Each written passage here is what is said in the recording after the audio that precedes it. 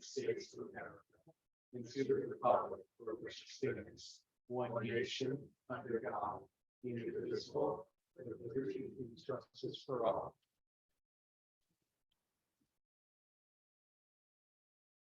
Can I get a motion for this November 14th meeting, first regular meeting of the month of November for the Village Football Stop Board of Trustees, that the minutes of the October 24th, 2022 meeting be approved? I'll make that motion. Trustee Raymond. Second. Trustee Cormos, discussion. I'd just like to see the statements that were submitted, or whenever they're submitted. It'd be good if they were at the end of the minute, and then they should be attached to the minutes on the website too, They right? will be once the minutes are approved and put on the website. And the statements people submitted will. All in favor? Aye. Opposed? Motion carries. Can I get a motion that the minutes of the November 1st, 2022 special meeting be approved? Trustee Fandesa. Trustee Raymond, discussion. All in favor? Aye. Opposed? Motion carries. Mayor announcements, I'm going to be brief tonight. Hold your applause. A couple things. One general thing. We've got a lot of things going on right now in the office, obviously, with transition. Barbara has been working hard with Don. You'll hear more about that soon in her treasurer's report. But thanks to the team effort right now that's going on in the village offices from everybody, it's just been really great to see everybody kind of pitching in, getting together, working together, and everything else. And so it was a scary moment for sure when you lose two people at once. But for us to have people that rallied to the cause and two great individuals that came through and said, we want to be working with you. It's just been really great. And again, thank you to everybody in that. Keeping up the spirit idea here. This is going to be a tough holiday season for a lot of people. We've got some great things coming up. Obviously, the turkey dinner at Union Firehouse. We have the Christmas program, the Christmas parade. We'll be having advertisements about that all over the place. But remember, economically, it's still a tough time for a lot of people in this country, in our community, et cetera.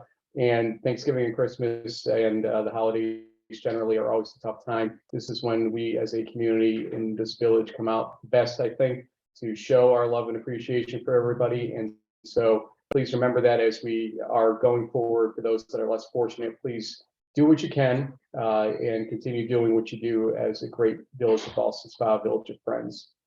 Last thing I want to bring up is that we are discussing the idea. We had a couple comments from residents about the propriety of having opposite side of the street parking when there's no snow. Now, granted, we're a couple days away from our first snowfall, most likely, and please be careful and abide by the signs for now. But I'm working with DPW to try to come up with a plan so when there is no snow or no snow emergency, essentially, that we can suspend those types of rules so that people can park where they need to. And then when there is a snow emergency, that we essentially declare one using a predetermined amount of snow, and then for 3-4 days, allowing DPW to clear each side of the road as normal, then cease it at that point after 3 or 4 days or wherever it may be. We'll bring that to the board before we do it, but I just wanted to kind of address that because I've heard it from multiple occasions now. That's something that people are interested to see happen, because obviously parking is at a minimum in some streets and is necessary, and ticketing everybody just for the sake of ticketing them, it's not a great idea, but we also appreciate that DPW needs to do snow clearing as well and ice as well. Last thing, we had a school bus car accident at Route 6750 Church and High. The reaction on my Facebook page is what I would have expected in terms of a lot of concern about, especially coming from East High Street, that intersection. I'm going to be trying again with DOT to sort of move some things forward, including adding that. We're sort of still waiting on a definitive answer on how to treat the Ballston Avenue Route 67 intersection because of the berm issue and the limited visibility over there. I did talk to the owner, Mr. Fox, about that, and he's willing to work with us. I think he's got some ideas possibly of developing that property soon. So in coordination with that, he's willing to keep an open mind about what to do to knock that berm down with us if it is something that we're going to have to do and that the state's not going to be taking on themselves. But again, we're waiting for that report. They are, as Sean can attest, I'm sure. I think I saw a sign the other day for help wanted for DOT essentially. So I'm thinking there's something to it that we're not hearing back from them for a number of months on a lot of things right now. Well, yeah, there's been a huge effort to hire, because in the last 2 years, positions weren't backfilled all across DOT. They were kind of left to languish, and now kind of reached a critical mass where, okay, things are really screeching. So we're in a massive hiring phase right now, but it takes a while to get everybody up to speed. Yeah, absolutely. But we will try to get answers and try to get some ideas on some of the more pressing issues there, as I said. So I just want everybody to know that you're being heard loud and clear. It's just some things that we don't have the power to do ourselves. We have to wait for others to help us out with, but we will be patient and vigilant in that respect. Let's go to liaison reports. Trustee Fandesa. Yeah, just briefly on the business association, the biggest thing is small Saturday, which is November 26th. They're doing some things differently. As you'll see on social media, a lot of the promotions for the small businesses in our community, but as there's a motion later to hold kind of a location for people to grab coffee, information about the small businesses that are participating. That will be in Wiswell Park if we approve, which I hope we will. But also they're trying to just make it more visible to the community. So businesses that want to participate will get balloons in front of it. They're just, after coming out of COVID, they're trying to do everything possible to just bring attention to our small businesses. So I encourage everybody to shop small on Saturday. Hopefully it won't be really cold and we can all walk around. And yeah, that's kind of it. I lost train of thought with the other thing I wanted to mention. So, oh yes, now I remember. They're also exploring possibly opportunities to work on getting a video to promote Boston Spa. So hopefully it's exciting to see the marketing committee and fresh blood on that committee, on the whole board, that want to do more to promote our beautiful village. So hopefully we'll hear more about that. Okay. Ben. Let's see. Boston area seniors, they've started a new marketplace just for the members, but it's you can be 55 and over. And senior marketplace means if you have something you want to sell or give away, you list it, and if you were, then you can see what's there and you can take it if you want to use things. So contact Boston area senior center for that. It's a new thing and it's great, especially for those who don't like to throw things out. The Park and Tree Board is interested in the same survey they did the Boston Business Professional Association, doing a similar one to the larger community, and I think Caitlin's just putting the finishing touches on that. She'll send it hopefully for next meeting for us to look at and hopefully approve, so we can send it to our email list. Just asking people what they'd like to see in Wiswell Park and ideas around that. The Arts Committee basically has finished up their piece of the charter. They're waiting for us to approve it. And also they are going to be sending out a letter to the BSBPA asking for ideas for art displays in their businesses and just participation with the arts community and how they can collaborate. So that's something we'll talk about today. The Boston Area Community Center, Colleen Russo is still the acting director. And I'd be interested in inviting her for the next meeting, maybe to do a brief hello presentation, to introduce herself to the community. She says there's some school-age childcare openings in the morning. They have full day pre-K now, and they have the open gym at night. So you can contact the ACC for more information. Mayor, real quick, I'm sorry, just forgot everyone, I apologize. Going back to arts, a number of us went this point, I think it was 2 Saturdays ago, to shut down the Saratoga Arts and learn more about the grant opportunities. There was a really strong showing of people from Boston Spa. So I think that's really encouraging that people are interested in pursuing more money for our village to have community arts. Quick question. Yeah. Did everybody get to see the Arts Commission or what we call it, charge amendment that was from No, I today? don't think so. Okay, That- so that's- I just sent that. we will keep that then, not on this one. I was going to add that if everybody I had seen it. sent it out a week or two. There was a Did you see the revision. Oh, emails you about sent the, one out today? well, did you see the email about the revision? see the You were on revision. the, yeah. there's some revision. So, okay, we'll wait for the next meeting then. I just wanted to make sure if we could have gotten rid of it today, we would have gotten rid of it today, but no. Also, one other thing I forgot to mention is that comprehensive plan, the draft comprehensive plan was actually sent out today and it's going to be discussed at the comprehensive plan committee's meeting on the 17th of November. So stay tuned for that. Obviously a thick document when you throw in the appendix with it. So they'll have a lot to be going through there. And trustee Corliss. The library on November 29th will be Forgiveness Tuesday. So if you have any overdue items, you can bring them back then and not get a charge. So on December 1st is I think it's the monthly meeting. They've done a new evening book club, which was very popular for the first meeting, and it's going to be the next meeting is December 1st at 6:30. And had excellent attendance to that and a lot of interest in the book club. And on December 8th will be the launch of their fundraising campaign to raise money for the library improvements. And I think the board has been invited to that. And that'll be open to everyone. And they want to raise as many funds as they can to do the first phase of the library improvements, which would include a room this way. That's all. Forgive me, librarian, for I have sinned. It's been 35 years since my last overdue library book. Go ahead, We trustee. grant you amnesty. Thank you. All right, DPW.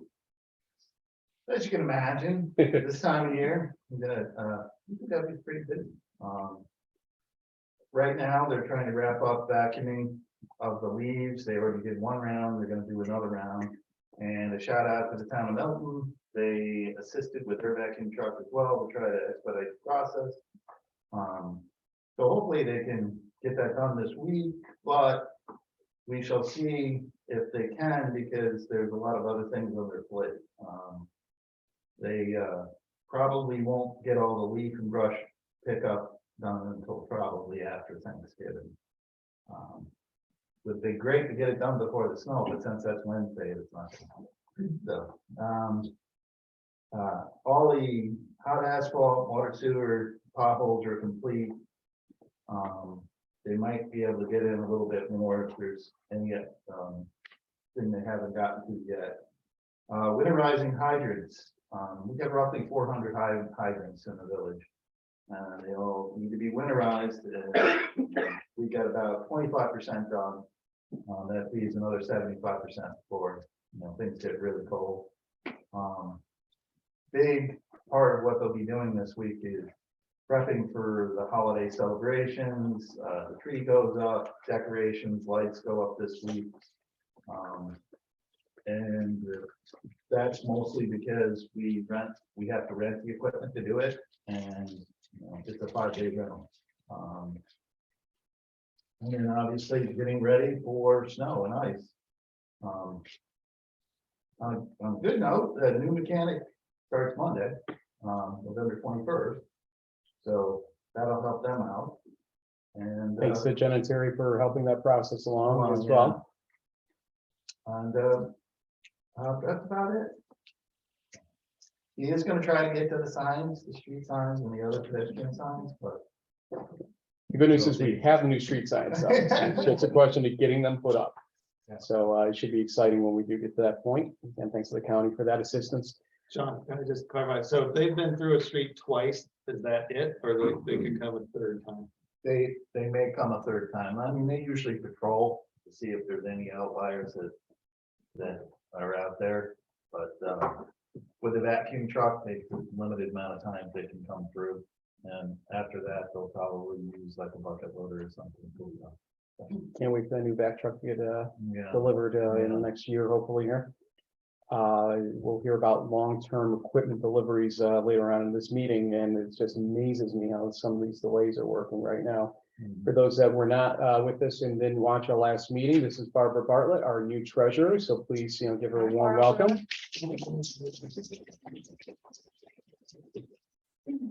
And she's been very busy learning the system, correcting the system along the way and everything else, but I'll let you get into your own report. Okay, so I've been in the office about 2 weeks now, 2 weeks and 2 days, actually.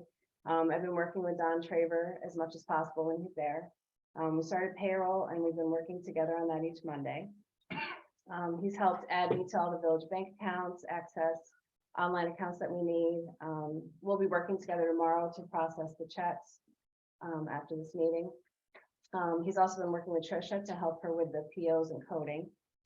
I met with Bob Kavanaugh last week and he gave me an overview of the water billing process.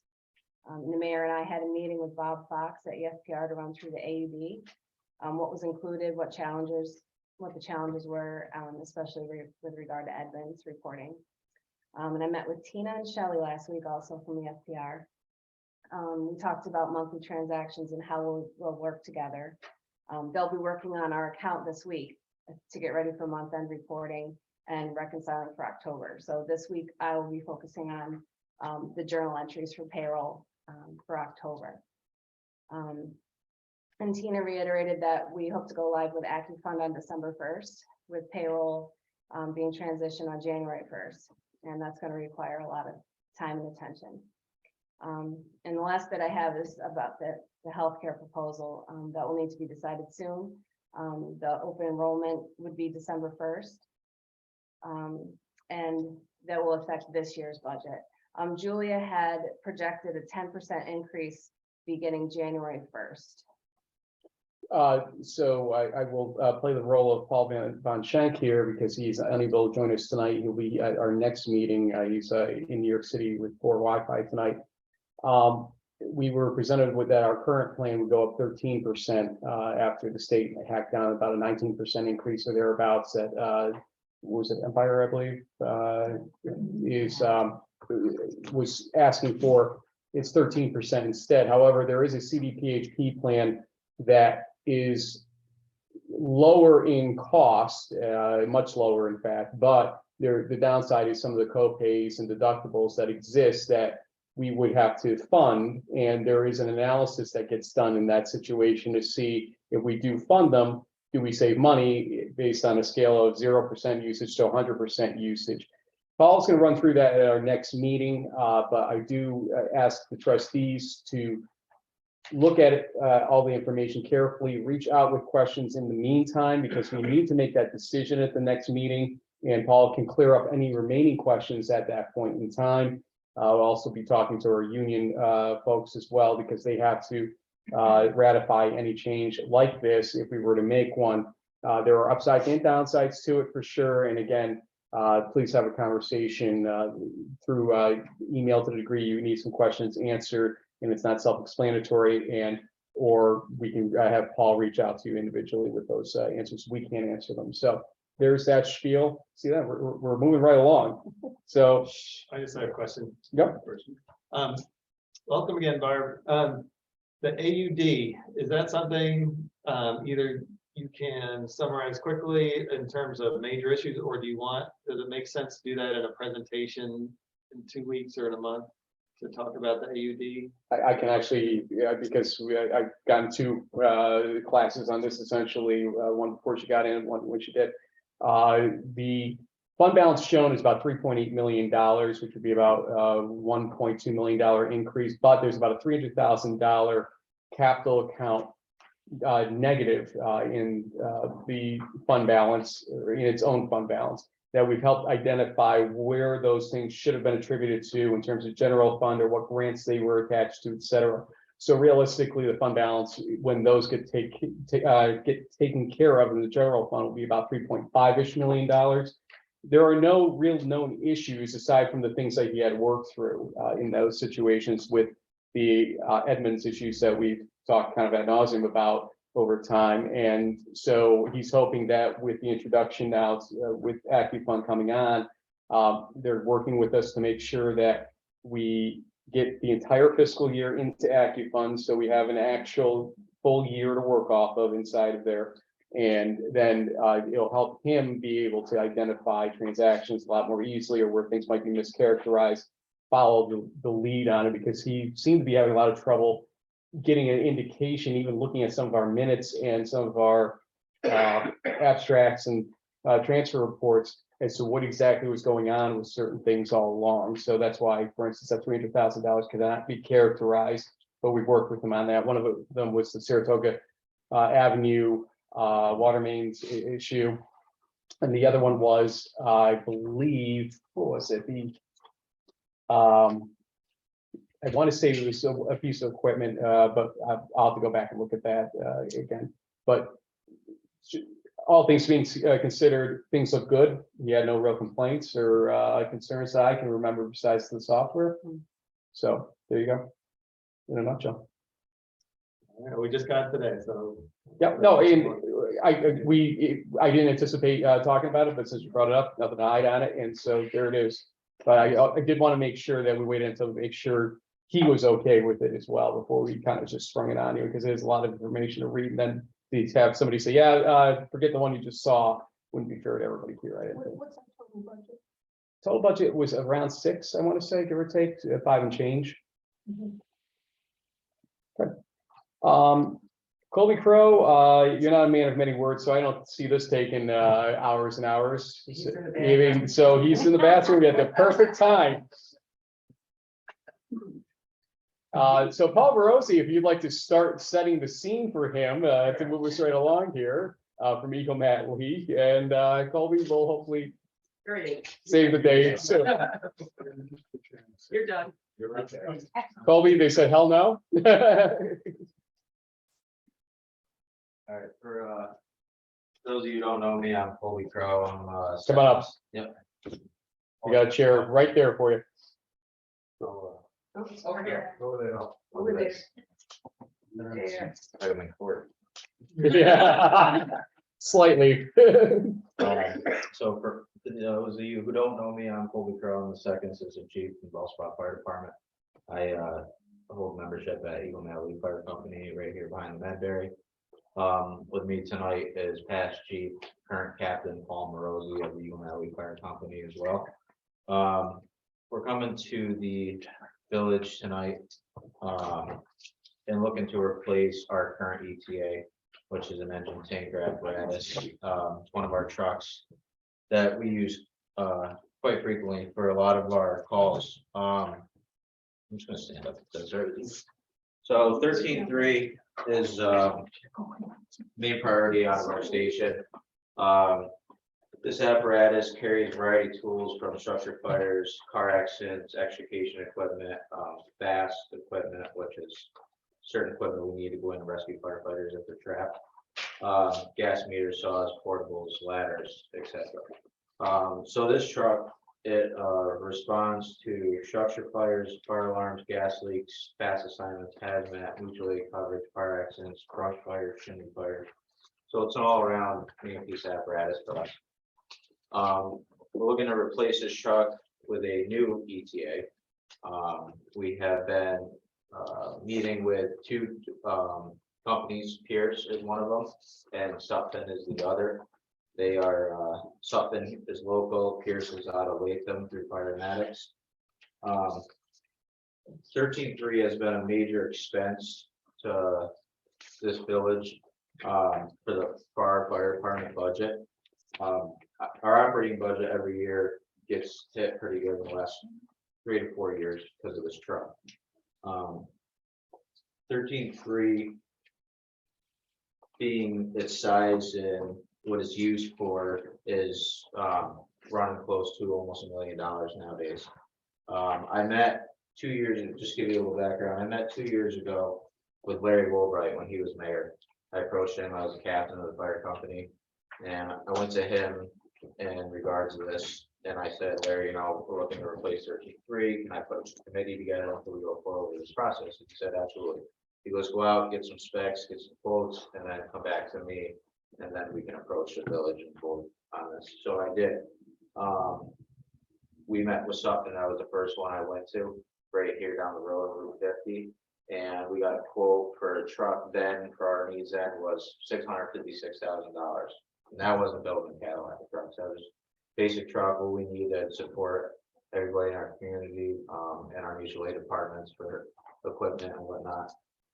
So when we were down with Suffolk a couple months ago, specing a new truck, I go, just for the heck of it, and Nick, the guy who's down there is great, he's like, I already did it, he goes, that truck today is another $167,000 more 2 years later. So with the fire apparatus, every 6 months, there's usually a 5 to 7% increase in pricing. So that's why we're coming to the village tonight, because we just had a price increase with the one company we're working with, and the other company had the price increase in about mid-December. So now I'm just trying to beat that deadline. So just to give you guys a little quick background of the current truck we have, 13.3 is a 1995. It's an E1. It has a 10-man cab. It's got 5-pack seats. It's got 1,250 gallons of water on it. It's a 2,000 gallon per minute pump. I told you what it responds to. Currently, I mean, it only has 25,000 miles, which is like, oh, that's not a lot, but it's the idling hours. You know, we're only going so many miles in our district here. We have been doing a lot more mutual aid nowadays.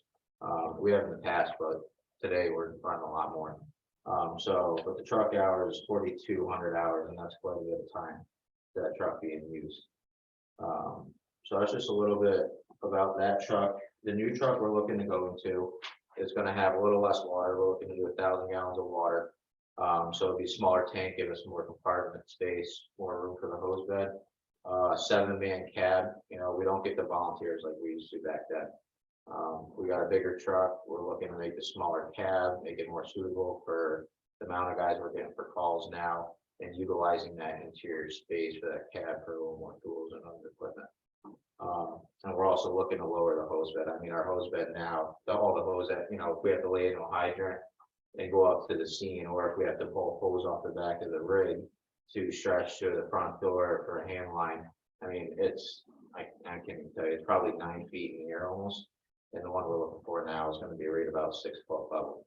So that way, you know, hopefully not as many injuries, maybe, or, you know, don't climb on the back step, they reach up and grab the hose. So that's a lot of departments are going to nowadays. It seems to be working out pretty well. Things that we wouldn't have to replace on the newer truck because of, you know, the newer equipment technology nowadays is a generator that's probably roughly $10,000 or so. We wouldn't have to put a light tower on because of the scene lighting, the LED lighting nowadays. They're just way better than what the regular halogen lighting we got now. We're not put on a portable pond, that would be safer costs and no hydraulic pump or switching. We still do have hydraulic tools that we cut out people out of cars with, but we're also switching over to battery tools. So you wouldn't have to have all that extra plumbing and that pump and all that. That's just some things that we would save on for there. I put this committee together, like I said, 2 years ago, always been right there with me during it. You know, once we got told that we couldn't move forward with the process, we just put things on a halt. We were told, so going back to when I met with Larry 2 years ago, we got the truck, we got the price. We went to him and he's like, all right, well, let me talk it over. And then we realized the village couldn't take on any more bonds at the time, between, you know, DPW and fire department and everything. So we put that to a halt, and here we are 2 years later, and that's why we're approaching you guys now. This truck in the last 2 to 3 years has given us a lot of problems. Just 3 quick examples. One day we had a fire, mutual aid to Malta Ridge. We had a trailer fire. We were there. They got a knock on the fire. They asked us to stand by coverage in their firehouse. Went over there, ran 2 fire alarm drops while we were there. On the way back to the village, coming in Malta Ave, we blew a front rear tire that did a lot of damage there underneath the truck. And luckily our driver, who was very experienced, handled the truck very well because we were doing 40, 45 miles an hour. And was able to get us to a safe stop. But, you know, we had to call KJ Stern record, it was our tow bill. And then, I mean, I was watching over us that day. We were going to a fire Route 50 in Burnt Hills, by the gastroenterology there. We had a fire mutual aid down there, and we went back the second time that night. And after the fire, luckily, we just got almost pretty much done, and the transmission on our pump went on the truck. We had a call for another record there. And then about a month ago, we were just in Rock City. We got called to a working fire with choke entrap. Luckily, there was no entrapment on arrival. Our truck was called up there for manpower and water. And after that truck going through, dropping off the tank of water, gets in a tanker shuttle where we don't have hydrants. So we were sending our trucks to Capel, the Navy site, and they were doing a tanker shuttle through there. And on the last one coming back, luckily we didn't need that tank of water, but the driver called me on the radio and he goes, "I can't move." And the alternator on our truck went. So guys been watching over us every time, on these incidents, and luckily we don't need the record till it's over with. But when mutual aid fire departments or even our own calls were getting called, and that truck is needed, and here we are breaking down constantly lately, and we're dumping so much money into this truck. I just brought a couple of videos tonight to let people know how much money we have been putting in the last couple of years. I just started out when I was captain. I had the transmission, like I said, went on the engine there down in Burnt Hills, and that was pretty pricey. That came out to $13,000 just for the transmission alone, to get replaced. So then I had another issue where the front suction, where we draft out of pull water out of a portable pond or out of a pond, lake, whatever, we use that front suction. And then a dry rotting, we had to replace that. That was $5,319.35. The alternator in Rock City, we just talked about, that was a $1,900 bill that Paulie just had to pay. And I do have one more that, these are just a couple of them, I wasn't able to get every single one, but right now, Paulie got the approval from the village, honestly, the last meeting and meeting before, but we're putting another $22,710.24 into this truck, just to keep it going. So price of the trucks are going up more and more every 6 months. It's getting out of control, and we just want to keep this truck to be able to be running for right now, where we're looking to get something new, so that way we can make it to the scene and still, provide safety and our duties for everybody else. So just to push the story forward to Colby and Paul had met with Bernadette as liaison and me to discuss this, and the thing that obviously jumped to mind was USDA, based on the loans that we were able to secure, a loan we were able to secure for DPW equipment, and also part grant in that situation for the $1.2 million worth of equipment. I reached out to Chris Hunsiger, who's our contact there, and he tells me that they do a lot of fire trucks, and the way that they go about purchasing their truck, or at least one of the two that he knows of, but if the other one's very similar to it in terms of the way they bid it out and everything, would be acceptable as competitive pricing in those situations where you don't have to get 32 different competitive bids yourself. You just go and use this process. The current rate, if we are able to secure it by January 1st, is about 3.5% for USDA. You can see that competitively with the financing options that are here, and also one from PNC Bank that got to me late Friday. 5.75% is the general idea. Even at 15 years, 15 years is generally what the loan length is for USDA if the useful life is greater than 20 years, which it is for fire trucks.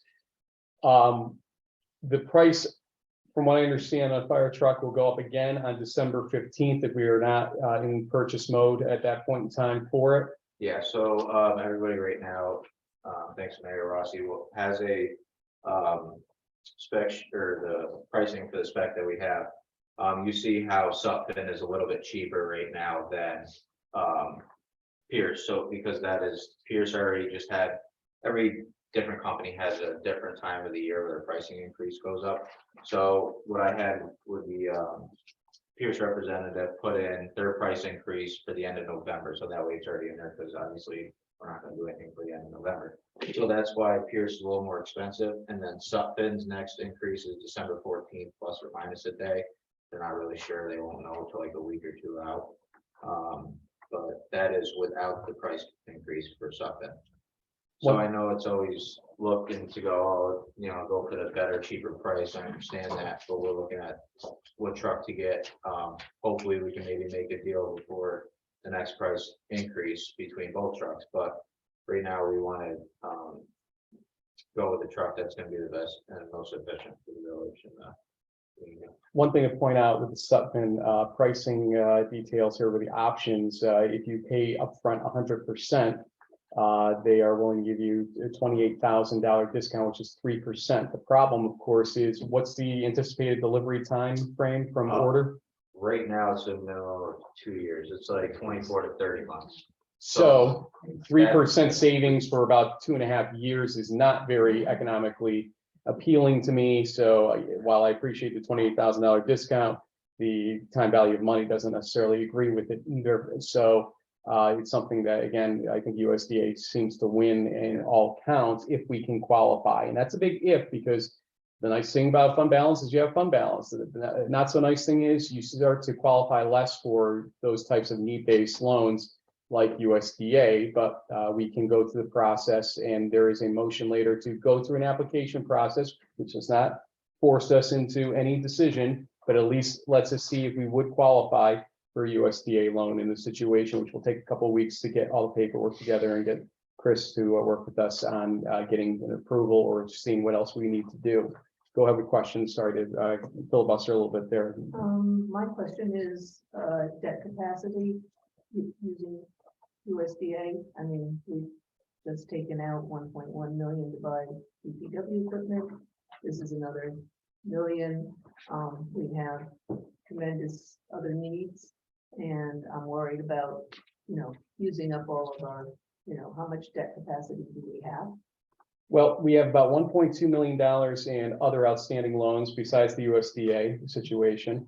And USDA will be about $1.1 million when you net out the grant portion of it. So there's about $2.3 million. So if we take 2.3 from 3.5 that we were talking about earlier, you have about $1.2 million of untapped fund balance, which again, if we remember here, when we get to a fire situation, the towns of Ballston and Milton fund a lot of that, although there's some discussion, and there are a couple thoughts out there. One is, if we ever went to a fire district approach, then the fire company would essentially have the ability to tax us at 75 cents per thousand, probably, for as villagers. What people don't realize a lot is that the village pays $0 for fire service. If you live in the village, it's the towns that are paying the bill essentially. And so there is a thought that maybe we should start to chip in to go up to 10 cents eventually per thousand, just to get a fund built up for moments like these, knowing that these trucks do have a shelf life, knowing that Union also has a truck probably in the next year or so that they're going to probably come to us about, from what I understand. And again, the nice thing is that you have about a 3-year warning period or 2.5-year warning period before they'll deliver this truck. And so this is a pre-planning approach for sure, and also allows them to have some ability to talk to Ballston Milton to say, hey, we need some additional funding from you to keep our equipment current. Can they go up much? Probably not, but it's something to be discussed at that point in time. As long as they're keeping up their equipment, the towns will be happy to know that they're going to be served in the way they serve. Anything you want to add to that, Kobe? No, I mean, I appreciate that, and going with the, this truck's minimum 2 years out, and that's when we say yes, at any point. So I look at it this way. I mean, everybody has their own perspective, but we've been, 2 years ago, we knew we needed this truck, which we were going to take the delivery by now. This truck was in bad shape. It's 95. I mean, it's been a lot of fires, it's been a lot of calls.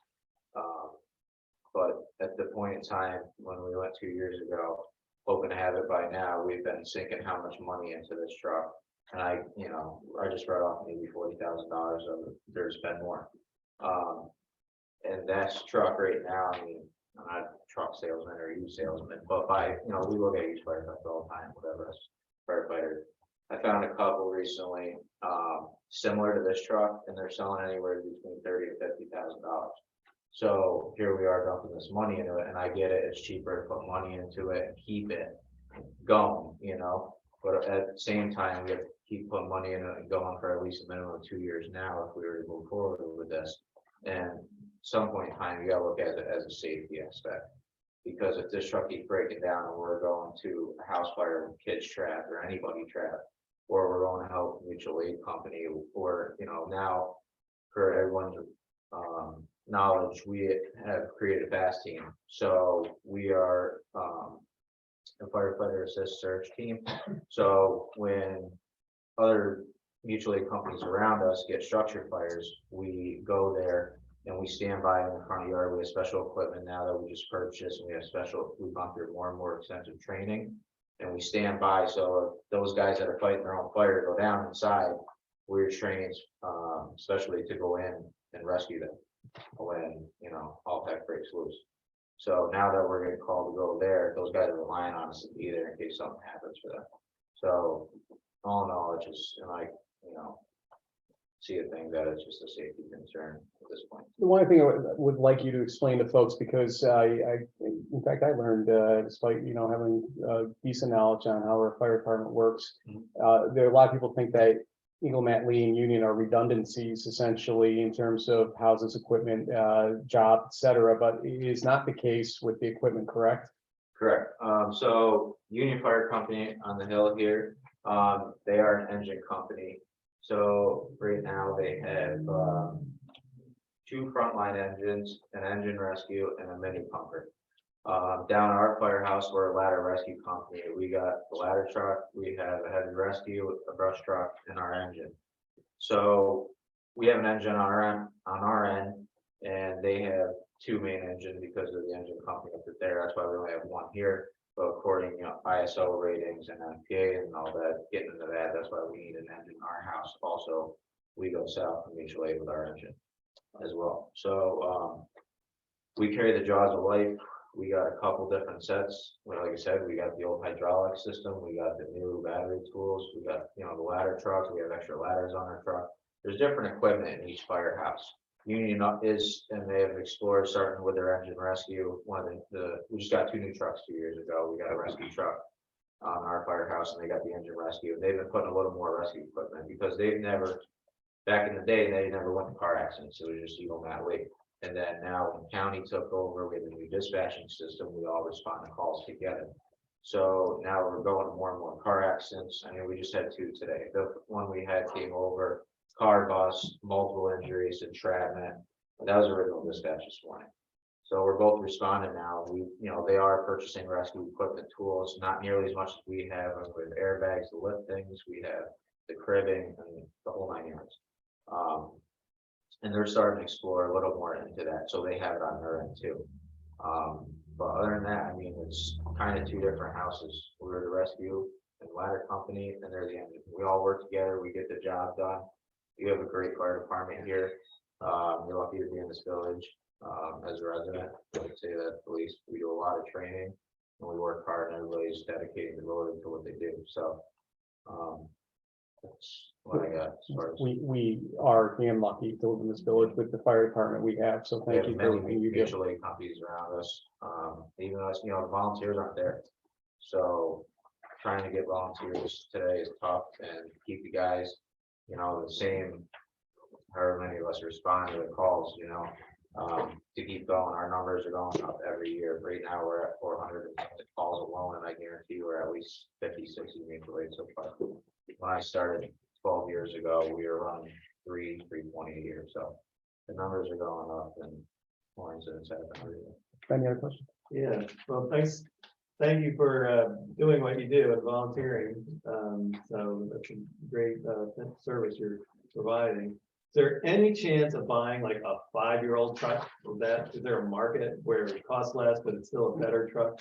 Is that ever possible? I mean, there is, but I think you're wasting your money at that point. And 2 of these trucks, you know, they do depreciate quick, which is unfortunate, but just like a vehicle, it's the same thing.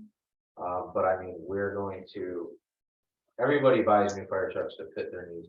there's a lot of departments out there, you know, that have a really, really small operating budget and they have to buy these trucks in order to make it by or whatnot. Luckily, you know, and hopefully with the money coming in our budget, we'd be able to afford a new truck.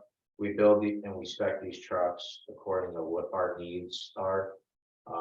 And for everybody in the community and our mutual aid surrounding departments.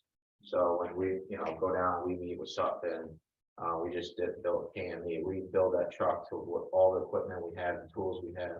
I mean, when we sit down with these companies, I was on the rescue truck committee and we met with KME building that truck. I mean, even down to like a screwdriver, we focus on where every piece of equipment on that truck is gonna go and how we're gonna mount it and whatnot, so. This is why the it's very state tough to buy contract, a used truck. this is why the state contract process doesn't really work for fire trucks, because they are so specialized. There's no contract that has the specs. You spec it and then go through the system Right. that USDA, for instance, is willing to honor as long as it's recognized as a truly competitive bid process ultimately. Yeah, if I could just throw a couple words in there. Through that process, through that buying consortium there, the General Services Administration gives a number that then acts as like a state contract where they went and negotiated with these manufacturers.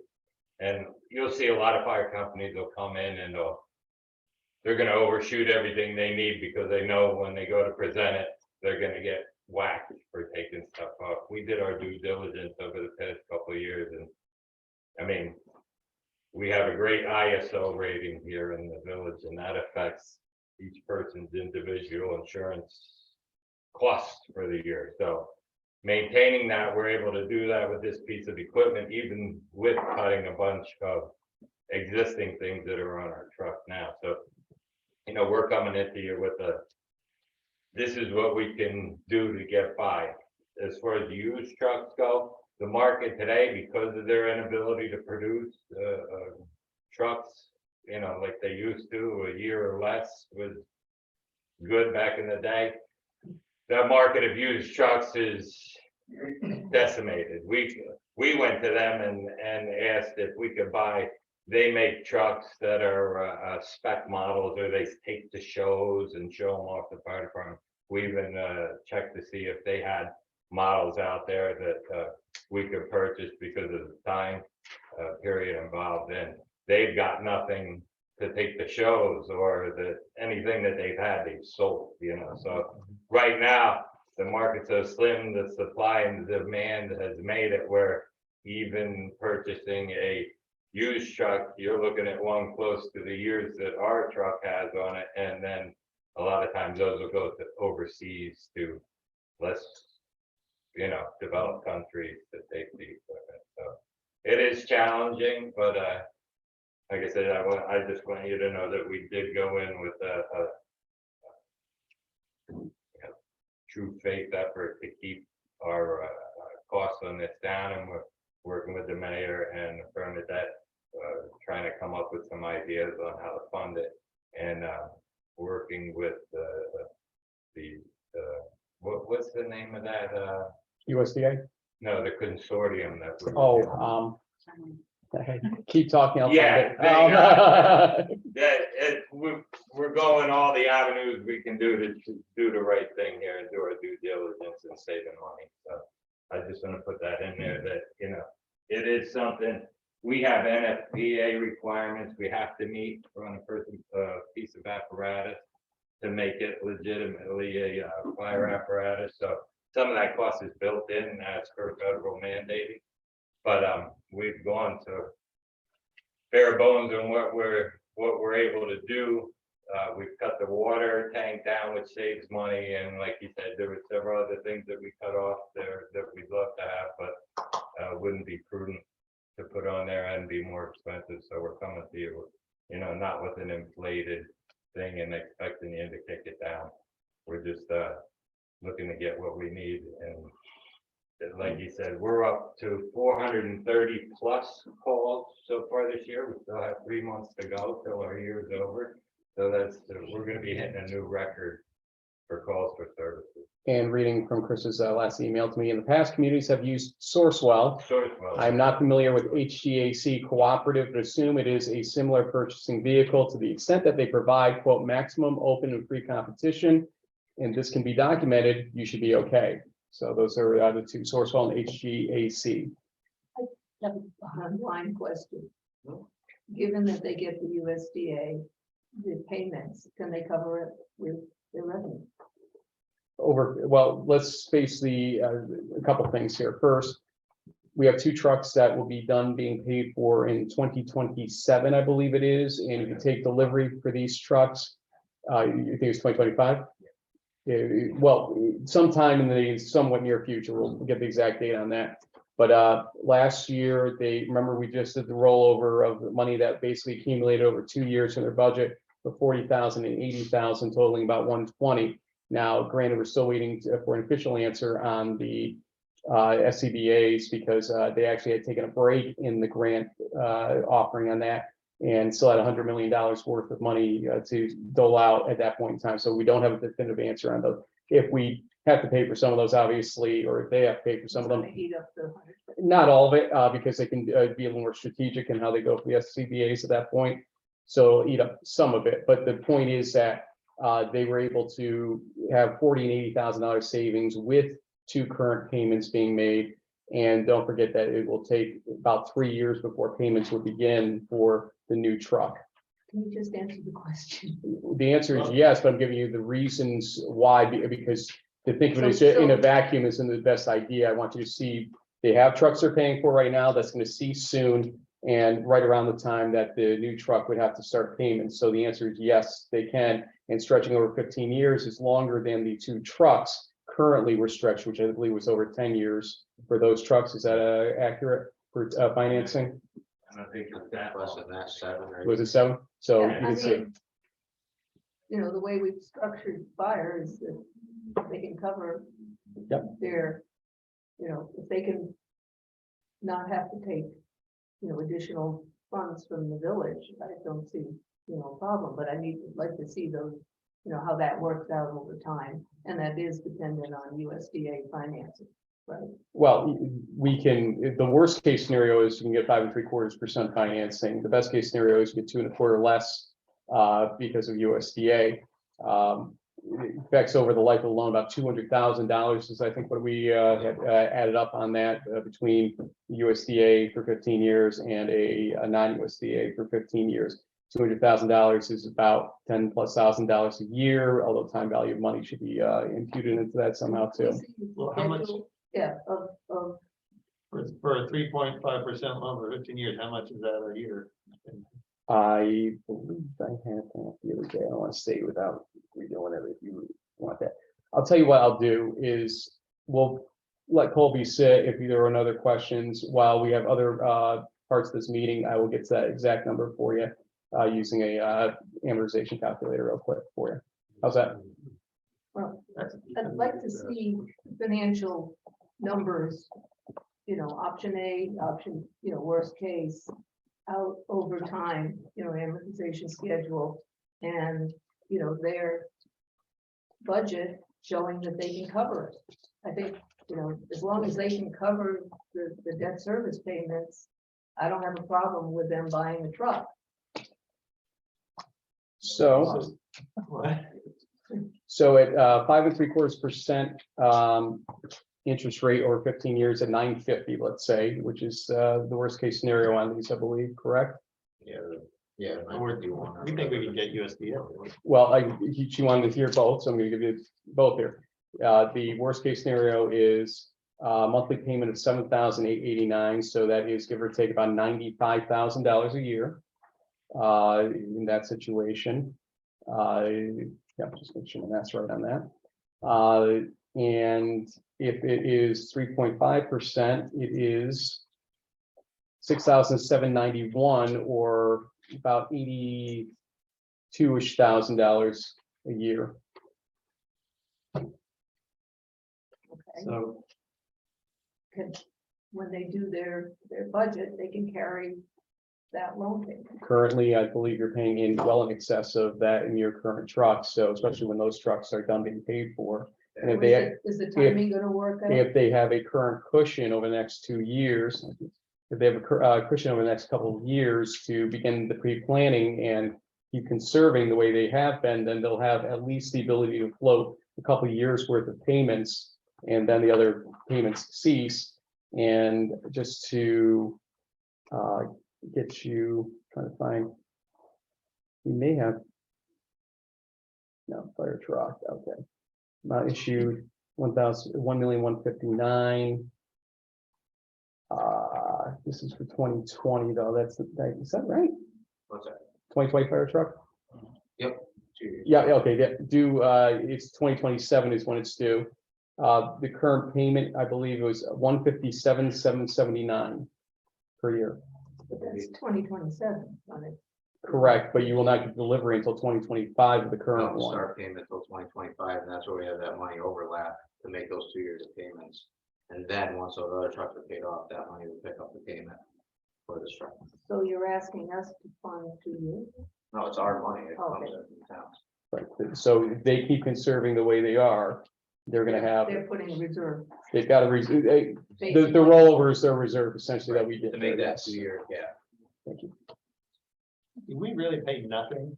for Fire? Yeah, and I think that's something we definitely have to speak about as a board. Yeah, I mean, to No, me, we it makes. do, we provide the building. we must You don't pay, pay yeah, fire tax at all. you No, know, but we provide your building.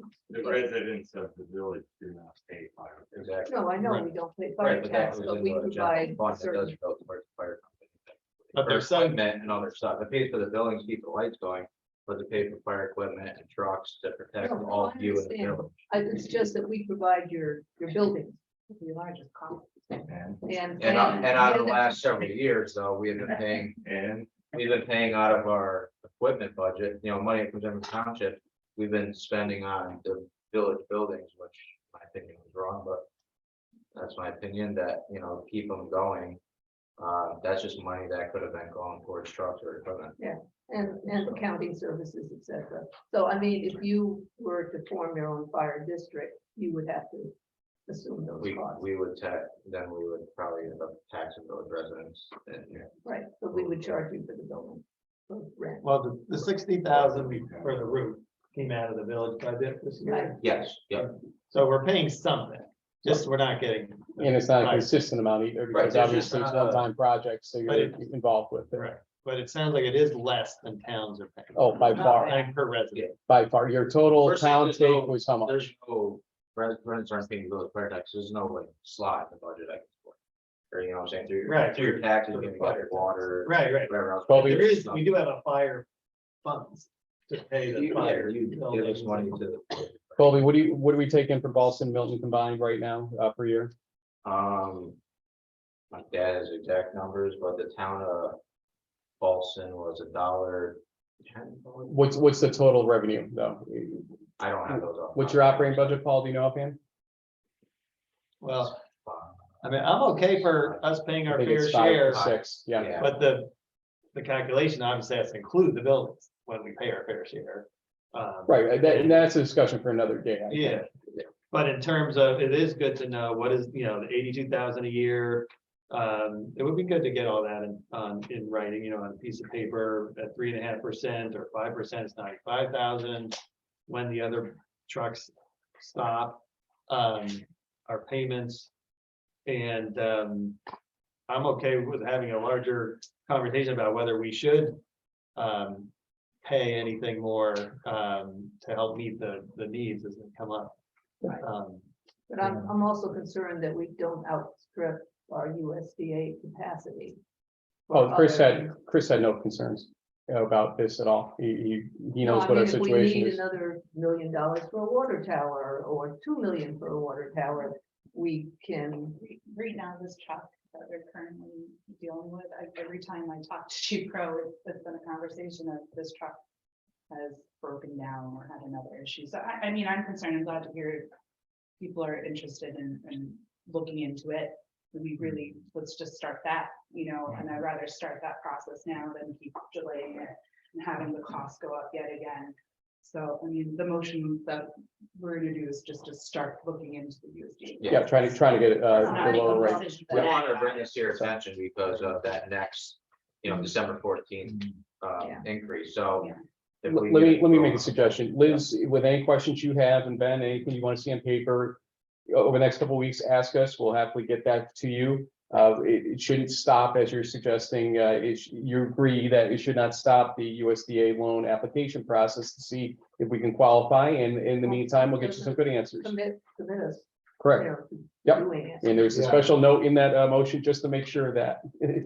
Yeah, my only concern I would have is, again, probably to echo Liz, is that I know we have some major water infrastructure problems that, yeah, it would be great to get a grant, but we can't count on it. And, it could be upwards of $2 million+ where we may have to finance it. And obviously, I don't want us to be short on that, because a fire truck with a whatever size tank is no good if we can't put water in it.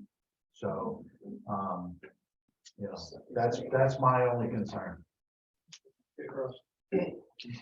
Well, I'm gonna ask you to wait till public comment, right at this I point. didn't know if it was gonna be a comment and question section like most presentations.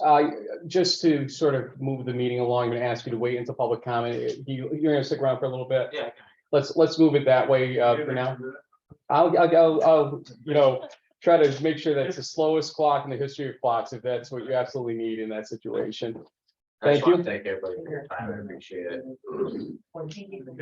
Thank you. Okay, let me, since time is perfect for the next discussion point. I did talk to Don Rose about the John Street Water Tower, and he's working to speak with the trustees besides me to discuss what's next, what to look at, et cetera. A couple things that he had called to our attention early on that I have been working toward and am working over the last week and over the next week on is the issue of, if you remember the water summary that we got in the tower summary, the conditions around where the equipment is located, the cell tower equipment on the John Street Water Tower, is where the worst deterioration is occurring. And when we went out there with Vertical Bridge, which is one of the companies that may be able to help us with a tower to get the cell tower off the water tower to an actual cell tower right next to it, you can see what's going on, because actually they puncture the water tower to get the equipment to be up there. And on top of it, water and ice collects because it can't fall down at a certain point and starts freezing up there. And that's why it's deteriorating not just the outside, but the inside because of the puncture spots as well. So I'm of the opinion, and this is what I'm trying to see the cost of, is permanently removing that equipment off of the tower. But since it is a revenue maker for the village, getting it over to a separate tower so that service remains the way it should. And what happens here is a little bit of a give and take. If we have somebody else build the tower, they're gonna want some of the revenues, obviously, from the contracts. The discussion points right now are, what does that all mean? What is the dollars and cents of it? I have one firm that I'm actually meeting with tomorrow with Scotty Kearns to see just how they arrived at a possible $500,000 answer as to what they value the tower at and what they look to try to make back from it ultimately. It seems a little bit wildly high, and that's what Vertical Bridge sort of suggested to me last week. So this is an ongoing conversation. I'm trying to get you all the information, but it will take time. The nice thing is that we are being reached by the carriers because the contracts are due, and so this is the time to get them off. And so we are, I believe, in talks with everybody so far but Verizon, and we'll be figuring out a way to get a hold of them as well over the next weeks to have that conversation. So we talked to T-Mobile, talked to AT&T, at least in the starter, to begin to warn them what's coming on here. Dish Network, if they go up there, Carla and I are working to revisit the agreement we had just signed to say, hey, don't go on that tower, but if you do, it's gonna be short term and at your own risk in terms of timing. And so the only other one is Verizon, have that conversation with, and then see what the costs are, bring it to the board, start the moving process eventually, and any either repainting or replacement or whatever can occur after that point. Yes, Liz. How much money are we making from the cell give or take about 20,000 per agreement, I think it is. So, How many? yeah, well, V4 when we're all said and done. So remember, we lost And then Sprint we're back gonna one. end up having to pay for a tower to put those on, and then we're not gonna make any money. No, that they take a share of your revenue over X number of We're gonna make years. less money. You'll make less money, but you will also preserve your water tower for longer. Oh, And no, I think the water tower is a number one. Yeah. It's just the deal we got by allowing cell companies to put on the water tower turns out not to be the deal that we thought it was. well, one of the things that is nice about the separate tower is that you can go 120 feet into the air instead of the 96 feet that T-Mobile, for instance, is currently at. And so presumably they might be willing to pay a little bit more if they're at the top of a 120-foot tall tower. And so that's part of the negotiation goes with this as well. And the folks that I talk with from Vertical Bridge or that work with Vertical Bridge are experts at getting that negotiation with them to occur because they work with them all across the country on these types of things all the time. So again, it's a conversation starting here. I just wanted to tell you that we have been looking at this because we've been getting the calls from the tower companies and we're like, what do we do with these? And Don had warned us a while ago, this might be necessary. And then we got the report that sort of suggested, yeah, you better get those things off if you want long-term solutions. The other thing he said to me is that in his opinion, and he'll explain this more to all of you, repainting is the way to go. And there may be an outfit nearby that repaints it, guarantees the repainting for the lifetime warranty on it, as long as you allow them to do the annual maintenance on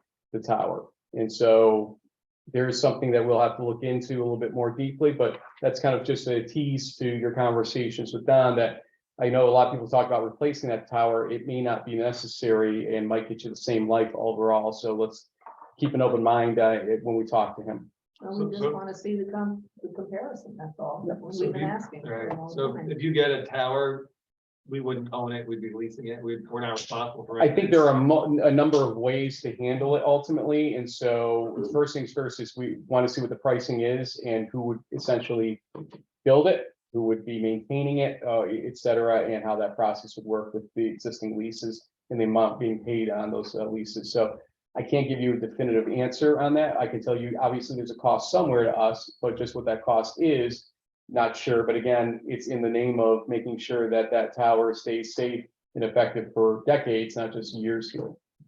This is more for the telecommunications tower. Is it more of a monoline, monopole? style? It's a monopole when it does that, yeah. In fact, if you look at it, it looks like we have like 6 different companies up there, but what they do is they basically go around it in a couple of different areas, and you should see until you actually step up close and personal, seeing the wires going up there and all the equipment on the ground level and everything else.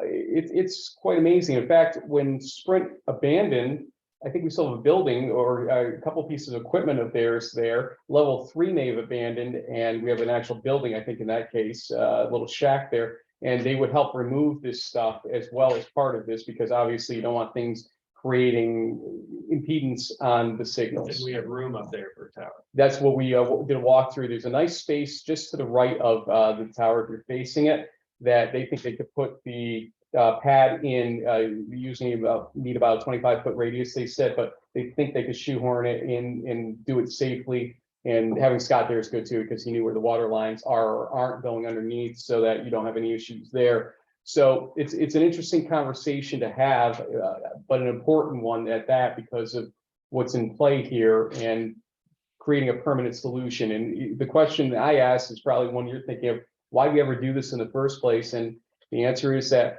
in the old days, nobody wanted a cell tower. So the easiest way you could sell the idea of doing this is put it up on something that's already existing that everybody hated in the first place, but how much worse could you make it? And so you put the cell tower equipment up there, and it worked until people started to realize you're trapping things you don't want up there around that cell equipment and causing problems to your tower. And we are not the only ones by any stretch of the imagination, it's been explained to me, that have this problem ultimately. So there's your update on that. And if there's nothing else for now on that, again, I implore you to speak with Don to get some good thoughts from him. CDTC ADA transition grant. I actually heard that we should be finding out any day now, actually, on this, to be honest with you. Actually, the CDPC evaluation committee reviewed 4 applicants for the ADA transition grant.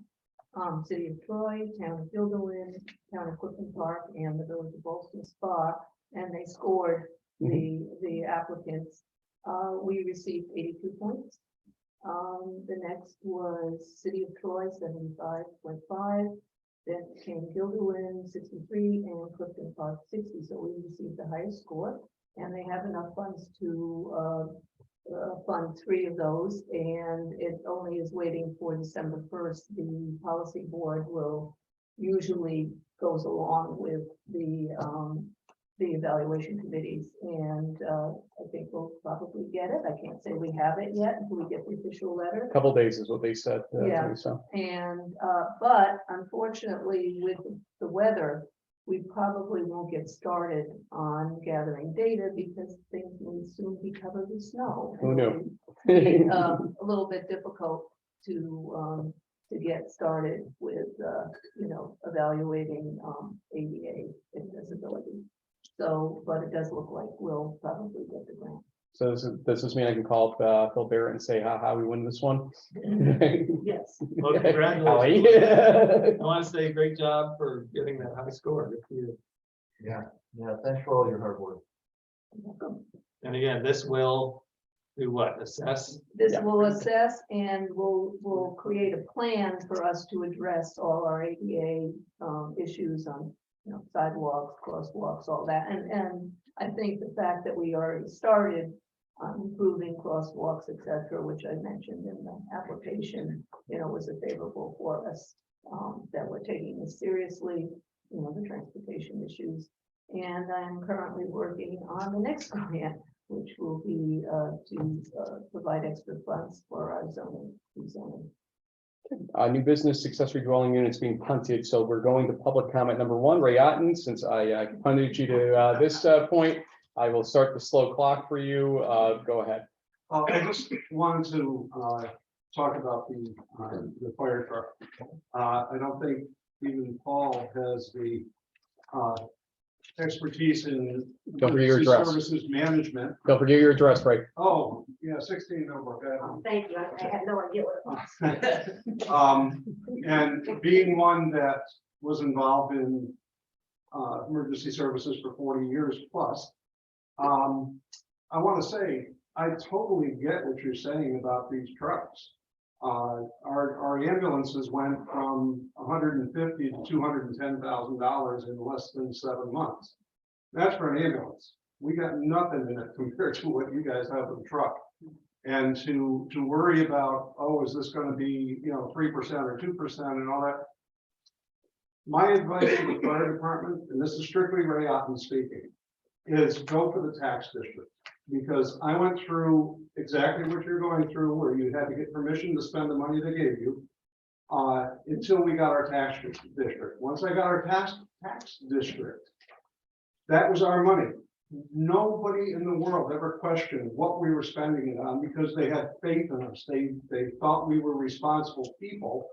And the taxpayers, I for one, will gladly give you $1 per thousand on my next tax bill. I would be more than happy to do that, to guarantee that when you're bringing your engine up to my house that's on fire, that it's not going to break down at the Blue Mill Pub.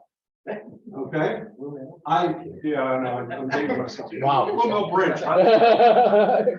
Glad I wasn't the only one that had a reaction. Well, I've been in the village a long time, so I know a lot of it. And or Lincoln's Corners. How about that? Lincoln Corners? Nobody knows what Your time's ticking. I know. But that's my comments on that. If we're foolish enough to not get the money together for this new truck, I hope it's not your house that's on fire. And as far as the water goes, Sean, we have this thing called the Beta Ross. We have the thing called the swimming pool. We've got the thing called the Gordon Creek. We got tanker trucks from other departments, so the water's not an issue. Secondly, I have a couple of questions. I want to talk about sidewalks, since that was just brought up during Liz's segment. The sidewalks, are they required for new homes that are being built? Because I noticed at least a couple or more homes being built in the village that I don't see any sidewalk construction on. Is that something that's required as part of the building permit, you have to put a sidewalk in? unless you get a waiver, I believe. All right, so if they end up not having a sidewalk in front of them, they got a waiver.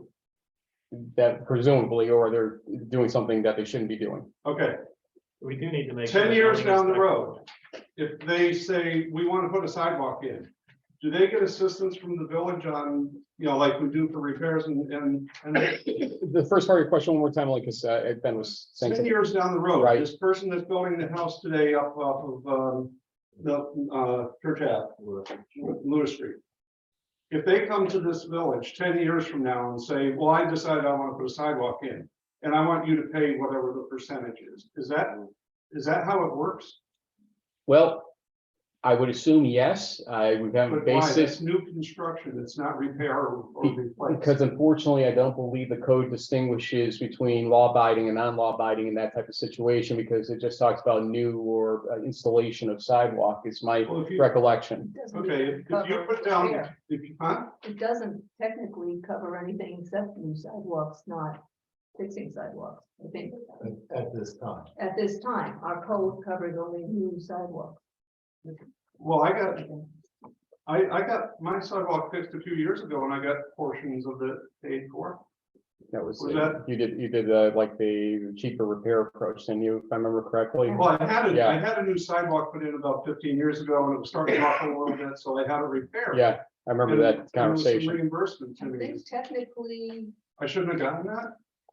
No, I think Larry looked into that pretty closely, and the title is construction and repair of sidewalks.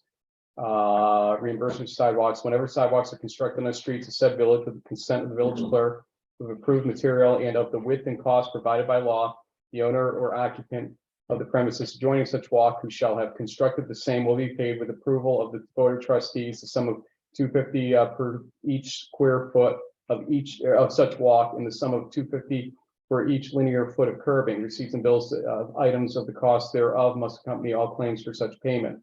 So all this talk about if somebody repairs their sidewalks, we're gonna help them out and that's wrong. We're not going to do that. we're proposing, we're discussing a new sidewalk law that includes repair, but technically that is only new. Well, yes and no. Here's an example, and this is, I think now that you're saying this, where I go back.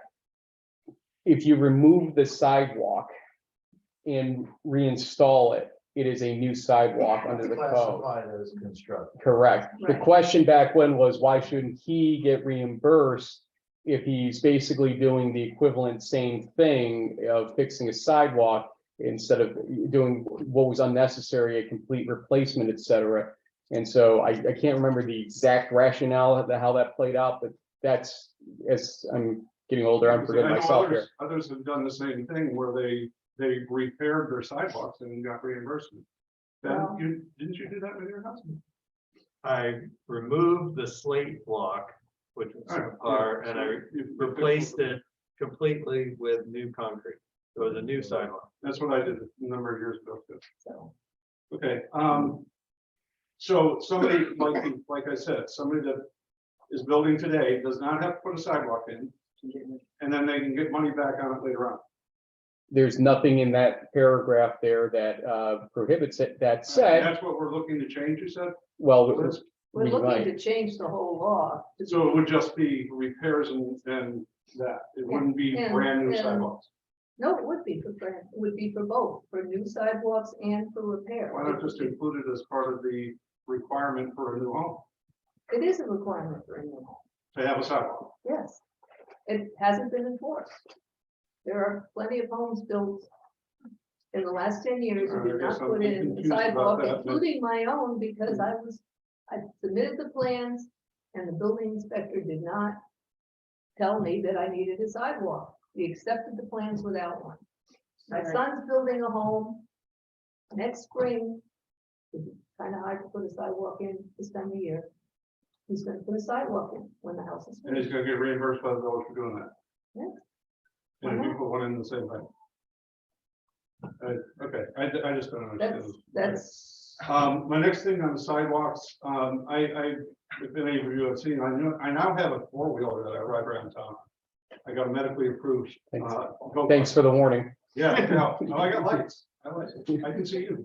But I've been traveling around a number of sidewalks. One of the sidewalks I went up was the Ralph Street Hill, coming up from the park after I spent some time talking to folks down there. You didn't stop by and Which say I'll hi. get into in the second half. But I went up the hill, as did my wife. We got up to the top of the hill, and there were 2 cars and a motorcycle on the sidewalks. Is that a zoning thing, or is that an parking enforcement issue? It becomes an even bigger issue during the winter, to be honest with you. Yeah, I've seen 'cause we it. I had to wasn't go out there at and the do time, so I We couldn't had to do go anything about it. And It's an issue, and one that, since I use that road quite often up Ralph Street, I'm waiting for the moment to kind of have, let's say, the legitimate oddball complaint scenario where it's really blocking something and I take can it to show you a that point. picture. Well, you I get, could not get through, nor my wife couldn't get through walking. you get what I'm saying. I'm waiting for that moment of moments to be able to basically call in somebody instead of having them basically have time to remove it or whatever and have enough people see it to know that it's going on. So yes, I'm aware of it, and I will happily throw that one under the bus, as they say, when it comes to it, yes. Okay, yeah, I just didn't know whether it was, an enforcement problem. It's tough, parking or- it's tough enough up there as a driver because Oh, absolutely. obviously it doesn't tee the intersection, and there's no easy way to tee it off there. And so you're looking back here and you're assuming you're good going straight on, and then cars coming, you don't realize it, and they can't get through because somebody's parked there and you have a near collision right there as well. So it is a dangerous situation. And I'm 100% for having the sidewalk connect from there over to High Boulevard. But Not we under have those, good yeah, sidewalk, we got vehicles. Yeah, there's a real Doesn't make gap sense. there. Yeah, it does make sense. Yeah. Thank you. thank you. Next up. Yes, ma'am.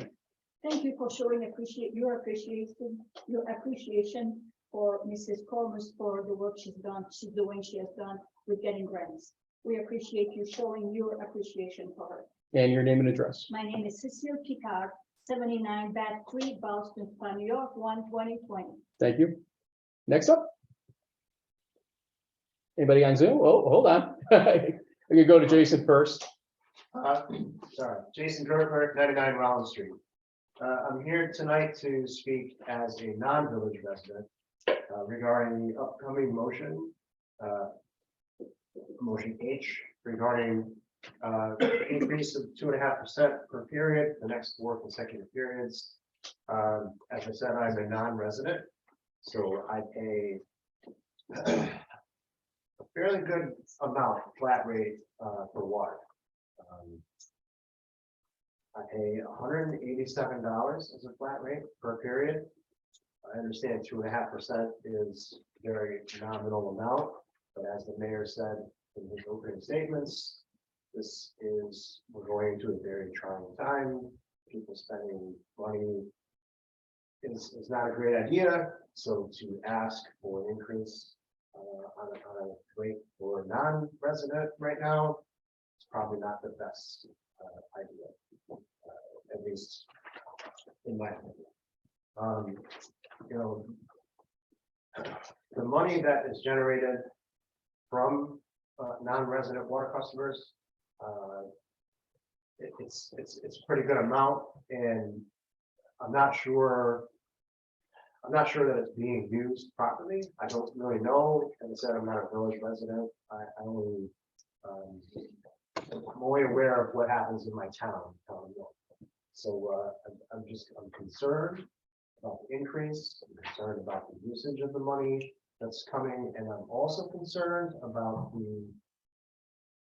the 2 streets, the housing development that they're building across the street from me. They extended the water line, the Iron Spring Estates. And I know that there is right now a moratorium on the water services for them, pending some agreements between the village and the town water district.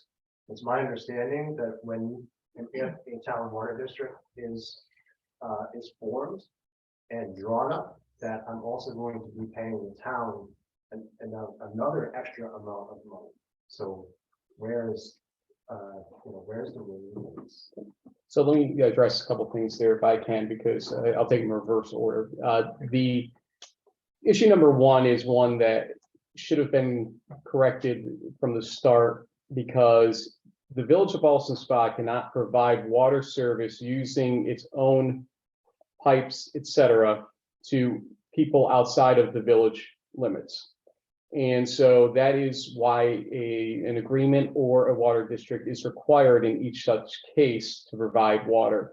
And often with the things that, let me just finish this if I can, the things that are covered in that are essentially the ability for a re-levy, or the town will go and, make us whole, get the money to us somehow, some way, because we are not the taxing authority if we need to make sure that we are the organization that would repair the infrastructure that goes out there. So we don't own it, but we would repair it. And so those repair fees are some of the things that are covered inside a water district, for instance. And it's pooled in a way that protects you, because you don't want to just be the only person paying for that repair. You want that to be an entire neighborhood or section. What's happened historically are two things here. Number one, we found a bunch of water districts that we can't even tell if they exist. We see paperwork, we don't see if they have been done right or wrong or whatever. And number two, we see a lot of customers that aren't even a part of any cognizable water district out there and have no agreements with the village. So what we have is essentially a big problem is the village serving water. Here's my agreement with the village. What is that? That's my water statement. That you're a customer, but that's not what is the proper agreement. An agreement that we're doing, for instance, with Iron Springs and with other customers now that we're adding on, is an actual formal agreement that states what happens if you don't pay, that we concern service off in 6 months. Essentially your obligations, responsibilities, and hours, and that's a full-on agreement. While you make a nice suggestion there, but for sure on what you just said, that's not an agreement in that respect. So what we're trying to do is flag it to Milton, and I did have a good conversation the other day. Supervisor Ostrander was actually over in Aaron Roost, and had a good conversation with him about this very issue. They are working with, I believe, Delaware Engineering coming up and looking into this issue because he understands the issue. And I think the intention is that Milton would create a complete single water district, consolidate any existing water districts. Again, we can't tell what exists or what doesn't. There's something there, we just don't know what. Consolidate all of them so that there is a much better spread of pooling for any equipment repair, et cetera, that would be necessary.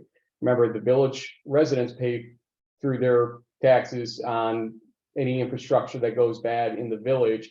And so essentially, here's how the town's gonna be handling it the same way, basically, with the water district agreement ultimately that would come through. Now, with respect to the actual rates issue, here's the vexing problem for all of us, is that for 5 years, the minimum for water has not increased, not once. And for 5 years, the minimum for sewer actually went down at one point and has not gone up at all as well. There was an inversion in the scale. So if you were more than the minimum user, you went from paying a downward scale to an upward scale. That's where the differential was. But 60% of the users on our system pay the minimum.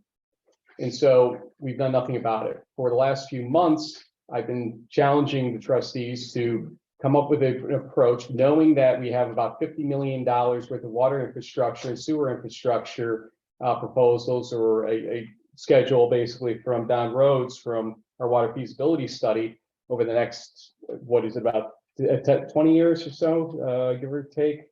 I'm trying to remember how far out that was, but you can see that $50 million in any grants that we get would still require us to pay probably in the vicinity of 25% as a match for those situations.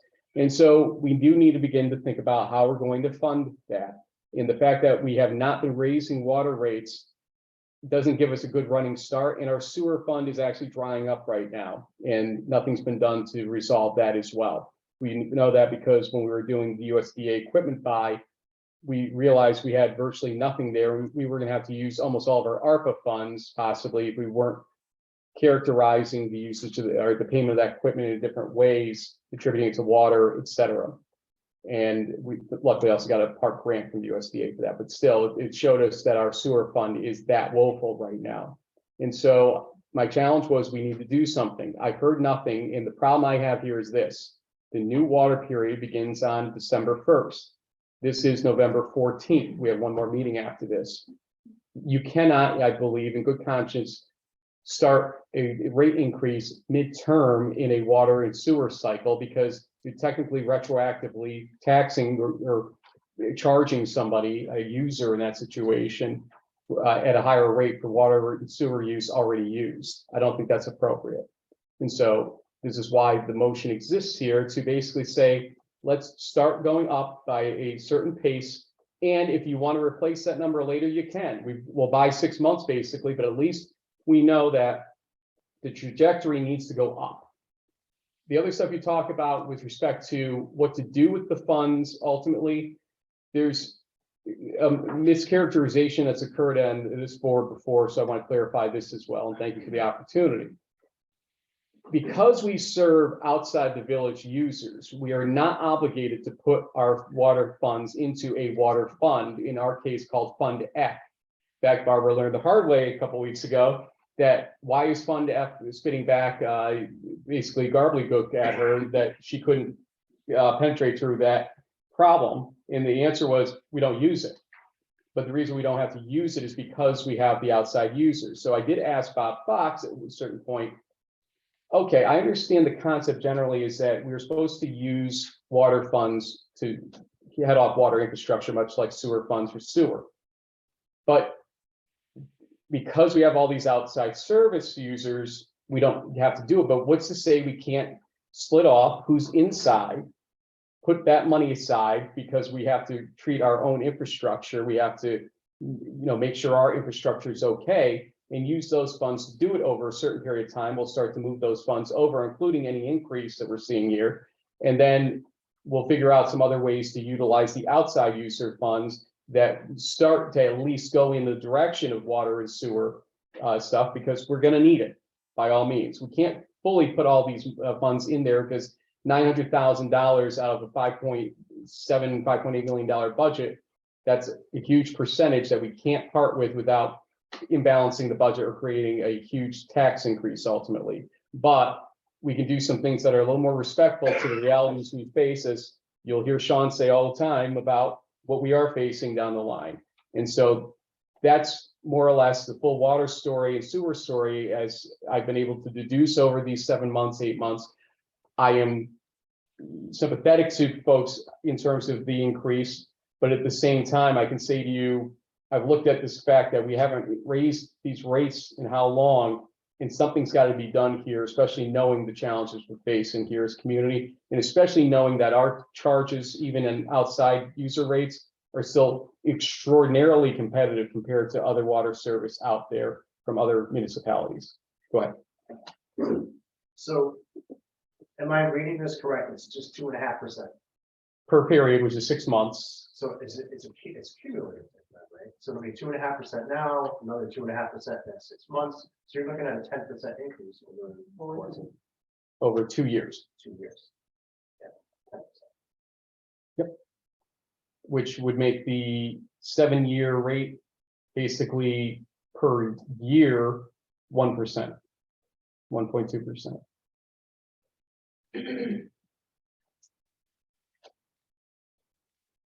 Anybody else? Bob? Bush, New One Church Ed. I'm also talking about letter H, the water bill. You answered a lot of my questions I was going to ask, so I thank you for that. Okay. Sean, you bring up a good point.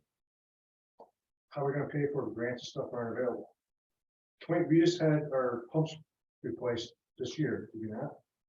Any game plan how we replaced them in 20 years when you have the life expectancy? Pumps was the other capital project. Thank you for saying it, because the $300,000 thing I brought up earlier, that was the other part of it. And that was partially paid for by grants, actually, through Mary Beth Walsh, if I remember correctly. She had helped us obtain that grant. Go ahead, sorry. But is there any way of, like, right now is a great opportunity to, you know what the cost is right now, at 10% what it might be 20 years from now.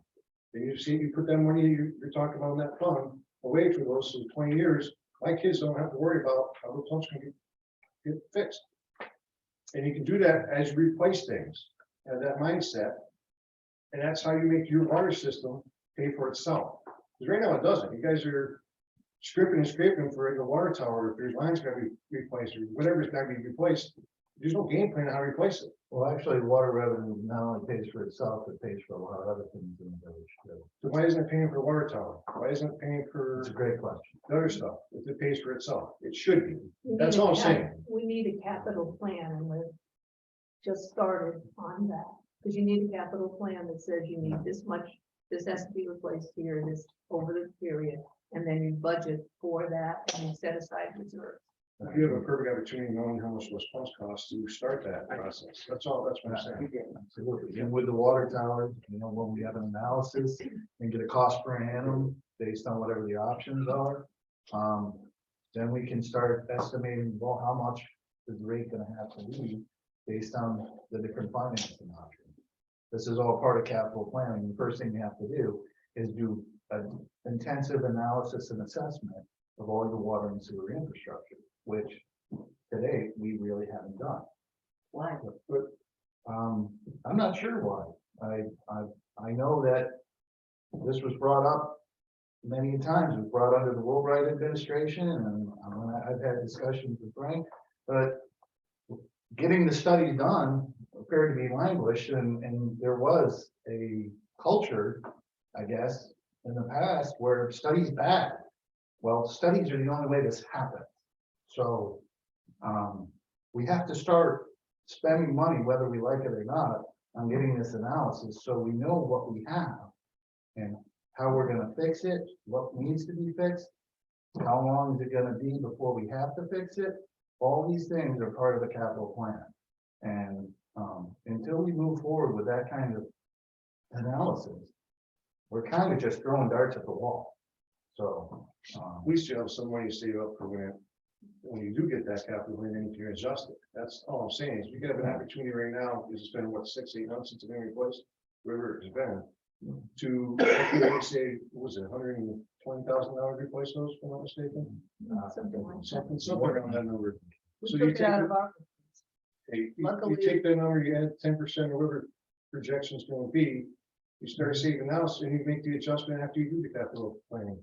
Right. That's what I'm trying to say is, I you got, agree. if you wanna I agree increase, with you you, Bob. wanna increase the rate, You know, you got no game plan.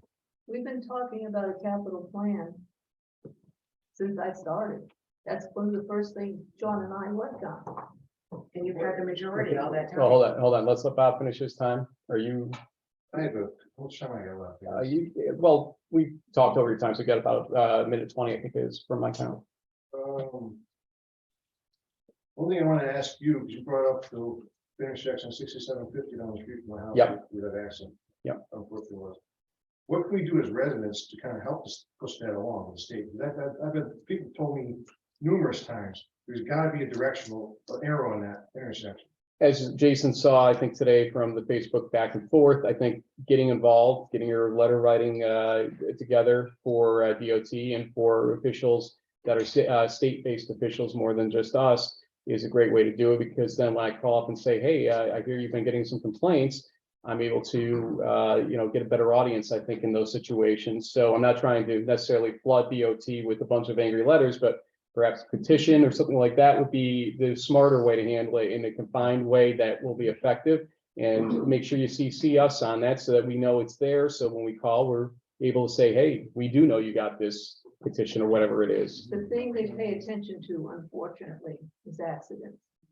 Oh, Instead of, trust me, I know the accidents on that corner. well, that's the statistics you got to push, because unfortunately, they wait until there's enough accidents to justify many changes. There's been many missed calls, including myself, thinking that left.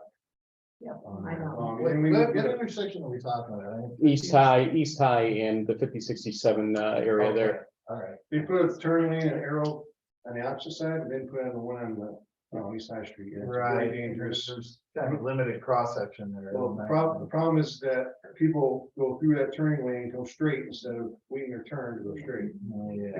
The life cycle should exist over there, and it It's doesn't. not perfectly aligned. too, Correct. so, yeah. Can you send me that in an email or something? We'll follow up on it. Just like I said, I do want to start pursuing on it, because obviously it's an issue and I still am owed another answer from them. So I have a good segue into it. Go ahead. still waiting on that newsletter, it's supposed to be sent out. Couple days. In fact, we're just finishing up with the postmaster on that. Okay, and one thing that was brought to my attention, by a resident that's on my street is the whole dog wording thing of the village. Because we don't have one. Correct. How can the towns enforce the dog code of the village when it's not their code? Spend, Lisa walked in at the right time because she kind of learned. Yeah, learned the hard way. So go ahead, if you want to explain what you experienced with respect to. Well, give us the Cliff Note version of what Milton was or wasn't willing to do with the cat code. You have a violation of village code. So you call the village tells you you don't have a law enforcement code officer. So you need to call the town that you live in, which means now the village is split between Milton and Boston, so it's not even for everybody. So forget that. So you call the town of Milton. Town of Milton didn't have an animal control officer. We're farming it out to Malta. So Malta comes out, enforces the village code after me having to do it because I've got a cat peeing on my house. Numerous cats. And they come out and they enforce it, but then they tell you they can't enforce it because legally Milton, animal control officer, which referred to Malta, can't enforce village code. So really village code is a moot point. It's either Milton code on the Milton side, Boston code on the other side, which means for cat enforcement, non-existent. So why even have the village code? And honestly, I hate to say this, but my village taxes, I don't know what I'm getting extra that you don't get in Milton or Boston because we can't enforce sidewalks, we can't enforce cats, we can't enforce dogs, we can't.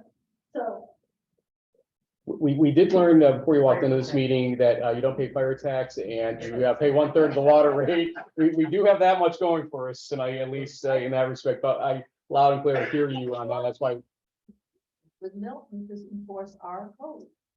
And with Boston, You tell me, you're the body that, before I was here, that came to this agreement. My unfortunate, yeah, with Boston Spa, no, So what? Dave Brown in Malta. I think we need to look into that. Yeah, can we I bring mean, that my back? memory is not great, but I seem to remember that the agreement was that they would enforce our code. Well, it's I up to might- the chief of police now. I've also had animals that are hitting in front of my house to sit there for 3 or 4 days and we hound someone, DPW and whoever to get it, to pick it up. I could pick it up and throw it in my backyard, but that's, Is that Route 50? yeah. You would call the Saratoga County residency of DOT. That's who would usually take care of that. But All those the village. that area is a state route. I'm not sure if we maintain. that part of it. But it just goes back to say that here we are, we're village residents paying a village tax and we're not getting any extra services that we would get if we were just town of Milton or town of Boston. We're not getting anything for it. What are we getting? Fire protection, water. And access to sewer, water, Who's, all that. My mom's still- who's next, Chris?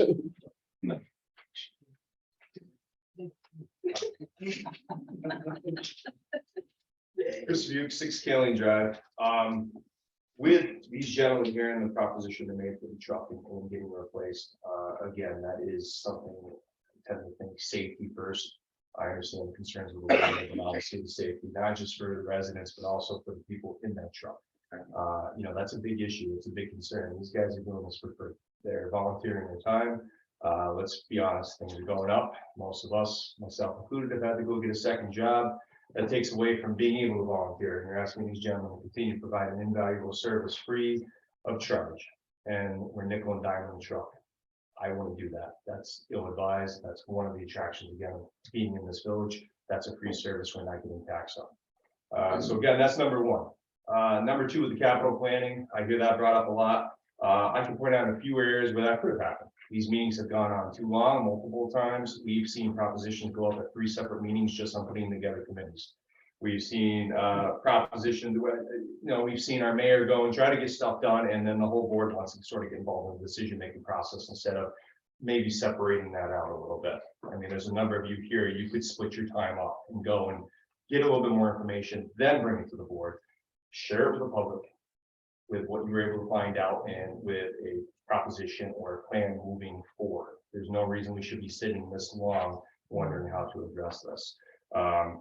So again, just some food for thought to see this village move forward. I want to see the village move forward. The petty politicking back and forth needs to stop at the meetings. There's so much more that can be done in that 2 hours. These meetings go well over their due time. And again, that would be something I would firmly look into. We've had discussions outside this meeting of different ways to generate revenue to cover the water. One, maybe have an enforcement officer that can take care of animal enforcement, sidewalk enforcement. Again, that's all revenue generating for the village. It's small, but it does add up. Also, I came to this meeting last to say you have a wonderful school district. You have a lot of young minds that are willing to put their 2 cents forward. I just went to a PTA meeting at the middle school. They're actually piloting a program this year called the Boston Spa Community Project amongst 8th graders, getting all the 8th graders involved and looking into the community. How can they contribute to the community? What's the thought process going forward? They're not willing to put those 8th graders in a position to work on planning boards, obviously in the village yet, until they have that year under their belt. But again, there's a lot of untapped talent there. My kids continue to amaze me with just their simple outside the box thinking that we tend to get diluted in as we get older. So again, I think that would be a great benefit to this village, tapping into that. And again, that program, that international bachelorette program goes right up through to the high school. And it goes up into, again, as I said in the last meeting, the engineering, the STEM focused disciplines. So again, you're going to get this spirit of volunteerism in, but you're also going to get some great ideas of again, how to propel this village moving forward. So again, just some food for thought with regards to that. But again, I wanted to give these gentlemen credit for one sticking well, do their time. But again, get them the truck, get them what they need. Again, our safety depends on it, and so does theirs. I think that should be priority one, safety first. Thanks, Thank you. Chris. To go back for a second, looking at the definition of animal control officer, it's a position created by the article, so it's not well defined. And then you go down to enforcement. The article shall be enforced by the animal control officer or by the village police department or any other enforcement officer. So I think it becomes a semantics issue more than anything else that the towns are able to fall back on, especially if the agreements weren't well written. So we'll have to take a look at it. Who else in the room? Lisa. So, Hold on, name and address. Lisa Spidell, 106 Prospect Street, Thank you. also on behalf of my mother, Irene Spidell, 11 Marnett Town Boston. I agree with the fire truck issue. Fire is important. If it's my house, I want somebody there. With that being said, outside of the village, Jason kind of hit on some points for my mom. I'm all for an increase because water is important, sewer is important. We need it. We all drink, we all use the restroom. It's necessary. They go ahead and head. Exactly. With that being said, I'm not against it. What I don't like is this shows up on an agenda on a Friday. My mother is not have anything to do with the village. She wouldn't know about this. It needs to have more, hey, out there so people know this is going on so they can comment on it. Also, we don't have, my money is not going for water and sewer, it's going for other stuff. My mother, she's in a house by herself. That this water years ago for town of Boston, I don't know if you started it out there, but Casio's and the gas station next to it, the water was contaminated.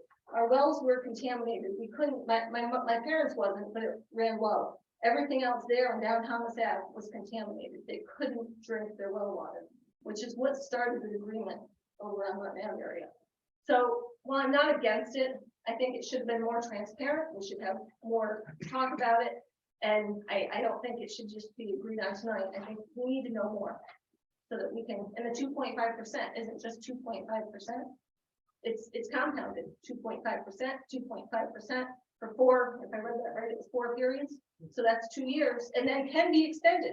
When does the 2.5 stop? So there's a lot of questions. On behalf of my mom, which personal experience, August 23rd, 2011.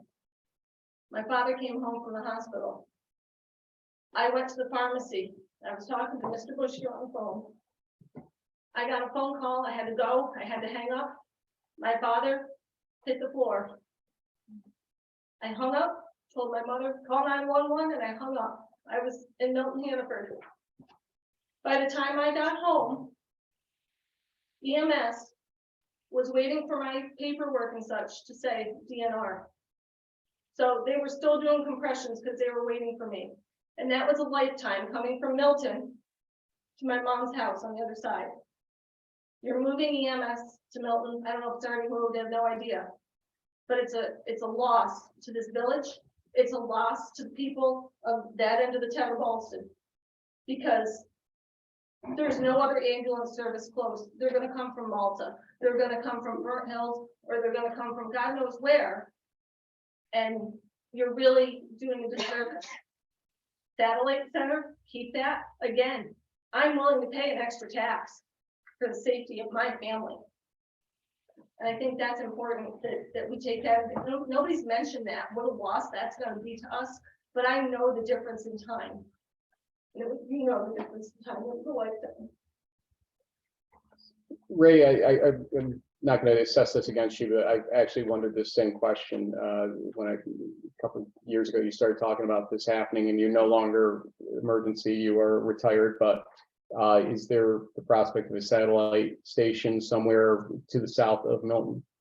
Right now, there's sort of a lot of upheaval in the EMS group, shall we say, in Saratoga County, because there's a number of agencies that are not doing their job, if you will. So to say, yes, there will be one closer to the south end of this village, I can't say that. The reason the station was moving north was because of call volume. The center of the call volume had moved over the last 10 years. We did our own study, and the call volume had moved north out of the village more towards the town of Milton because of all the building up in that area. So the whole purpose behind doing that was to serve you have to look at the big picture. It was to serve the general public better by moving it closer to the center of the call volume. And that's where it was. That is the whole reason why it was moving out. Plus, we had overgrown the station itself, and we didn't have the room to build a big enough station there. So that's the reason that it was moved. It is under lights and siren about 2.5 minutes longer to get to the farthest end of our district, which is Outlet Road. It's about 2.5 minutes longer from there than it was in the building. So it's not a huge amount of time. Yes, if someone's not breathing, yeah, that's an issue. But that's why we have fire department support. That's why we have first responders. And volunteer your time. We'd be more than happy to, I say we as an agency, we'd be more than happy to have more volunteers to help with that. But it's very tough to get crews. And like I say, there's agencies in this area that aren't doing their job, and there's going to be more consolidation coming down the road. May I ask just a quick question? Yeah, go ahead. What was that study, the study years, or what was it based on? That it moved everything to Milton? It was based on a number of calls, based on location. Yeah, but for what time period? For 10 years previous to 2 years ago, so from about 2010 to about 2019 or 20. When did the enrollment? Just curious. 2020 to 2021, somewhere in that zone, right at the beginning of 2021, I want to say. I do want to say though, by the way, I don't think I said it These earlier. are, I'm sorry if I may, they were emergency type calls, not just transports. transport's work. I wanted to say, I was amazed by the speed with which today's accident was cleared. I hid my car keys on myself last night apparently, and this morning I was trying to run up there to see if there's anything anybody needed, and by the time I got up there, it was gone, the entire situation. So that was highly impressive hearing from folks that it was a big problem up there, and traffic was clear by the time I got up there. So that means that it had been gone for probably a good 5-10 minutes already. So thank you to everybody who did get that handled on a Monday morning, no less. Anybody else in the audience? Colby or Paul, or who's calling in? Those figures you had asked for are Sure. so the operating budget for the fire department is $654,000. 472,735 is paid by the town of Milton, and 182,135 from the town of Boston, which coincidentally adds up to $654,000.87. We have a total bond payment of $181,907 a year. So in the year 2027, that'll be zero, and then would take into effect the This new truck and a truck. possible union truck down the line. And I forgot to say, and thank you, Ray, for bringing that up. We do also respond on echo emergency, people who are not breathing down in conjunction with the EMS agency. Thank you for that. I'm gonna have to hold you out because one per customer, I don't let him to answer that question. I got somebody on Zoom I saw. You'll get another chance after the motions are done. Who we got? Christine Fitzpatrick. Go ahead, Christine. You'll have to unmute yourself. Can you hear me? Yes, we can. Okay, all right. Christine Fitzpatrick, 31 Chapman Street, Boston Spa. Okay, I just have a couple of things. First of all, I'm interested in, I want to comment on item H about the water and sewer tax. I'm hoping when that comes up, there'll be some discussion on, for example, how you got to the idea of 2.5%. What are the, what feasibility or what numbers did you look at across the board? How did you arrive at that number? What goal are you trying to reach? What's the end game? Or are you trying to build up a certain amount so that you can move forward? I think I'd like more explanation of the 2.5% and really how you got it. I'm taking some issue with the fact that you said that you've challenged the board to give you some ideas about how to address this. And I do know that Trustee Cormos has been asking for several months for some water and sewer information so that she could do some analysis. And that has been denied to her. And that's one of the ways where she might have come up with another proposal. And yet I know that same data was provided to her during the Woolbright administration. So I have, that issue. The second thing I wanted to talk about is the fire truck. I think that's a great idea, and I think we need it, and it seems to be pretty well thought out. But I would really like to see something. There's been a lot of numbers flying around.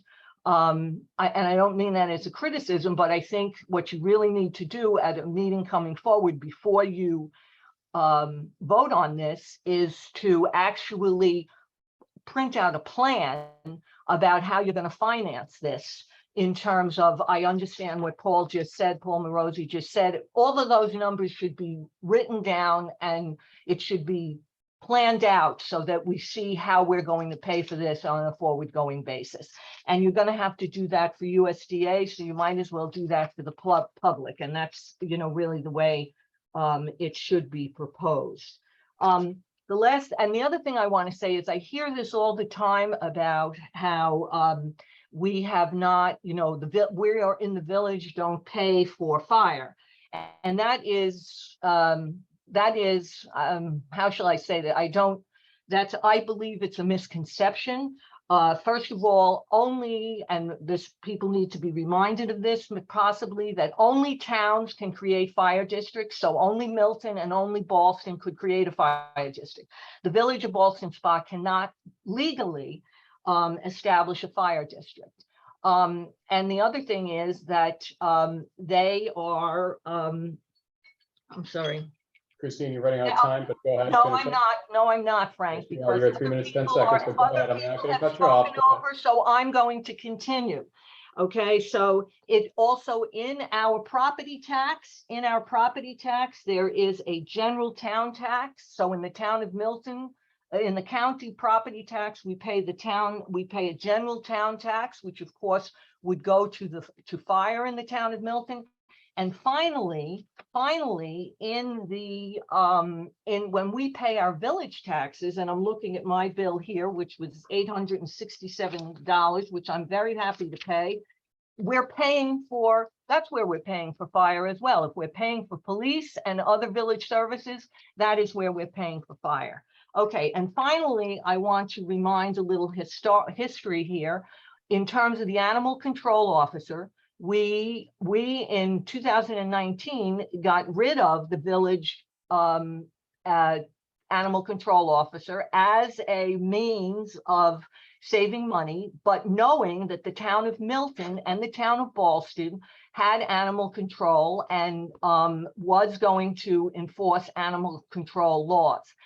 There is somebody who is doing that now in the town of Milton. Maybe there wasn't at one time. The whole cat issue was a totally separate thing. If you remember, what Carla said is that we were the only village she ever saw that had a separate cat ordinance.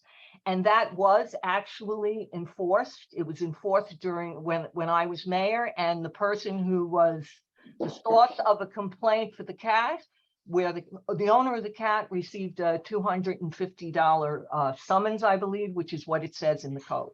So Christine, we're at 5 minutes. okay, I'm done. Thank you. Okay, a couple things. Christine, I would challenge you on a couple things you said, because I've brought them up before and have been summarily embarrassed by the answers that I was wrong about where the fire funding is or isn't in all the equation here. Let me go to something else though, which, since you brought it up, I will gladly remind you that when you called this afternoon to the village hall, you could have asked to talk to me. I could have explained this to you, what happened with respect to the water information requested. So about a month and a half ago, thereabouts, Trustee Cormos had asked Julia Smith, then treasurer, for this spreadsheet that included every user's name, address, section, block, and lot number, water usage, and billing status, I believe. I might be forgetting some piece of information, but wanted basically an entire spreadsheet with all that information. I referred it to Carla Bittner. You two have just two similar Very names. similar. And it was deemed to be, unfortunately, outside of the law, being able to get that report. So whether or not it had been produced in the past was irrelevant to me, because Public Officers Law 89 did not permit that to be provided. So this went back and forth. Carla was dealing with it. It disappeared. Last week, I opened up my email to the same request to be a motion tonight, but the information was all still there, the same information. We went back and forth all around, Trustee Pendenza as well. And there were two things that were basically requested in this back and forth. I'll summarize. Number one, take the names and addresses off it. Why do you need that information? It's way over the top in terms of confidentiality situations. This is not a tax, it's a user fee. And so it's none of our business to have a document like that produced and out there, possibly available for somebody to abuse. That's number one. Number two was, what are you trying to achieve? What's the end you're trying to get here? Because we're happy to get you an analysis with the village staff that is most familiar with this situation with water, and get you analysis that will help all of us, not just one of us, ultimately make an assessment like that.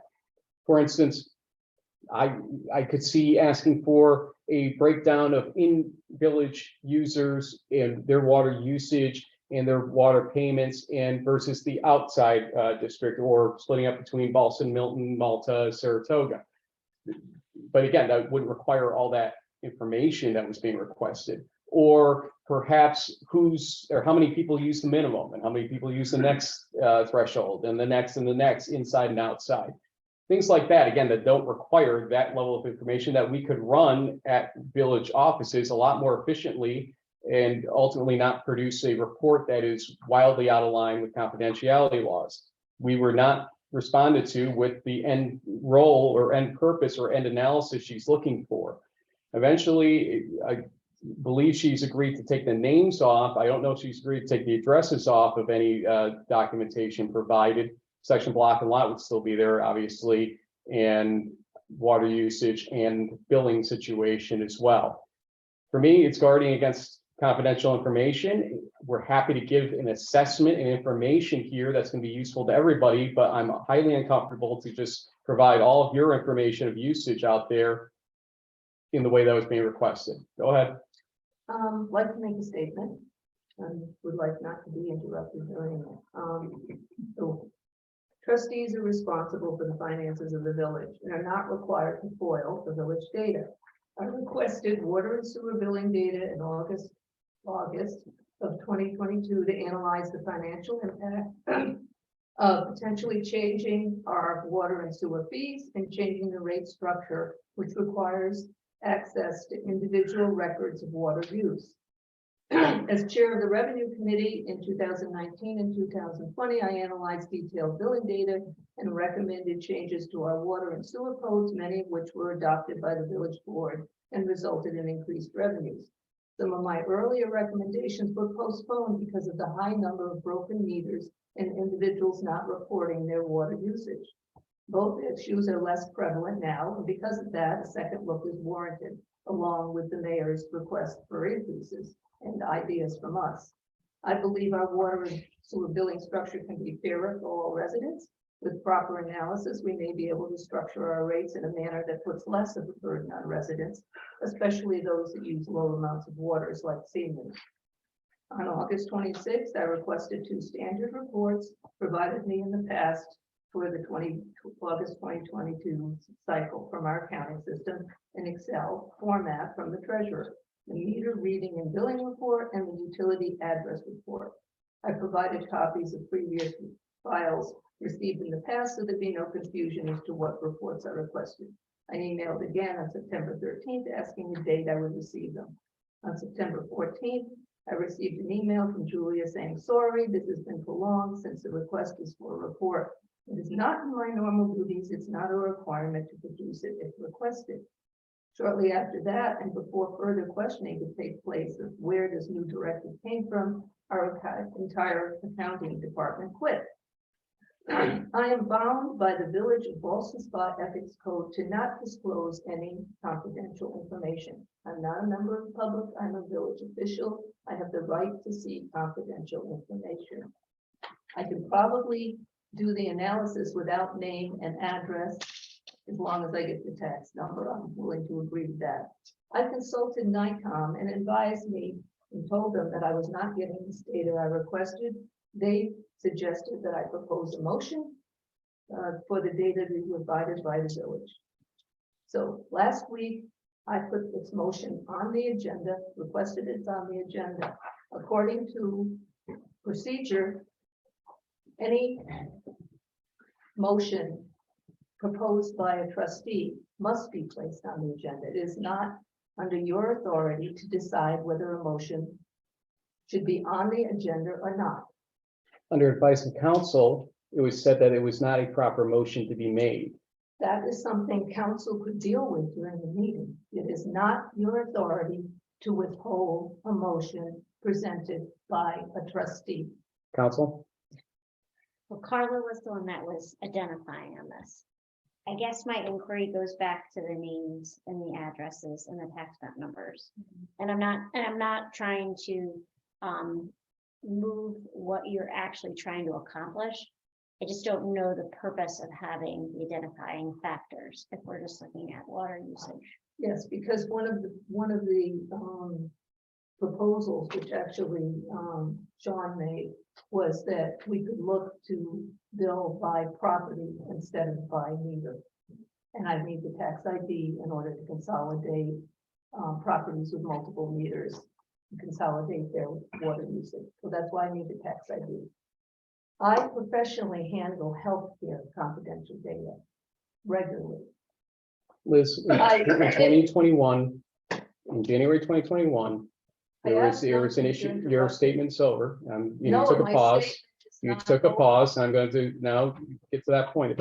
Frank, you need to Thank you. follow rules of procedure. Yeah, I did. She paused. I'm going to interject. It doesn't mean, Thank you, folks. So in January 2021, with something squarely before council at that time related to apartment use of water, you went to Wendy Libator and discussed the matter with Wendy Libator about water usage. That was again before council at that point in time. So the claim that you have honored confidential information to me rings hollow here, to use a word you've used, but really hollow in this case because it's just not true. So Liz, with all due respect, we need to make sure we're giving only the information necessary, and also in a way, as I've said multiple times this week, that would be helpful to all of us, not just one of us. And if there is a overall policy change you're looking to do, for instance, and I named a few, excuse me. this is not about me. You're and making you. it about you, Liz, and No, that's it's why. not. It Well, is then about why, the when present 3 people asked this receiving week, of with clear 3 evaluation people of the asking this community. week, You can overtalk me. it's I'm not gonna over overtalk talking you, Liz. I've with had 3 enough people. of this, Frank. Liz, Let and me- so have I. Liz, every day I walk into the office with a new Liz Cormos, Jack in the Box moment of the day. And it doesn't help us run this village and get the information out. We're having things go on in the village offices where we're trying to get things accomplished with new staff and everything else. And they too are trying to learn the water system and whatnot. And so this would be a great learning moment to produce a report and to produce analysis in these situations. And so why not let them? 3 people asked you this past week, what would you like to analyze specifically? Because we could help you with that and do it with you or for you or however. You refuse to answer that question. Tonight's the first time you gave us anything close to an answer to that effect. And I think Bernadette would agree with me on that because she was one of the people that asked the question, what is your end here? And so if you're going to change something like, and I even gave examples in the email, if you want to change something like a different tier structure for businesses instead of residents. That's something we should all probably discuss before we dive too far into analysis that might be unnecessary Don't we already have a step rate program for, with increased usage, your rate changes? I thought we already had it. right, no, I'm talking like commercial versus residential, maybe she I was think that considering. already captures that. I mean, unless you're just gonna charge a rate based on. Well, no, language. I'm not, number one, I'm not proposing it. Number two, what I'm saying is that's an example of a policy change that maybe we should discuss before we go there type of situation. So this is a communication scenario as much as it is a privacy issue now too. Communicate with us what you're trying to do, and maybe we can get to that information. Frank, you are deciding whether I should have confidential information. That is not your decision. to No, make. it's actually Public Officers Law number 89 that Yes. is the arbiter on that. So, just out of curiosity, is there exact precedence that in a previous case, this was ruled privileged information, water billing? Quite frankly, Liz, I don't think any of us should have that specific information about, Uh, I mean, billing. That's not the question. Well, this is what I'm saying, all right. I did ask, could you have this information without names and, addresses and such specifics? And you did say you wanted to do a general analysis, but you didn't. No, I really didn't say I respond. wanted to do. Yes, you general kind of, analysis. it was vague. It was pretty vague. So I still didn't see the need for you to have those specifics. That was my concern. Carly even asked that same question about And- the analysis. Frank, have you ever denied any other trustee a motion? Have I did not, I was Have you- told by council it was in Did improper motion, Carla Liz. tell you to withhold the motion, because I consulted her on Friday, and she couldn't believe you did that. She Really? did not advise you to withhold the I was motion. not privy to that. Well, I can't say. Liz, So- can you repeat the purpose of your analysis? You said it there, just say it again slowly, and then. I need you to know. email when we were discussing this earlier. I know, this is public comment, and Well, all you're it's- doing is talking. I know, I It's not- appreciate that you're trying to, but. It's like, not it that was she didn't discussed. say anything. She did Well, say it was some pretty things, but vague. obviously you want more. It should And have been I've been asking for more too, and she has a statement here that gives more, which I appreciate. Well, I mean, she can explain what she is looking for. I need the detailed information because I'm going to look at if we change from the 30,000 a max that people are assuming. The average use is 20,000. you don't Well, you're need, it. You don't paying- need that data then. Yeah. Will you let me finish? Can you hold your tongue while I finish? If you can, when I start up again, sure. As long as you don't interrupt. Oh, my God. This is ridiculous. You're being children. It's public comment, and all you're doing is talking. Gina Morosi, 10 Old Glory Lane. It is not public. Yeah, it is comment. public Yes, it is comment. public comment. Okay, then- Well, then, if it's public comment, Frank, you should not have started this conversation. Excuse me, I didn't. You did. You I'm said- responding did. to Christine. No, but that went way beyond her to No, I talk didn't. about the whole thing. It's just, let's Yep. just stick to public comment. Let's not respond. Let's just have people give their public comment. There's too much back and forth. It muddies where we are in the meeting. It lengthens the meeting by probably an hour. Let's just have public comment. We're quiet. I didn't write a Then- statement in anticipation of Christine coming You- on you tonight. expanded on Christine's stuff, and just let her go, Christine, let her go, and then when it comes time to talk about water under the motion, let's just. She talk was about gonna read the statement until I cut in that. No, between no, them. she read it after you made your statement. So she anyway, typed out a statement to read, waiting for me to respond. She was Okay, going to. Liz, go ahead. For public comment. Public comment, get Julianne up there. Next up would be Keith Lewis. Keith Lewis, 38 East High Street, Ballston Spa, New York. So I first want to, I want to first address this idea that a name and the number of times that we flush a toilet is some sort of confidential information that shouldn't be accessible to a trustee who has an ethics law written to use information in a proper and appropriate way. I polled my neighbors that I actually was able to ask and said, listen, would you have a problem if a trustee got information about how much you paid in water, how much water you used, and what your address was, if they were proposing to raise your rates and we're going to make a blanketed decision to just raise them without properly addressing and evaluating all of the usage and all of the different ways that they could do that that would be more equitable? And no one seemed to be concerned. So I'm not really sure that this is anything more than a politicizing of what you want, Frank, and what you want, Bernadette, and the fact that you're willing to just blanketly say, this is what we're going to do.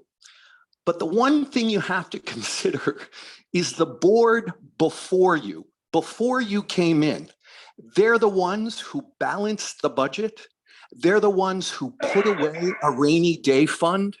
The money that is in that account is because of their work, because of their taking the time to evaluate things and to be able to fully digest them and to fully decide what is best to move forward fiscally for the village. So this idea, I get it. Frank, you are a pro.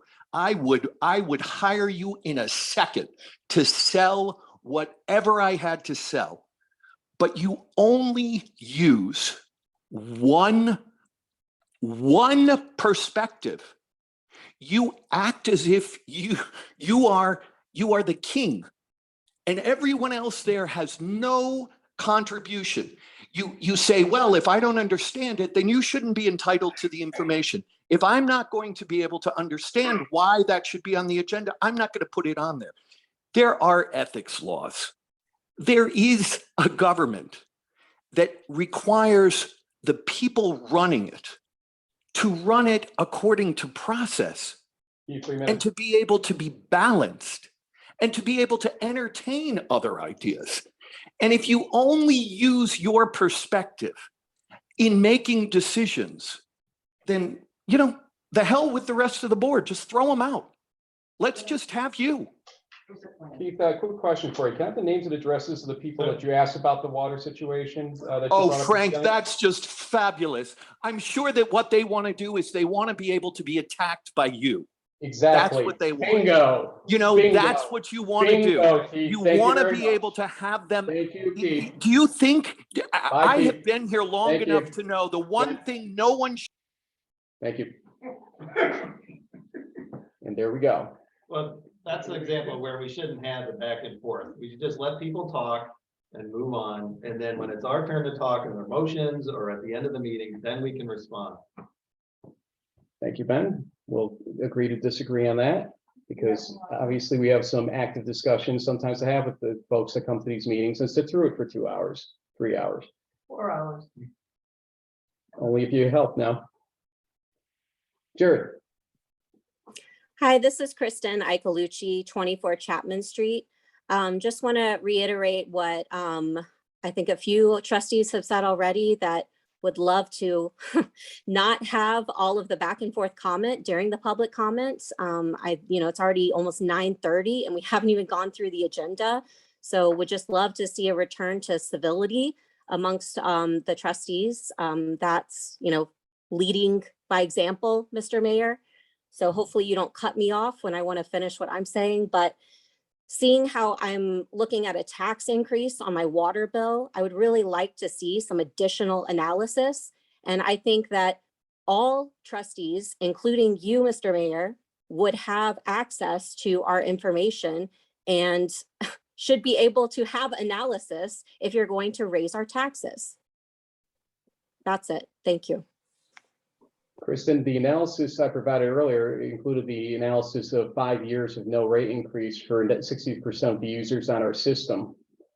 Why that happened, I don't know, but to go back to something Keith had stated earlier, well, if something is so good, why is the sewer fund basically depleted? Anyone? Let's follow the No, agenda. Can we go back to the agenda, please? Yes, 'Cause we this we are in the meeting agenda, until Ben. 11:30. Ben, we're in the agenda. So what is it? We're not in the agenda. We're not answering. We're not in the agenda. Are you not We're answering? not anywhere in the We'll get agenda. to the motion and then Let's we'll see, Oh, really? we're in public Really? comment. That's the way you govern yourselves. We're in you can't have public any- comment. Okay, fine. We're in the agenda. Yeah, let's do the agenda. That's a good idea. Mark Black, 10 Thompson Street, 2.5%. I paid the minimum, it's like $90. We're talking about $1.80. 270, I think, but yeah, Oh, you 240. heard all this argument for 270? 240, or in his 240? case, because you have water, not sewer, probably, I'm guessing, right, it would be I about mean, $6, honestly, does $7. anyone needs a couple dollars? I mean, an hour of discussion for, even if it's. We have I mean, come on, I mean. So sometimes I get hung Honestly, all this argument over, if it's 10% over 5 years, maybe it's $20, $40 a year. That could be a difference to a senior. Liz, hospital. I understand, Liz. if they're only. Yeah, okay. I get 9%. Well, then let's work with that. Let's address that problem. Let's not, make this into a capital offense and work together. And personally, I don't want my information out there. Here, Jared. If someone's asking me, I have to tell, of course, where I live and what I do, but I don't want as much of my information possible is out there as necessary. I just don't. I put us akin to National Grid, and I asked Liz this week if the National Grid put out all of our power usage, et cetera, publicly in that same manner, would she be comfortable with it? Because I wouldn't be. It's a utility. Can I get a motion that the attached budget transfers be approved? I'll make the motion. Trustee Fandesa, Second. trustee Raymond, discussion. All in favor? Opposed? Motion carries. Can I get a motion that Alex Summer be appointed a member of the Ballston Spa Fire Department and Union Fire Company number 2? Make the motion. Trustee Second. Fandesa, Second. trustee Cormos, discussion. All in favor? All opposed? Motion carries. We got a late request on this. If you don't want to hear it, you can indicate, but I would like to make have a motion that Christian McCarthy be appointed a member of the Ballston Spa Fire Department and Union Fire Company number 2. I'll make the motion. Trustee Baskin, trustee Fandesa, discussion. All in favor? Opposed? Motion carries. Can I get a motion that the fire chief be authorized to expend the amount of $2,851.20 for 3 gas meters? Trustee Fandesa, Second. trustee Raymond, discussion. What is it for? 3 gas meters. For Quality of air. no, I mean, is it for where are they gonna be They're, installed? they're snooping devices for, gases, poisonous gases, Okay. usually in confined spaces. I think of a gas meter as attached to the house. That's what. All in favor? Aye. Opposed? Motion carries. Can I get a motion that Samuel P. Carlson be appointed as a part-time police officer? Make that motion. Trustee Cormos, trustee Fandesa, discussion. All in favor? Aye. Opposed? Motion carries. Can I get a motion that the BSBPA be granted permission to utilize Griswold Park on 11/26/22 from 8 a.m. to 2 p.m. for Small Business Saturday. Proof of insurance has been submitted. Trustee Fandesa. Trustee Baskin, discussion. All in favor?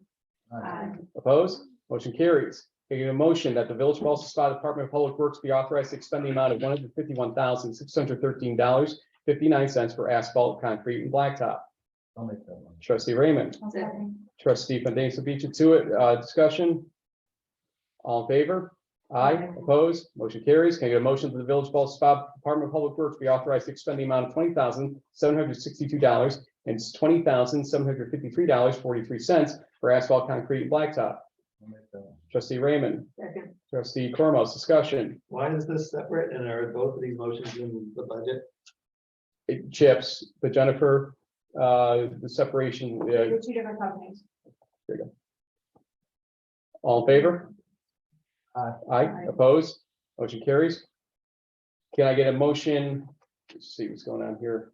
Let me just skip the ayes to get rid of it, because it'll be easier, it sounds like. Can I get a motion that the attached art solicitation letter from the Ballston Spa Committee on the Arts to the BSBPA be approved? I'll make the motion. Trustee Baskin, I'll second. trustee Fandesa, discussion. All in favor? Opposed? Motion carries. I have no idea what J is about, so let's go back to H for a second. Can I get a motion that the fees for water and sewer usage for both in-village and out-of-village customers be increased by 2.5% per period for 4 consecutive periods, starting in the water and sewer period 2023-2, starting December 2022. This resolution does not preclude the board from amending or repealing future rate changes through a subsequent resolution. I'll make the motion. Trustee Fandesa? I'll second. Discussion. So why is the sewer fund depleted? Is it? Yes. It's depleted unless, do we know how much we need for capital? For sewer repair? A lot. A lot. A lot? You have a $50 million schedule from Don Rhodes, a good Also- portion of which is sewer, a good portion of which is sewer. Really? He's doing sewer, even though it's not in the scope of services? Well, you've been telling me that storm sewer and sanitary sewer need to be done in some way, shape, or form or another. It's not a Right, question but of it's not in the Don. scope of services. We're not contracted for that. So you've got a licensed engineer telling you you have sewer replacement necessary and How does he know it's necessary? because water and sewer generally go together, Sean, because when you No, open up a but road and do They one, you actually do both. don't, Frank. You don't know if the sewer next to it is in perfectly good condition or no, the water isn't, or vice versa. You don't know until you do an assessment. So. So you're sitting here tonight saying that our So sewer this is just situation is pure good. No, it's speculation. not, actually. I've talked to Don thoroughly about this question. Or is he speculating? So Don, I asked Based on again, what what- hard facts and data is he making his conclusion? really, Yeah, I don't know. I haven't seen anything in 7 months. interviewing Jeff? Interviewing Jeff, yeah, we talked about it. And we were gonna do water meters and that died. That's not what I said. Interviewing Yeah. Jeff about the condition and status of those pieces of That- infrastructure. And there's Looking certain at the life of infrastructure and knowing what the useful life of infrastructure Right, is, which but is a professional at. It's a guess. Until you have the data. Look, if Don Rhodes tried to tell me about intersections and roads, I would say I probably would listen to Sean before I listen to Don. You're telling me about sewer and water So infrastructure now. if you're thinking that I'm going on my own experience, you're right, I don't have a lot of sewer work, but I talked to several engineering firms about this. And then said, this is how you would do it. You go and assess it and get actual condition reports, and then you make a capital plan. So I understand that Don's just making the assumption that if we're gonna replace water in a certain area, you might as well replace sewer because you're digging up the street. And that very well may be true, Mhm. depending on the proximity. But again, there's multiple factors that go into whether or not that's actually the case. And that's also based on if we get a huge giant grant, that we could do a wholesale change, What are we which we spending? don't have any guarantee. What are we spending in ARPA funds to just do an analysis of one street, not even all the blocks of that street? I agree. I'm not saying it's not expensive. But we also have a fund balance that we can tap into to actually get the data we need to do the capital plan. It should have been done years ago. I don't disagree. Mayor Woolbright didn't want to spend any money on studies, didn't want to spend money on actual things that we needed to do so we can move forward. There seems to be a continuing cycle here. At some point, we need to break the cycle and get the data needed to make educated decisions on planning, estimating, figuring out what kind of rates we need to increase. So how much did that study cost? Or is it gonna cost us? What, just for the street? It was like around 30,000. 29. Yeah. 29. Yeah, and Yeah, so, we might spend a few $100,000. so, hold on, can I finish now that thought? Because I've got to take it down this road, I think, no pun intended. But our sewer fund has how much in it right now? The last time I checked was 88,000, but I don't know. if it's- So every one of those studies has to be attributed to both water and sewer, right? Well, they can be Yes. autonomous. But that you have to, by accounting standards, attribute water to water and sewer to sewer. So there is a breakdown. It's like attributing depreciable basis on a piece of land to land into house. You have to do some level of it for tax purposes, and you have to be somewhat honest about it. I don't have an issue with raising sewer rates because it is woefully underfunded. Yes. But I think there's a lot more we can do about water before we just go and arbitrarily raise it 2.5% based on, nothing. because we didn't raise it. I would rather have more facts, data, and evidence to support our conclusions. You brought up For the the fact data analysis many times in the last few weeks or a few meetings. You keep talking about $1.5 million to $2 million for John Street water tower replacement, essentially, which we may or may not have to do. Again, talk to Don about it. But either way, it's somewhere between $500,000 and $2 million for John Street. Do we have the money, do you feel, to really invest there? And that's only the start of the investments? Or do we need to start getting a pool of money together to start treating for even matches to grants? I don't disagree. And actually, I have a statement here, if I can, I'll go through it and just let me finish it to the end. And so I had some talking points. Point number one, we need to know how much revenue we have in the water for arbitrarily raising water rates. To that end, we should be separating out water revenue into a dedicated water fund. Repeatedly at board meetings, the public has requested this to be implemented. We should set a date, perhaps the beginning of the next big billing cycle, which is December 1st, to separate out water revenues from the general fund, to determine if we need to raise water rates and by how much to address repairs already identified, as well as future needs. Second point is, we also need to index our water billing by property rather than by meter. We currently have a step rate for those customers that are large commercial users of our water. Large commercial users that consume water above a certain threshold would pay an increased rate. Until we change the way we bill water to take advantage of the step rate, we are potentially losing water revenue that could impact a general water rate increase. Trustee Cornwall has already offered to perform this task because I know staff is very busy, learning the system.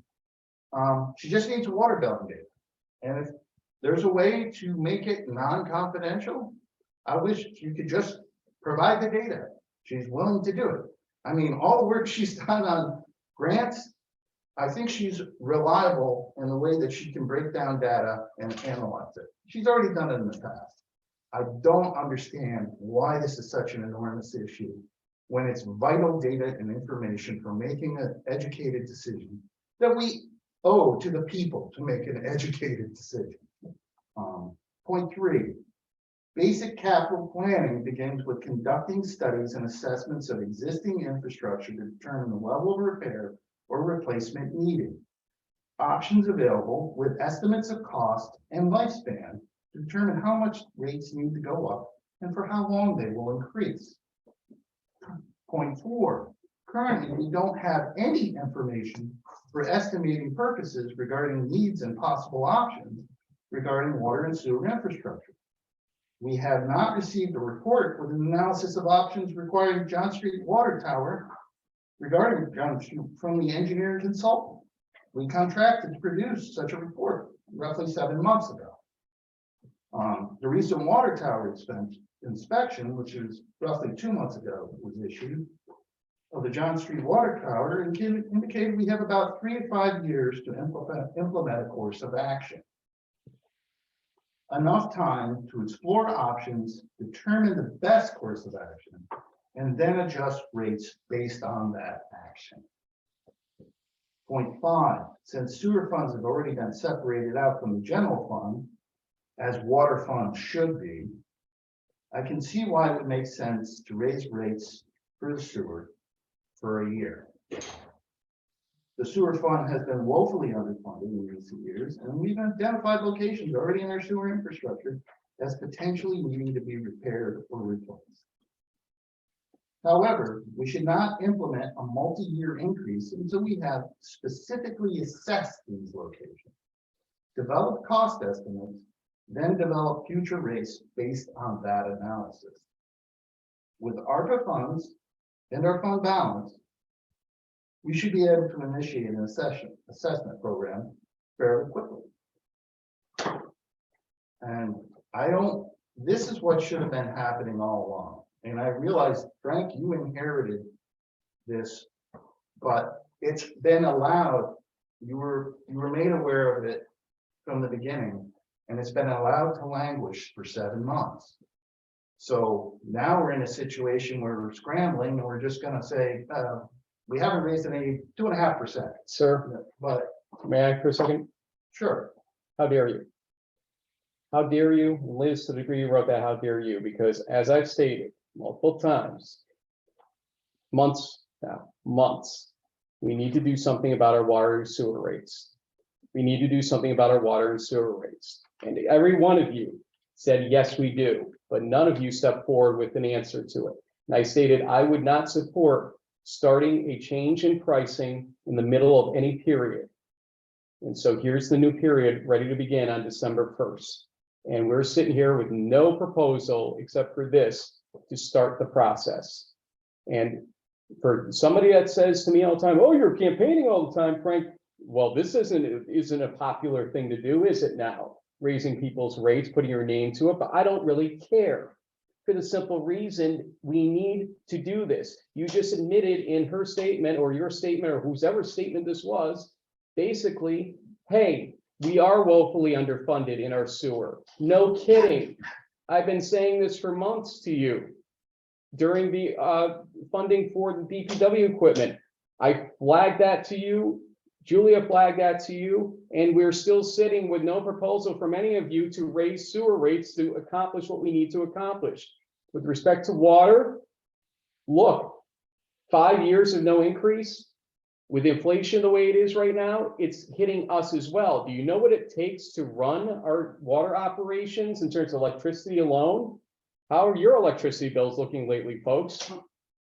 You have to do something to cover the increase eventually, and 2.5% each period for 4 periods is an idea of getting basically 5% a year, which would meet 2 years worth of inflation right now, just to encounter that scenario.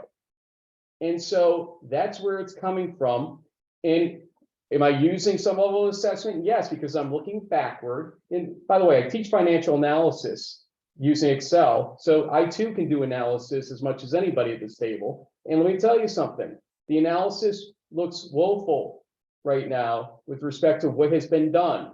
I'm not trying to blame individuals. I'm just saying it needs to be rectified. I'm not sitting back and relaxing on this water tower, even though you accused me of it last meeting, basically. No, I'm not. I've been trying to get the cell tower equipment off of it and working with folks to do so because it needs to be done. We have a report from a couple months ago that basically said that fact. And so long story short, sorry to bore everybody and keep you here longer, but this is too important. We need to do something about our rates. You did nothing, as I kept warning you, but you all nodded. You all paid me lip service. And here we are at the moment of truth. You're basically saying, oh, look, you don't have the right analysis or whatnot. Well, no, actually, I did do a level of analysis. It's basically called the bare bones analysis we need to do to at least do something to get a pool of money into the right spot. Whether or not we have to put it into water fund, as I explained earlier, I've had that conversation with Bob Fox, our accountant. He says no, but I did discuss some intermediate step or way to handle it in a smart way to take care of our own infrastructure. We're working on this stuff every day. And this assumption that we're holding back information for the sake of holding back information, I'm still not hearing reason that name, address, section, block, and lot were necessary to this moment. But either way, analysis can be done, achieved, et cetera, for future periods. So I would like to see this approved. And then you have 6 months. If you want to go and take 2.5% and push it down or raise it, up to you ultimately, then go ahead for future periods. Not in good conscience, pass this motion, committing ourselves to an arbitrary rate for the next 2 years. So you just admitted in his statement that he read. It says does not preclude the board from amending or repealing. Yes, I know, but Well, that's different. though. No. You have the majority on the board there, Liz, so what's your worry then? It's 1 period, but I'm basically saying, hey, at least if somebody forgets to do, go and handle this, or I have a heart attack in the next 6 months, at least it's Don't there. worry about it. We can handle it if you're not here. Okay. The point I'm raising is, let's take care of this sewer fund, obviously, and thank you, Sean, for, confirming that. Let's take that time. You want to do a more thorough analysis. I'm still very uncomfortable with you having very detailed information. You can have it too. But I don't think it's something we should have. I sit in the office every day and I don't pull a report. Can I say one thing? I sit in the office every day. The only time I pull a report is when we have a request from a user for a $50 billing fee or something that is out of the ordinary that we have to take a look at. And I don't even look at the name. I look at the usage and only the usage because I don't really care who it is on that name.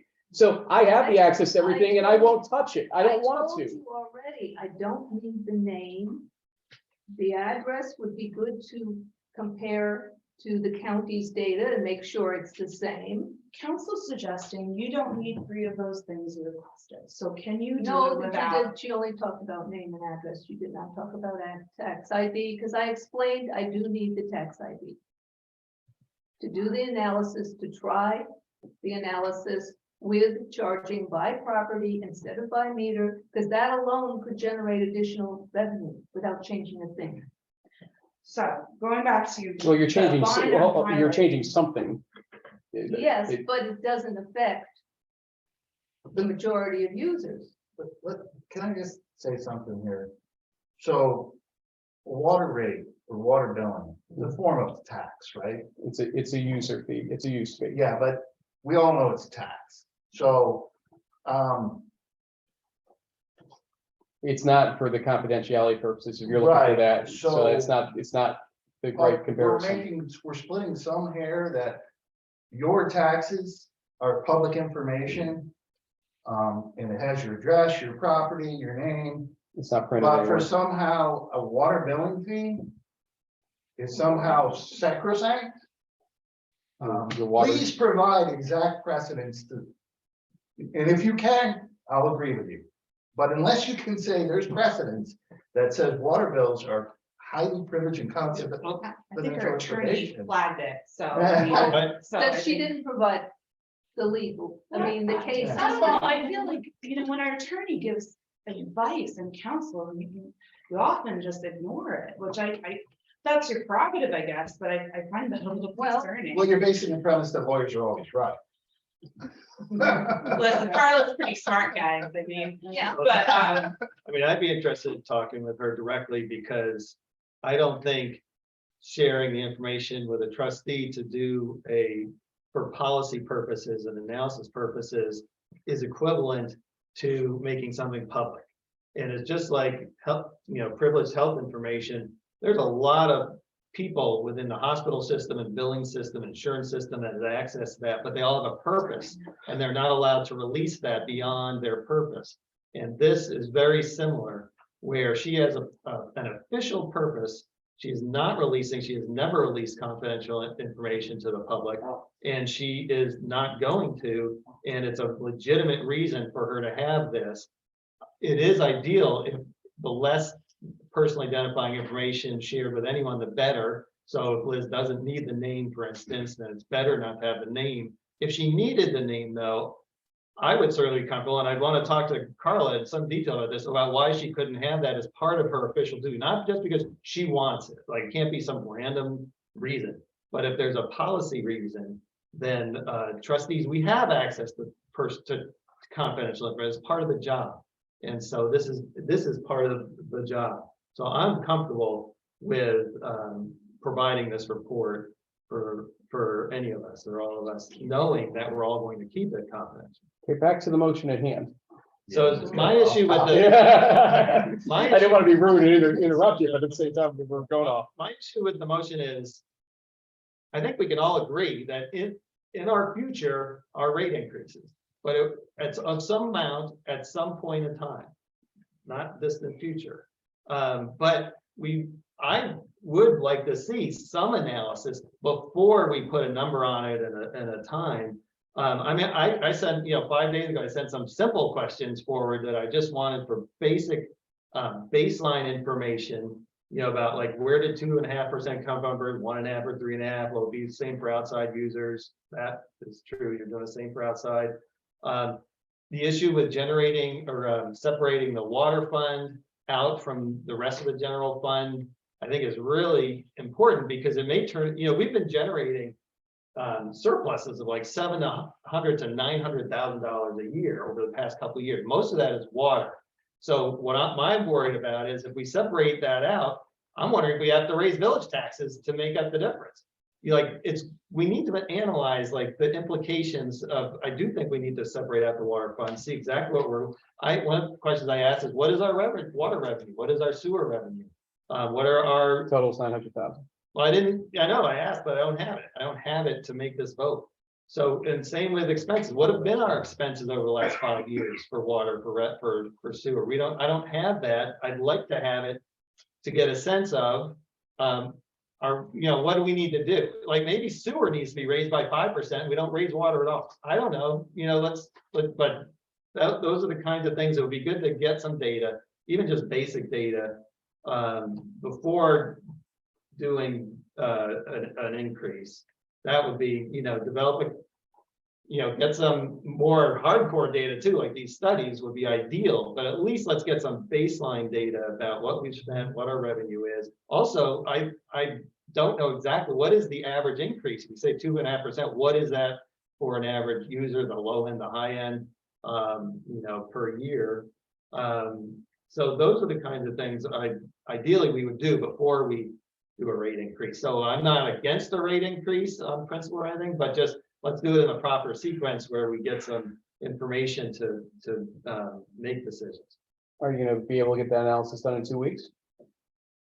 Well, some of that information I think we have in terms of what is our revenue, what is our expenses. I mean, it's not, some of the basic, how much do we have in the sewer fund, how much do we have in the water fund? But also, can we separate out the water fund from the general fund and see what that does to our village fund? Yeah, you'll probably have to raise taxes by about 10% to cover. Exactly. So maybe that's what it needs to be raised. Maybe we're generating, and meanwhile, we have so much in our general fund that we're gonna lose the opportunity to get grants.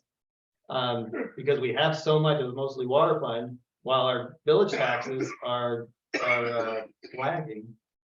I think we need to look at the whole thing. You are acting like 10% is a huge amount of money in terms of the aggregate funding that's happening there. But remember that village taxes are a small portion of the revenue number overall. So when I say 10%, it's basically covering the fact that you're probably showing about a $50,000 to $60,000 benefit in water. It'd just be good to, I'm not saying there's any, I'm not saying you're wrong to do 2.5. I just like to see it, on paper. What are we talking about when it comes to water, village, sewer, revenue, expenses? And That's all. I agree with you, Frank, that sewer, I mean, I'm fine with raising sewer rates just because it's a dedicated fund. And the stipulations associated with that. I would like to just do it for a year and try to follow up with some good hard analysis in that next 12 months to see if we may have to raise it more. I don't know. Maybe there's other things. I mean, I kind of see sewer as, yes, we have to raise it. I'm not in disagreement with that. Because of the nature of the water fund and you have outside districts that it's not really a truly dedicated fund. I think that's something that we have a little more flexibility with, and I don't think that necessarily we have to raise it immediately, and especially when, LaBerge and, Don Rose from LaBerge might be able to give us a good discrete analysis on the water tower, and then we could say, well, based on the water tower, if we don't get any grants over the lifespan, this is what we're going to have to raise rates. I mean, at least we have some sort of supporting documentation to provide backup for why we're doing what we're doing. Now, I think we owe that to the people. I think that's important. I agree. I agree. I think actually what we should pass tonight is a 2.5% increase for the next cycle and leave it at that. And For that gives sewer us and water or just sewer. Just leave it at that. It takes care of your immediate need. Your most immediate need you have identified is your water tower. We have the time. We In do the not next have the cycle. time. We know we do not have the time, Liz. As I told you, the longer you wait for repainting, the less effective the repainting is going to be done if talking you do it. about when the painting is done, about increasing the rate. How do you pay for it?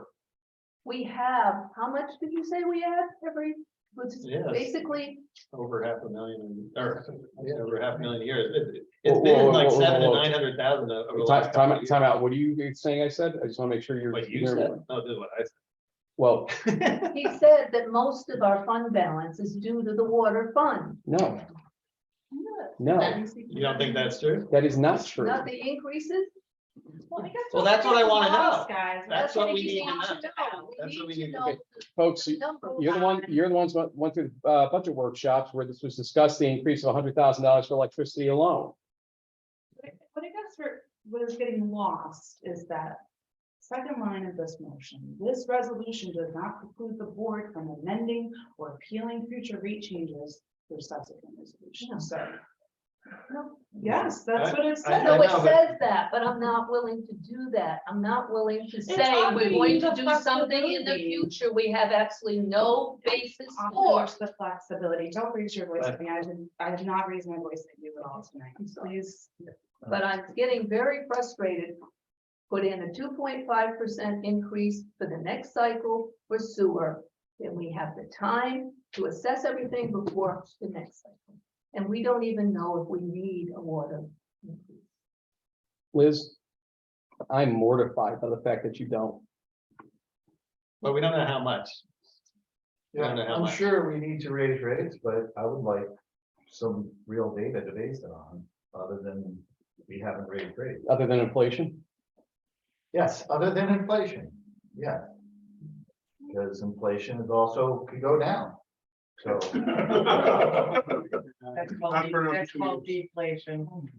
Well, some people are predicting a recession. I'm not comfortable doing motions where we think we might have to undo them later. I'd rather do this in a straightforward way. We do a motion, we have confidence behind that motion. We believe it's the right thing to do. We don't believe we're gonna have to undo it later, or think we might. And so if we can come up with a motion where we're all comfortable saying, yes, this is the right thing to do now, based on what we know now, which is somewhat limited, we know something. I'd rather go to that route than say we'll do it and then we'll undo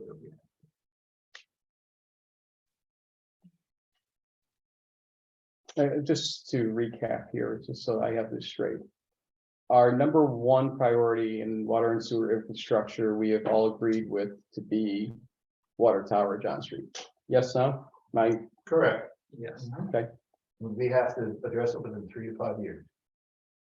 If it's repainting, it's got to be done sooner. You'll get that dose of it from Don as well. So, okay. Most urgent need is that. Water, repainting the tower is somewhere in the vicinity of about $500,000. Possibly able to get a loan, possibly able to get some grant, but most likely have to cough up some level of it, correct? We don't know. We don't know. We haven't seen the financing. Rick, we don't have any data. So this is all pure speculation, Frank. Everything you're saying is pure. So I just stated something you've told me religiously, but now it's speculation. So this all comes from you folks. What I'm saying, okay. What I told you in March, before you took the office, is that yes, we're probably gonna have to raise rates, but we have to do analysis before we do it. Okay, so 7 months later. I where have don't you know been? why you didn't do it. Why didn't you do it, Frank? You're in charge. Why didn't you do it? I've been doing it, and this is why I arrived at 2.5% as the fair number under the So why didn't circumstances. you do the analysis? I'm sorry? The analysis, the assessment, have the engineers do the work, have the people who know what they're doing, do it. And Don said to me, you probably have to raise rates a lot more than this. So what does that But tell we you? need Well, to- what does that tell you? Probably. What does that tell you? Speculation. That tells you that you better raise it. It I think tells, we should it go tells you that you should raise it to a certain degree, because if your engineer, the one that's doing the feasibility study with the $50 million schedule in front of you, said that it's probably gonna have to go up more than 2.5% in the end, then probably got to start somewhere at some time. This would be the time. We want to see his calculations, we want to see his numbers, we want to see his analysis.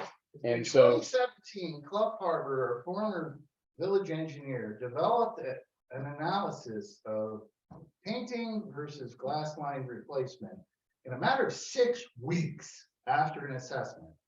So I'm really wondering why, just on a perfunctory basis, why hasn't that analysis been done and given to us to say, well, here's the reason why I'm recommending payment. I think Don explained it to you in his emails this week, did he I not? want to see documentation. Is he not meeting with us? He reached out to. I know, and I will Please. request a report when I meet with them. If it's not gonna have a report, I don't I like will being yelled decline at. to. I don't like being yelled at. Please, everyone, just like dial it down. This is like, well, this is. I actually suggested we meet as a board so that we can hear at one time from Don what he has to say, and then we can tell him as a board what we're feeling and what we'd like. And I think that would be productive, because we can do this one-on-one thing with Don one more round. We already did it once. I'm all right doing it again. We'll see where we end up, but it may come to a special meeting with Don to tell him exactly what we want. Metered water sales in 2021 were $953,967. What was? Metered water sales in 2021 were, or fiscal year 2021 to 20, fiscal year 2021 means 20 to 2021, okay? 20 to 21. Correct, were 953,967, call 954. In fiscal year 22, which is 21 to 22, they were $808,000. Why did it go down? Why they go down? Because by the time we were done with the new escalation cycle, most likely, first off, that affected things. COVID probably had some influence in there too. The infirmary, I think they still have an outstanding $40,000 tax bill somewhere that may not have gotten handled fully. But nonetheless, this idea that water revenue is going up or even flatlining may not be accurate right now. Yeah, I don't disagree, but until we have multiple data points, that too, we can't make that conclusion. Well, also just in writing where we can think about it and talk about it, not just at a meeting verbally. Yeah, I gotta tell you, Frank, I've worked with dozens and dozens of engineering firms. So have I. And I never experienced a firm that doesn't want to just simply give me a summary report that I can review and then have a discussion. Actually, my first meeting ever here, I told you about the conversation Don Rhodes and I had. And Don Rhodes said to me flat out, I do not do studies to sit on shelves. Because essentially he views that if he gives you a study that's just a study of data and information, it's going nowhere, collecting dust on the shelf, and you've just wasted $35,000 of the village's money in that approach. So he's a little bit more, let's say, communicative with the folks that he works with. And that's why he wants to Or interface with doesn't you. want to produce anything. No, he knows we're gonna use the report. If he produces a report on the water tower analysis, we will use it immediately. Seeing that the man did all the work with Corinth and got them into a good shape, I'm not gonna We need necessarily him to doubt do his the first approach. Job before he does any other work. I mean, it sort of Right, feels like right. he's looking for more Ultimately. work where he hasn't done the first thing. And frankly, if he wants to do sewer work, that's not in our scope of services currently. And such a dynamic and significant change in the scope of services, we owe it to the people to issue another RFP to combine both of those. Don't do that now. Let's just get the first thing done. Sewer rents receivable Well, were $180,000. At what point do we have to do this? Well, that's again, special meeting. Sewer rents receivable were $180,000 2 fiscal years ago and 170 last year. We need the numbers. I'm giving you the numbers, Liz. No, I'm not, we're not taking So we're- numbers verbally from you in a village meeting. We need them printed out over Yeah, time. just be So screw the prepared. village and what its needs Just are. I need to have a be piece of prepared paper to next say time, right? these numbers. Is that where we're going here? Really? That's how you make financial decisions with analysis. Really? Yes, I've just given you plenty of it. No, You're that's- sitting there, verbally. oh, I'm sorry. Please show us your report. No. Hey, come on. All right, so we're not willing or ready to. vote There's for your this sewer whole rate. thing. Reduction for the last 2 fiscal years. Would you in be willing to thousands. vote on a sewer increase? Yeah, tonight? I'm happy. And then to we vote can on the sewer revisit this in 2 Let's, weeks. let's vote Well, on this one and then. so propose let a me, motion. let me raise one other issue to you. The water or the Revenue Advisory Board decided back when all this was going on to directly tie water rates to sewer rates, if you remember correctly. No, they didn't. Yes, they did, because they're not exactly 50% of the water rates. No, Yes, we they are. decoupled the rates such that you can now increase the rate to either one, to both at 2.5%. The way it was before, it would be 2.5 times 3. They got coupled to 50% directly is what No, happened. there is no, they are separate schedules. Peter, what's your recollection on that? We decoupled all the rates. We did a separate schedule. Coupled or decoupled? Decoupled. You just said couple, that's why I'm asking. No, we decoupled. That was one of the problems. It was automatic. We raised the rates. You know, 'Cause on the we village, didn't need it to raise water automatically rates. raised the out of village 3 times. Most municipalities charge twice as much for outside users. I got some bad news for you. Because I don't believe the code captured it correctly. That's what the intent was. Well, the schedule, all the prices are on a That's not what I fee mean. schedule. That's not what I mean. Can we take this? No, for a second, if you indulge me.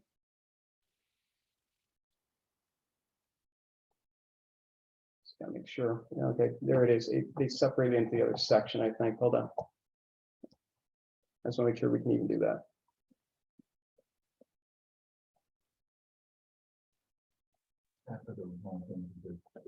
Well, this is one of the things we could figure out for 2 weeks from now. One sec. I'd be happy to table this motion for 2 weeks from now, if you can provide some information and documentation. You've got it all in front of you. You have the budget workshop information, you have the budget. No, the documentation of how you came up with 2.5%, the documentation from Don. Rhodes. I've explained to you how I got the He can put something 2.5%. to writing. He can do it, I know he can. I'm sorry. First off, you're so out of line in the way you're even addressing Don Rhodes. He was ready to fire us last week based on your email until I basically stepped in and said, Don, we need information. I'd love to hear what's going on on your end. Okay. Fire So, us? yes. No, we fired them. Well, no, they can fire us as clients. It works both ways. And so the tone, the approach was so highly irregular that if you do work with engineers all the time, I question you on that. I actually, there wasn't anything irregular. I would, please, by all means. if Sean you just have an asked him email, where read it out he loud. was in his work. No, it was progress. a lot bolder than that, but I asked, anything that he's gotten to in the last 7 months, it would be appreciated. It's perfectly professional. Yeah. Anyway, I think 3 of us would like to table this. you've got to make a motion to table. All right, make a motion to table this. Motion. Second. We'll take care of it when you're up here. All in favor? Uh, I will need a roll call. Trustee Cormall, Yes to the motion to table. trustee Raymond, Yes to the motion. Table. trustee Baskin, Yes to table. trustee Marleza. Okay. Mayor Rossi, No.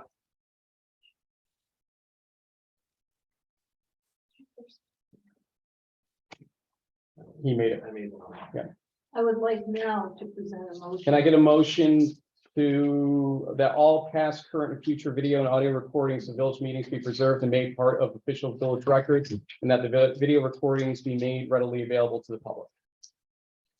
I'll make that. Trustee Raymond? Trustee Baskin, discussion, what the heck is this? From what I understand, we video every meeting, right? Which is a record of what happened. We know we video village board meetings, but so the way you've stated this, village meetings is not Well, just village board meetings. Plan is videoed as well. There's a number of committees that do video. So anyone that does, I think those records should become part of the permanent records of the village, just like everything else that we do. We can change it to available past meeting. I think that was one concern from folks about what that means if you're trying to retroactively fabricate something that can't be. No, well, it's gotta exist. Yeah. But I think, the state says that after 4 months, you can get rid of the video. And I think that is wrong. I think it should be preserved. How And long made is it part gonna of cost? It's digital. So hosts are cost. YouTube technically shouldn't be considered a permanent recording approach. It just wants you to remember that because YouTube could go defunct or your account could disappear tomorrow. Right. So Zoom, we increased the plan by $10 a month nominal, so we did it to get ourselves up to, I think, a gig or whatever it is, because every 5 days I was getting your recordings being deleted. Good thing they were all going to YouTube, obviously, but still, it costs a decent amount of money for a corporate account that is of the magnitude you're looking for in well, that it doesn't respect. have to be on a service. You can download it to a hard drive. Well, can you do the analysis for us for the next meeting of what the cost will be?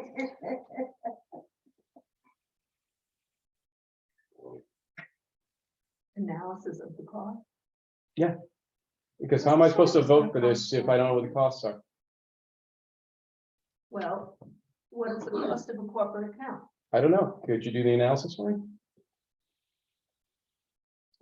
I can find out what the cost is. I just think that we should keep video recordings of meetings when they've been made. I think we all agree with that, just like we agreed on water and sewer rates. However, I'd like to see the analysis to know how much we're spending on this and what the mechanism would be.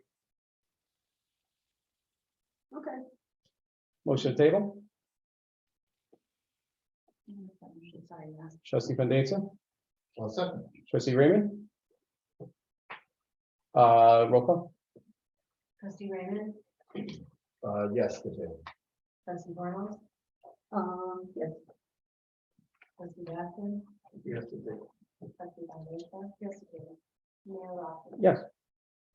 I would now like to present my motion as somewhat amended for this data. Liz, again, the argument wasn't for not getting you data. There were two things that happened, as I explained. I just want to remind you. One, you were asked to strip out name and address, and I think SBL was suggested by you as something probably not necessary, or by Carla, by a bidder or Bittner, I can't remember which. Two was an offer to help you get analysis that you're looking for to help all of us. And we weren't here, I wasn't at least saying no absolutely to data. I was saying, could we refine it in a way that it was a little smarter for everybody's sake here? But if you're gonna go this route, go this route.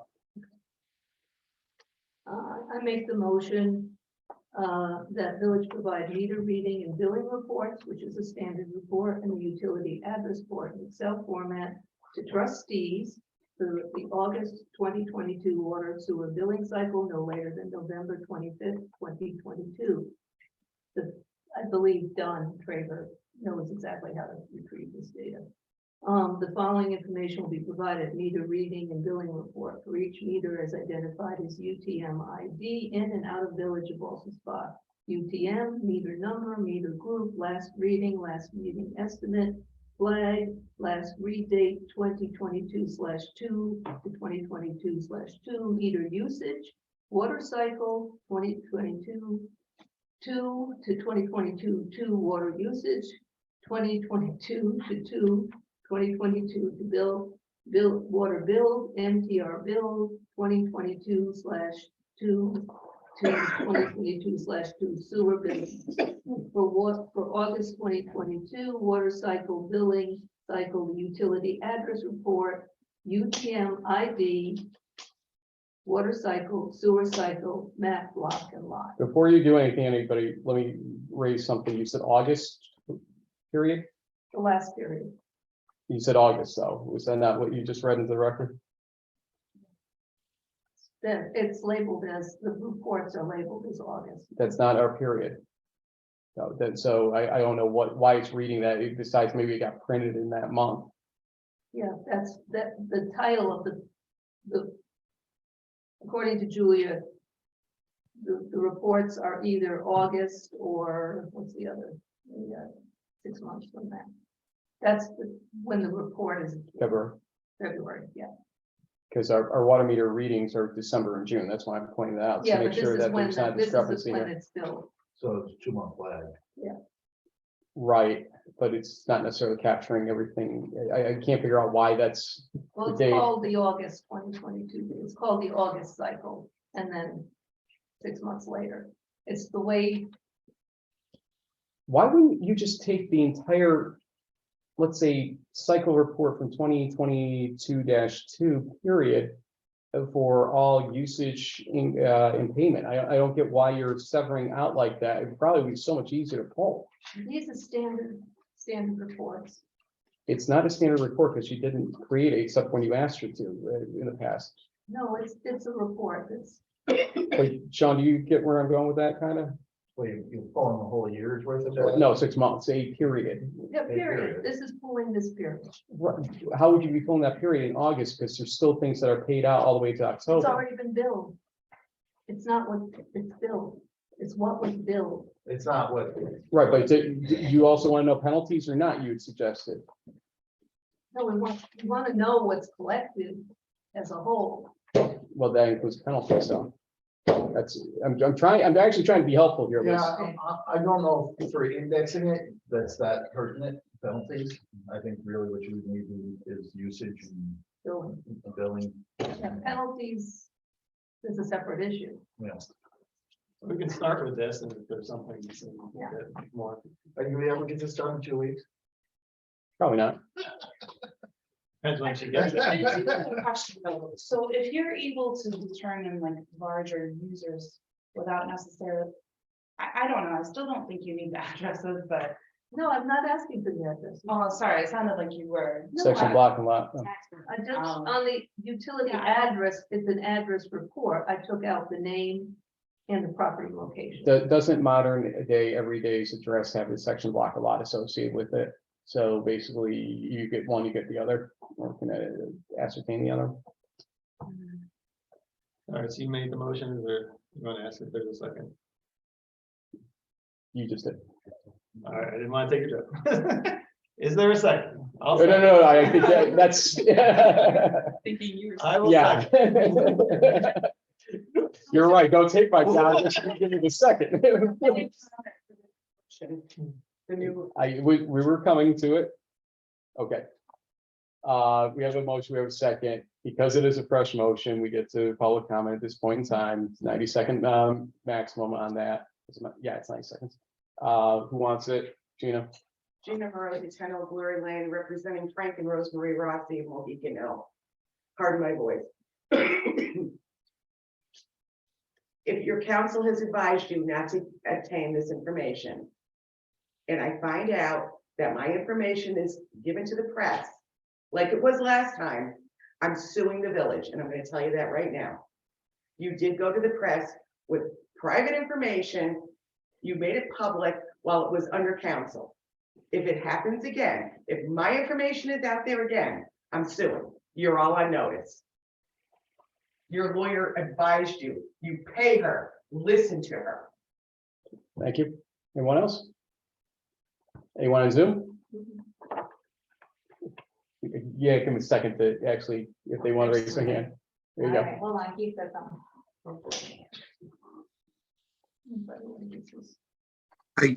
Keith Lewis, 38 East High Street. 90 seconds, okay? I'm sorry, 90 seconds, yes. I assume this is having to do with Mohegan Hills. And I should tell you, Gina, I FOIL requested those bills. And I think one of the elephants in the room hasn't been addressed. I think one of the elephants in the room that hasn't been addressed is the fact that Doubleday Woods, which is a non-for-profit, has 1 meter, whereas Mohegan Hills has multiple meters.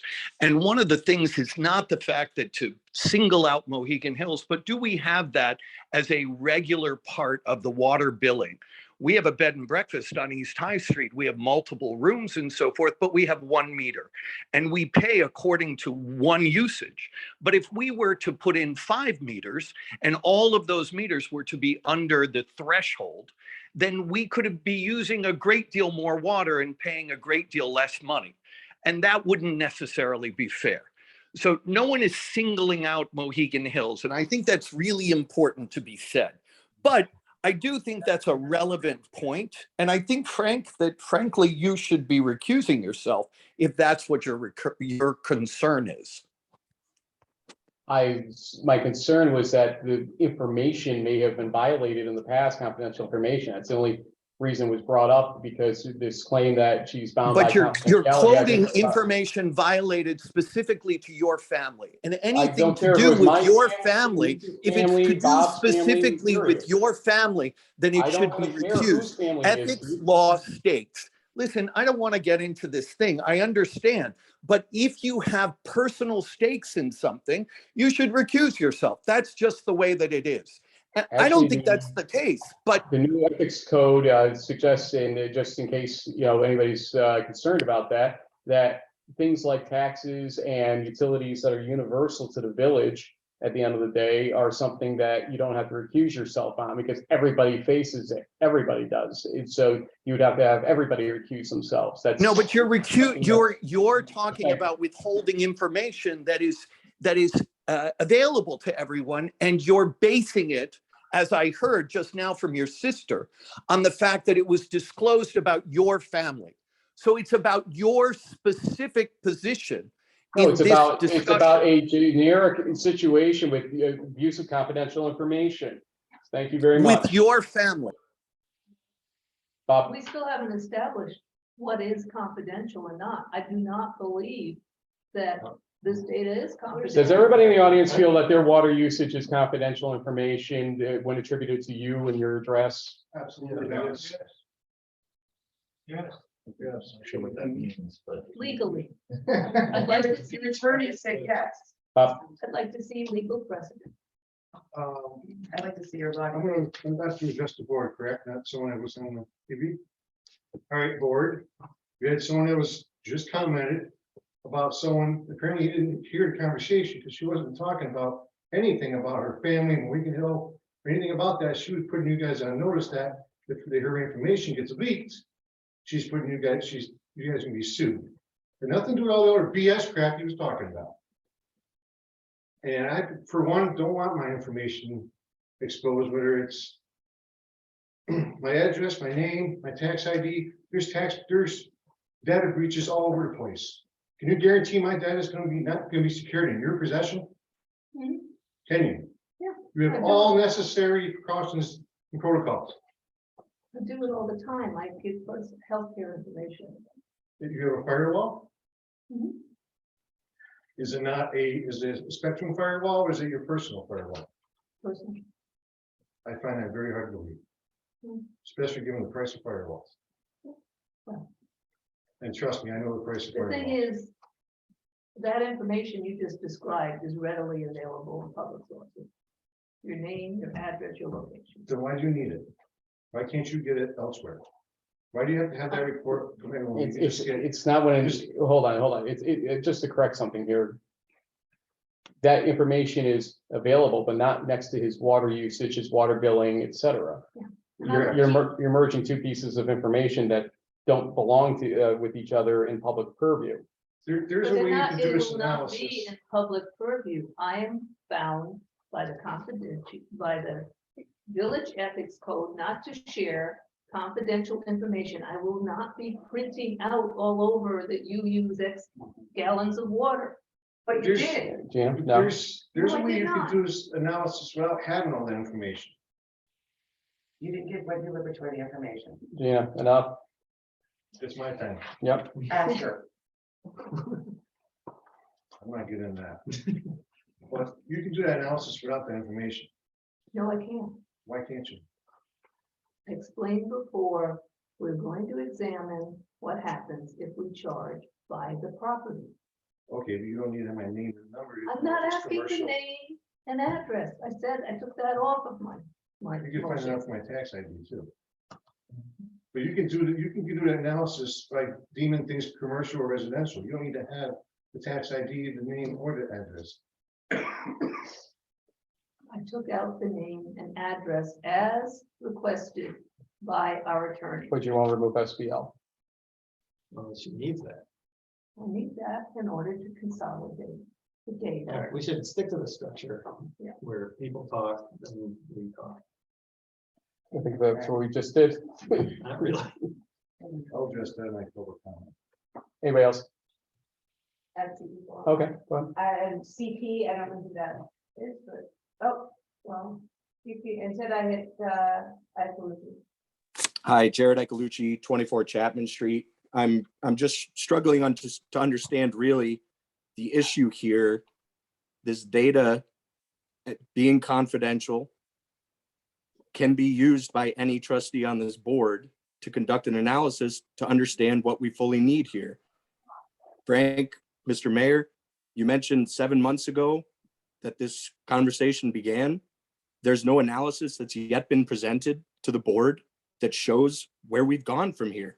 What I'm hearing are a number of trustees trying to get a better analysis through information and data, and under the guarantee of any public servant's role and responsibility to maintain the security and privacy of said confidential data. So I'm just really struggling to understand. It's been maybe 90 minutes in this meeting where this conversation has continued to just repeat itself. Please move forward, conduct the necessary studies so that we can get a better understanding of what's fully needed to bring our village into the future. Thank you. Jared, I'm doing just that, because as I said, we've got sewer and water problems, and we don't have funding for those problems. That's clear. But Liz, what were the last 2 times that report was generated? Are we for still in you? public comment? Are we still in public comment? Because Thank if we you. are, Thank you. I will be presiding for a minute. What were the last 2 times you got those reports from Julia, just out of curiosity? Thank you. We're in public comment, I'm not gonna comment. Liz, when were the last 2 times? I'm not gonna comment during public comment. Liz, when were the last 2 times? The first cycle of this year. So you have this information already that you can utilize. No, I can't, I have to see a full year. When was the last time? You said they happened twice? Hmm? You said you got this information twice. I did analysis in 2019 and 20. And you've got 2020, 1 or 2. I'd have to look exactly which files I have. This was not an issue at all in the Woolbright or in the Fitzpatrick administration. But just so, and thank you, Jared, for this reminder. I appreciate that. And the one thing is that I did the analysis and it was the decision of the revenue committee, specifically Pete Martin, as I remember, who said, we don't have enough data in order to modify the rates. We actually proposed modifying the rates at that time. And we all agreed that we needed to wait until the meters got fixed and collections were better before we looked at the rate. And here we are. You changed the rates. Yeah, we changed the structure of the rate. So No, the only thing we changed was You inverted the mirroring structure. the sewer rates to the water rates, where you use more, because at that point, the sewer rates went down as you used more sewer. Yeah, I believe the step rates were, under the Romano administration, I thought Bob Kavanaugh had done that analysis. He had taken all that data and done the analysis, and he was a trustee. And looked into creating that step rate for large concerns. he said that you don't need all that information if you're gonna, on him. So just as the guy that you're gonna point to is doing that, he said flat out, you don't need name, address, section, block, lot number, just so you know that. I have one more. Oh, yeah, I'm sorry. I'm gonna try it again. CP? Go ahead, CP. Are we still on the same topic? Yeah. Cool. So I just want to say that my I name is need name Kate. and address first, so. I know, well, that's part of my point. My name is Caitlin Parwana and I live at 86 South Street. And everyone who ever speaks at any of these meetings is willingly, pardon me, I have a child talking to me. Give me just a second, okay? Can you go in the other room? I was talking to you by text too. I saw him typing away over there. Nope, sorry, got little kids here. So I understand that people are uncomfortable with their information being shared. But every time we enter one of these meetings, we are obviously giving our name and our personal address, which is, fine. By state law, but also I am a female who has grown up in a world where we are taught to be afraid of literally everything. And it's just kind of a weird deal that makes me a little uncomfortable, but it's fine. We're in the Village of Friends, so it's a safe place here. I would like to believe. I don't lock my doors, don't know about y'all. But anyway, I know that people are uncomfortable with the sharing of sold out no information. household. I hate to tell you, Caitlin. Sorry, it's okay. We, if there's a dog, he'll tell us, it's fine. Anyway, I understand people are uncomfortable with sharing information, but as far as data that is important to water collection and making information available to everyone so that we can come up with the best way of doing something. I think it's positive and shouldn't make people scared. Make sense? Honestly, no, because despite Keith telling me the number of people he talked to, I've talked to a good number of people, and I have a number of people in this audience who actually are concerned about the misuse and abuse of that information. So as much as I'd like Okay, to I agree with you- respect that and I understand that. I'm just not sure why the water use data is a concern to people. Like, I like to take a long shower. That's cool. You know, I water my garden. I do a lot of things. And maybe I'm irresponsible with my water use, but I'm not thinking that's a huge deal as far as people knowing what I'm doing with it. Personally. Because the amount. There's a that- lot of things about. No, it's not. Where? You can boil. Yeah, Caitlin, sorry. I thought you were done for a second there and then resume what you had a right to do. No, I'm sorry, it's fine. You sure? I'm good. Thank you. Roll call. Trustee Raymond? Trustee Raymond?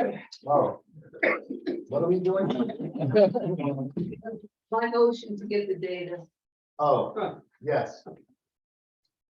Trustee Foremost? Yes. I'm tired. Can't think of anybody's name.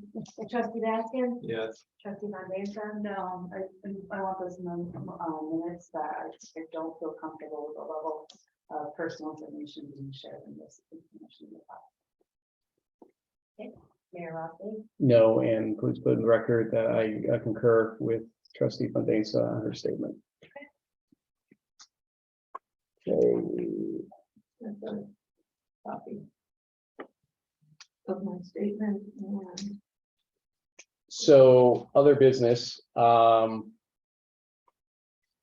on a second.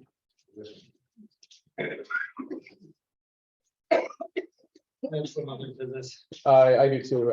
There was a request for a menorah, a large menorah to be placed with the holiday tree by Monique Cohen today, and appreciated that idea. And Mark Black of ASCC had volunteered to make that happen essentially. And so since it is putting something on public land, I would feel comfortable with doing a motion and second related to that. If that's okay with everybody? Yeah, in real time, I'll ask that question. Is there a cost? No, I mean, minimal, it'll be fine. Okay, thank you for that. Yeah. Right? We do need DPW staff to move it, of course.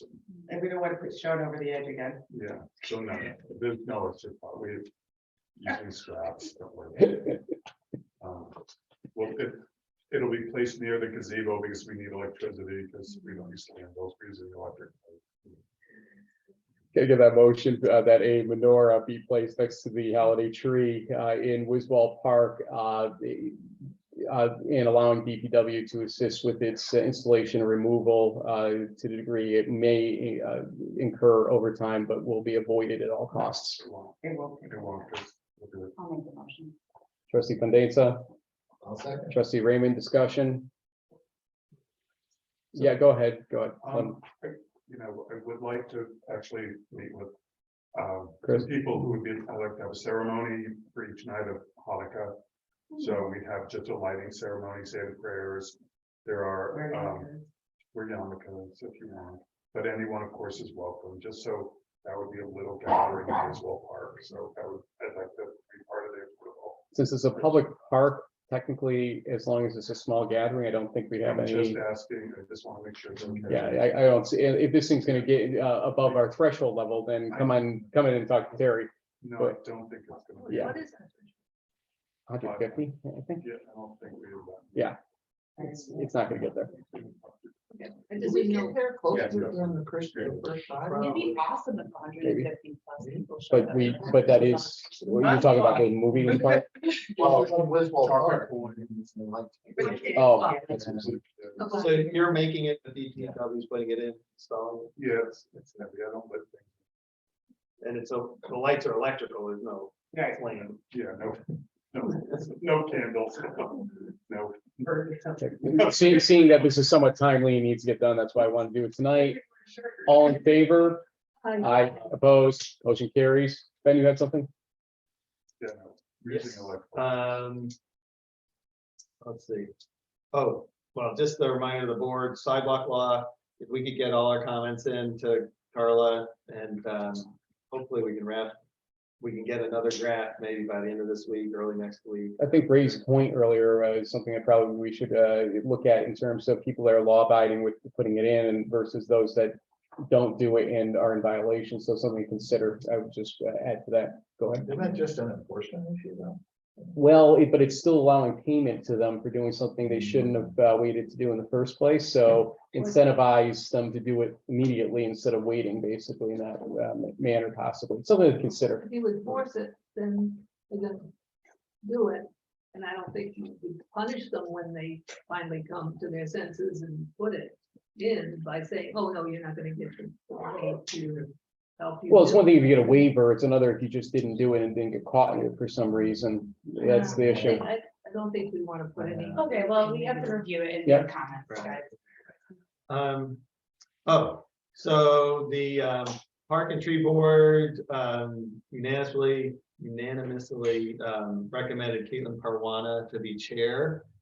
Is that something that? I finally got email back because Mike Tower and I were playing phone tag and email tag at a certain point. And he gave me his thoughts. Generally, I also want to talk to current members because generally, and you'll see this from the change in the charge, basically my philosophy, and I think this is true for all past mayors, is when, especially if chairperson steps down, you go to them to ask them what the next, course should be, as long as they left on their own volition. And so I did that, and it was just I talked to other members before I move ahead with that. So I heard what you said. I'm not against it. I'm not trying to avoid it. I just need to finish tying the loop, which Ray, I'm probably going to need to talk to you, to be honest with you, to put you on the spot later. So. All right, so hopefully we can get that done Yep. for 2 weeks from now. Yep. The committee was polled and everyone's great, and she's actually doing the job, which is very I get it. appreciated. That she just. So hopefully we can get that done. I also need to find a new member too, technically. So, Yeah. Yep. So that's the other part of this. The other thing, I'm gonna send you guys an updated draft of this committee interest sheet. I sent it to you like, I don't know, 3 weeks ago or something. I got some comments back, but so I've revised it. I'm gonna send it out to you by tomorrow. It would be good if we could wrap that up for next meeting too. So I'll send it to you soon. The Labella ramp motion from last 2 weeks. Have you talked to them? I got a proposal today for $12,700. And that's why I didn't want to bring it up. I wanted to actually question what the hell happened there, because that's ridiculous. Did you send them the? Something went wrong. Yes, and then Jeff talked to him, and I got a bad feeling about what was happening with what we thought it was and what was getting transmitted. So I said to Joe myself, and then had Jeff make sure he said to Joe, this is only for design and perm 36 for this whole thing. And literally, I'll read. You sent them the application itself? Literally got it just before a meeting today. This thing, they know what the application is. That's not the concern here. Joe, where are you? Give it to LaVerge. What? Oh, it's not like 4,000 or something. Yeah. We didn't know. I didn't know. It's pro forma. It's very. Oh, it came from Ben Wolf. That's why I couldn't find it. Yeah. Literally copying the nice stuff specs on the set of plan. So phase number one, right of way and topographic survey. Oh, no. Yeah, $5,700. Phase two, curb ramp and sidewalk design, $2,000. Phase three, permitting and construction inspection, $5,000. Let's Yeah, go we for don't the need them middle to do one. CI. I don't think Yeah. they're willing to necessarily do, or if DOT will accept just the middle, but there's got to be something in between. And so let's wait for a meeting while I try to play, let's make a deal on this one, because something's just wrong. Yeah, Jeff can do the CI, and then, yeah, we basically need them to design and fill out all the I know. pertinent parts of the permit. That's it. Like, I saw that at 4 o'clock today. I'm like, this is just the best way to end my Monday right there. Do we need to do the first part of what you said? I don't think so, because technically it's a state route, so we should know the right of way, correct? It shouldn't. Yeah, well, yeah, you Yeah, can they got pull the up a maps set of already. plans for the On the highway. banks, right? Yeah. Yeah, If the sidewalk's on the right of way in the state highway, I don't know where it would be. and for a topographic survey, yeah, if you want to put it on a plan sheet, but you can do one where it's more or less, you overlay it and say, this is what I want according to DOT specs. Okay, so we're in the same Yeah. mindset here. Yeah. Would it be Something's helpful wrong. if Sean called with you, Frank, or? Or you don't want I to? need to 'cause- Yeah. I think I know what to say here, and it's some combination, what you said, Liz, which is door number 2 is probably the thing that's, completely necessary. Doors number 1 and 3, probably not as much as they're saying, and Jeff needs to do some of the CI himself. So, I thought this was a $5,000 maximum project, and I still think that even after this. So, yeah. Thanks for working on it. No problem, and like I said, part of the problem with Labella I've noticed over time is that they do focus. Joe kind of takes in everything, and he doesn't necessarily finish one thing, and I need him to get water letters finalized, because that's the problem we've been having a lot, getting our water letters lined up right. Now he can do this. Yeah, so last week when I got that from him, I was like, here's up next, and we talked. Are we gonna be assigned somebody else, or is he? He's he's got a team he works with, but I think he sort of embraces certain aspects of it more than others and doesn't go out necessarily all the time either. Yeah, So it's kind of the point of contact. Yeah. So. I like the guy, don't get me wrong, he's a nice Oh. guy, but it's just something was amiss here. I had a feeling this could happen from everything I was seeing correspondence wise. My guess is this got handed off and there wasn't a lot of. The telephone game. And then it's the soup to nuts Yep. version, so, yeah. I think we can continue this over now, right, guys?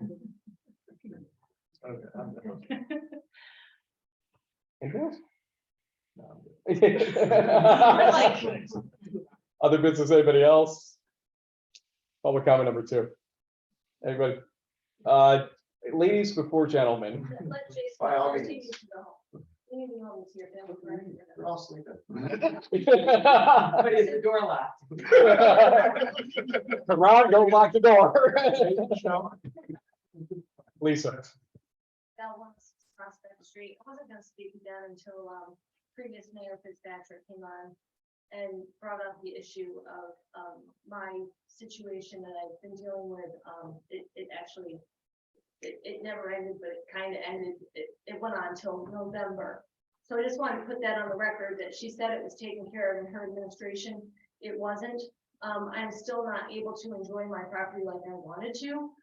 Because we do, and she did make a comment that kind of bothered me, in the essence of, the attorney said that she's never seen another municipality have this. Well, that doesn't matter. We have it. It's in our code. There's obviously a reason it was created, because there must have been some sort of nuisance in the past that it was necessary, and it's there. And it is something that should be enforced, but it's not, like everything else. Bob Bush came with a question that somebody came, we still don't have an answer to that question. Whoever, what do we do? I personally will never even bother calling code enforcement for anything, because it caused me more of a headache, more money, more anguish than any resident should feel, any municipality. Village of Friends, you guys weren't my friends. The mayor tried to help me. Christine tried to help me. But there's no follow through, and there's no, because there truly is no way to enforce these, because we don't have proper code enforcement in this village.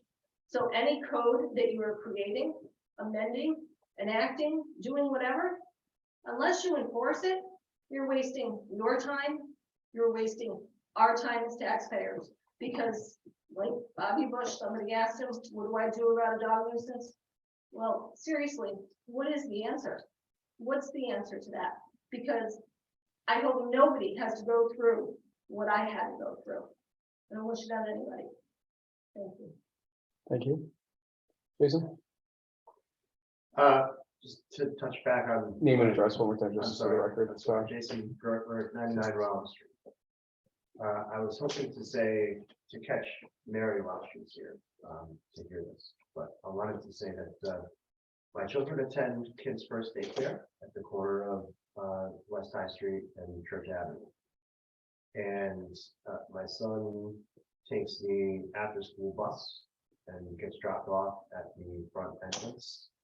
And with the addition of the turn lane coming from West High Street onto Church Avenue, that situation is a little tense in little areas sometimes. It has been a complaint of the director of the daycare.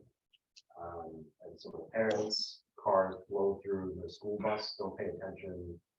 So I just wanted to say thank you to the village for providing some assistance and having some police presence at that intersection during the times of pickup in the morning, drop off in the afternoon, just having a car in Cunningham's parking lot or, you know, something along those lines just slows people down and makes people aware of what's going on. So thank you for providing that coverage. And to touch on the open meetings laws about recording village meetings, I believe that only open meetings with elected officials should be what needs to be recorded. As far as things like the comprehensive steering committee, it's a committee, there's no elected officials. I don't even know that it's open to Zoom calls for convenience purposes. It's not technically an open meeting by village officials. So I don't believe that that needs to be captured and recorded and put on there. About Kids First, and I think I brought it up a while back, but I'll reiterate it. When brought to my attention, I talked to, it was Mary, who's the director, I think. It was interesting because I went out to the connection we had with the ramping for, or the crosswalk for Church Avenue, and I said, we got this complaint, and so their question was the same thing I asked at the end of the day, which is, why aren't the school buses turning onto the driveway in this situation? If, you know, when it's kids that need extra time and attention and keeping that bus out there in a very, very busy intersection, there probably is the need for the exception. And they asked the same question. Now I get the school district probably not want to be on quote unquote private property, but we'll be meeting with Reverend Roy about other things on Wednesday. And I'm going to bring it back up to him to see if we can't mutually reach out and try to get something handled in that manner, at least for if there are smaller buses that this is involving, instead of the long buses that can't get around the corner easily. Those kids are, they're included in the route for the area. It's not a specific bus to go directly. She said there was one long, one not, in terms of bus size, so I'm not sure. So I don't know, but either way, I'm glad that, and I had talked to Chief Bush about this back when, so I'm glad to hear that everybody followed up on this. But I don't think it solves the permanent problem of people blowing by buses because they get impatient. It was happening today. They're going down one-way streets. Folks were, because of impatience around that intersection accident, and that's a danger and disaster waiting to happen to compound. Like I said, people are not afraid of consequences. No. So, thank you though for raising that again and letting me know that at least something's being done over there about it by our officials. So please, anybody else? Bob? Bob, you go first. Bob Bush, 71 Church Ave.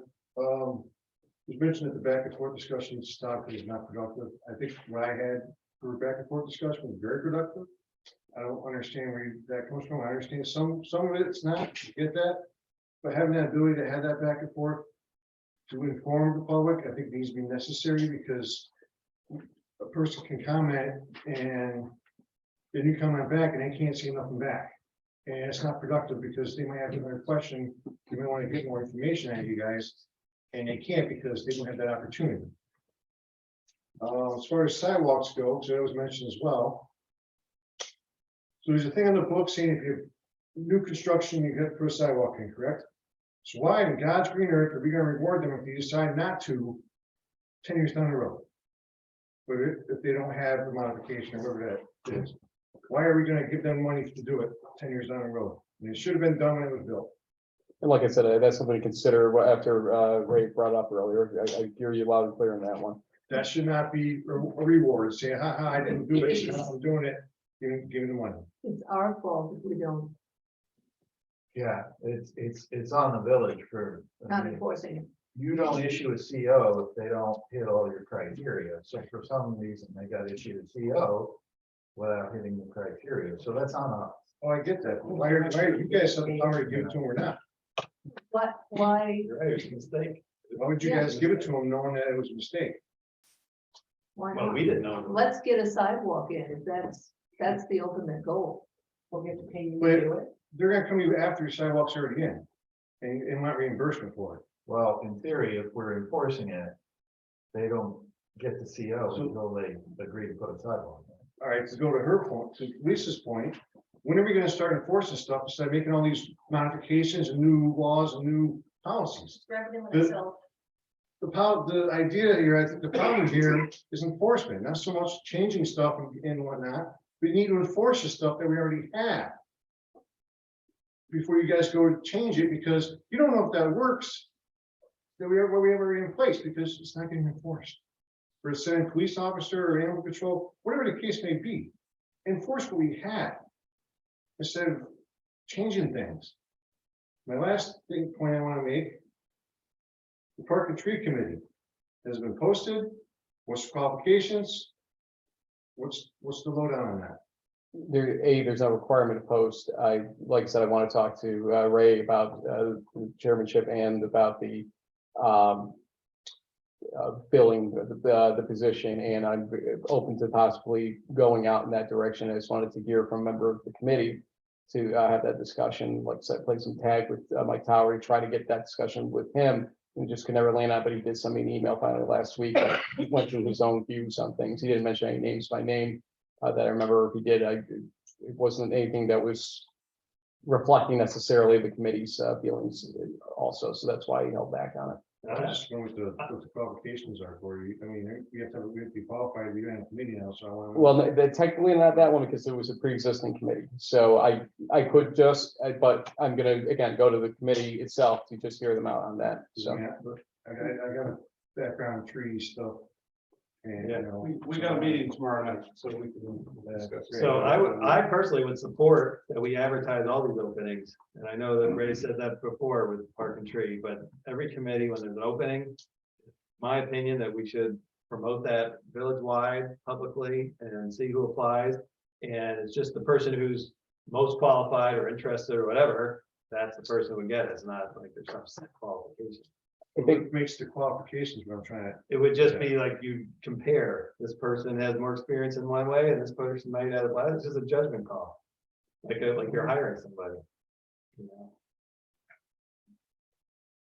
I've got more. I don't know, give it to myself. Right. Okay, you called on me earlier to, Name and address. 16 Middlebrook Avenue, I haven't. That Middlebrook? Middlebrook. Thank you. Okay, Ray Otten. Is that one word or 2 words? Two.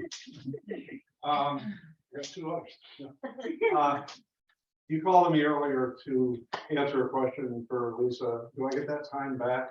Just go. Okay. All right.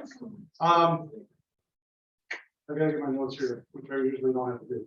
Tomorrow night, I will be at the Park and Tree Committee meeting, and I'm going to address a couple things with them. One is concerning the survey that we're going to be putting out. It's a lot of information for Wiswall Park, but we have 3 other parks in this village And I would like to see that information also included in the survey. We're sending it out once. Let's get information on all the parks, what people are looking for, what they want, what their vision is, all that. It shouldn't just be whiz wall is, you don't have to shake your head, you don't have to go, No, all right? No, you did. No, I didn't. All right. I'm glad we're keeping these tapes. So I want to include the 3 parks that we don't include in anything. And you know where those parks are, Ben, you're our liaison. Where are those parks again? Right, the reason we didn't include those parks is because Wiswall is the one where there's planning going on to change it, where the others, there's no planning going on. That's the rationale. Okay. So you can talk about That's that cool. tomorrow, right? All right, I'll talk about that tomorrow. All right, because there is no rationale, there is no planning going on. I am proposing two advisory groups. One would be the Kelly Recreation and Park Improvement Squad. And they can join that to contact me through Facebook. And I just want to explore ideas because I've spent some time down in Kelly Park talking to the people that are using that park. They have a lot of great ideas, but I'm putting it out to everybody so that everybody can hear it. I've been putting it out. I'll put it out on my Facebook page. It's the Kelly Recreation and Park Improvement Squad. I'm also going to look down the road for the Colonial Hills Area Recreational Organization. I want to survey the people around Colonial Hills to see what they're looking for in their area. I think those are important things. Hey, I'm retired now. I got some time. And this is where my passion is. My passion right now is Kelly Park. There's so much potential in that park. And this guy here is going to be on the committee. I know he is. Maybe her. If I can get them. I'm gonna be crassy. She could be that too. It's a squad. That's right. Just remember, it's pickleball and half-court basketball, everything else is. That's cool. Also, you should reach out to the Friends of the Caterers. I've already talked to some of them. Okay, and they're very excited about it because finally something's going to get done with that park. It gets wet in the spring and then rains. All right. The other thing is, I was in retail for about 30 years, 35 years. I ran multi big company stores, and I was the manager. Everything came down on my shoulders. You probably would have been fired for the way you act at a store meeting, at a company meeting. You guys work for us, all of you. All right, I'm the customer. You're the one that's supposed to be in charge, Frank. All right, of these people. If these guys, what do you mean it's not true? Sorry, shouldn't have said anything. Sorry, go ahead, continue. All right, but do you work for us, Ben? Do you work for the? I'm not doing it back and forth. All I right, apologize. because you don't Go wanna- ahead, go ahead. It's not politicking at You all. finish your 3 minutes, right? It's not politicking at all. You guys work for us. And if you had ever treated me as a store manager that way, your butt would have been out the door in a minute. You're not doing your jobs. Liz, do a water study, whatever it is you want to do. You do it. Mr. Raymond, do the sewer study. That's your job. You have the information to him in the next 2 weeks. He doesn't bring it to you. You bring it to him. Then, whatever it is you do, do it. Get the information back to him. All right? You keep doing what you're doing because you would be the last one gone. Because you're actually doing your job. You're getting information, making good input, and you can stay with the emergency services or the library, whatever it is you want, okay? You're just not doing your jobs, guys. It's all about. I gotta Let's do mine get in three say of 20 us. seconds, just so you know, okay? 20 seconds? Yeah. No, that's good. I thought I was already, oh. No, the back and Okay. forth, I didn't do, yeah, go, I'll do it. Thank you. thank you. So upset. Anyone else in the room? You got one at the end. Yeah, just asking for the room first. I'll go after that person. Okay, I got their hand up. reserving your rights, I didn't get you. Christine? Go ahead, Christine. Christine Fitzpatrick, 31 Chapman Street. I congratulate, I'm very happy to hear that we're going to make some decisions on water and sewer based on data and based on estimates that we actually see in print. I know that we can look forward to actually seeing something in writing about these proposals. I also want to say that one of the things that there were a lot of numbers thrown around and a lot of statements made several times by the mayor saying that he's done the financial analysis, but the public never saw it. And I still, one of the very bottom line things is I still don't know, and a couple of people have asked, and please don't comment, that what 2.5% is actually going to bring us in terms of revenue.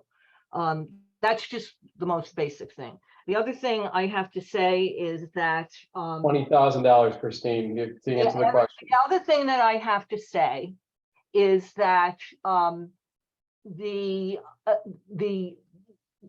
meeting that you had in November, okay, the first meeting you had in November was 2.5 hours. We are now close to 4 hours. This is the first November 4 meeting. hours, we are close to 4 hours, okay? And I have an hour, 1 minute and 28 seconds left. And one of the reasons I think we are going to 4 hours is because, talk about enforcement. Bob Bush mentioned this, Lisa mentions this. You need to enforce your rules of procedure. All of this back and forth, this commenting, I mean, Ben's tried to, rein it in terms of commenting during public comment.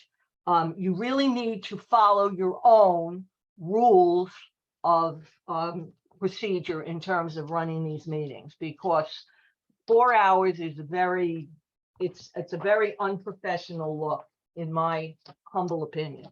Thank you. And I still have 44 seconds left.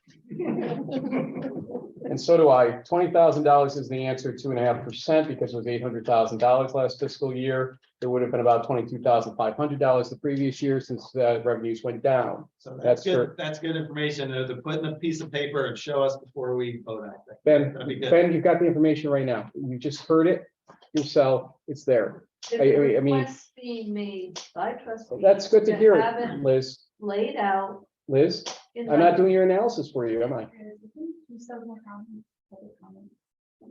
Okay.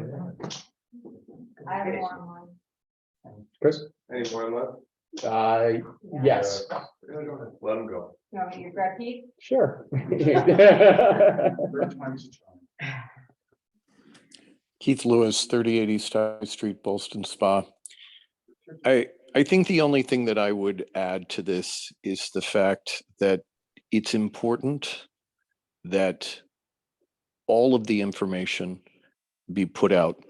And one of the things that happened during the water discussion, Frank, is that you spoke for 90 minutes and kept coming back to your points and not allowing everyone else to be able to bring their points forward without using it like I think you probably referee your football games, which is looking at people as opposition instead of team members. This board is a board of 5. You all have unique skills. You all have the ability to evaluate information in different ways. You may be able to come up with different conclusions, but you all have the same basic desire, I believe, which is to do better for the village. But in order for that to happen, you need to allow all of the voices to be heard and not shot down, and not look at it like it's a football game where you're running the ball against an opposition. And at every turn that anyone says anything, you decide that you're going to take it and you're going to run it against them. So I think there needs to be a shift. And tonight, I think that it was clear that the people want what's best for the residents, which is looking at things critically and coming up with decisions that are based on real data, and not feelings. And I get the fact that we need to make these hard decisions of raising rates, but we also should look at the way that we raise them across the board so that it may be more fair for everyone. Thanks. So the previous caller or Zoomer said I need to impose the rules much more rigidly. The last one said I need to basically be less strict like a referee. I don't know what the hell I'm supposed to do anymore around here besides run the meeting how I feel I need to run the meeting, I guess. Go ahead with one more. Christine, put your hand back up. I'm wondering if I cut her off too soon. You know, 44 seconds. 44 seconds. We'll give it to her. Christine, did you want the 44 seconds? I think my point was, Frank, when you now are giving me the information about it's $20,000, my entire point was that that's the information that should have come forward in the original discussion. And It it was did. withheld for some reason. No, it was not, Christine. That was, It well, was and brought up during the now, discussion. and this is Thank you very much, 4 Christine. seconds, Frank. And once again, you're. I didn't have to let you speak again, Christine. Thank you. If she didn't- Chris, if she didn't have all her time. Chris. Rules of procedure. Chris Dubuque, 6 Galen. Again, I'm not gonna take too much of your time, it is late. I like the back and forth, quite honestly. I go to a lot of board meetings and most of the time your voices go unheard. And again, I think most people say you work for us. That's just the reality. We put you in that seat, you get our taxpayer dollars, even if it's a smidgen, you work for us. You know, I'm coming straight from work. I work for you. I work for the state. You pay me. Okay, I work for you. I listen to you. That's just what it is. But I also come up with my own numbers. If I'm ever asked, what's the labor market look like right now? I don't rely on one person to tell me what it is. I look into that information myself, and then I bring it. This is what I'm looking at. What are you seeing? Are you seeing the same thing? What can we do to make this better?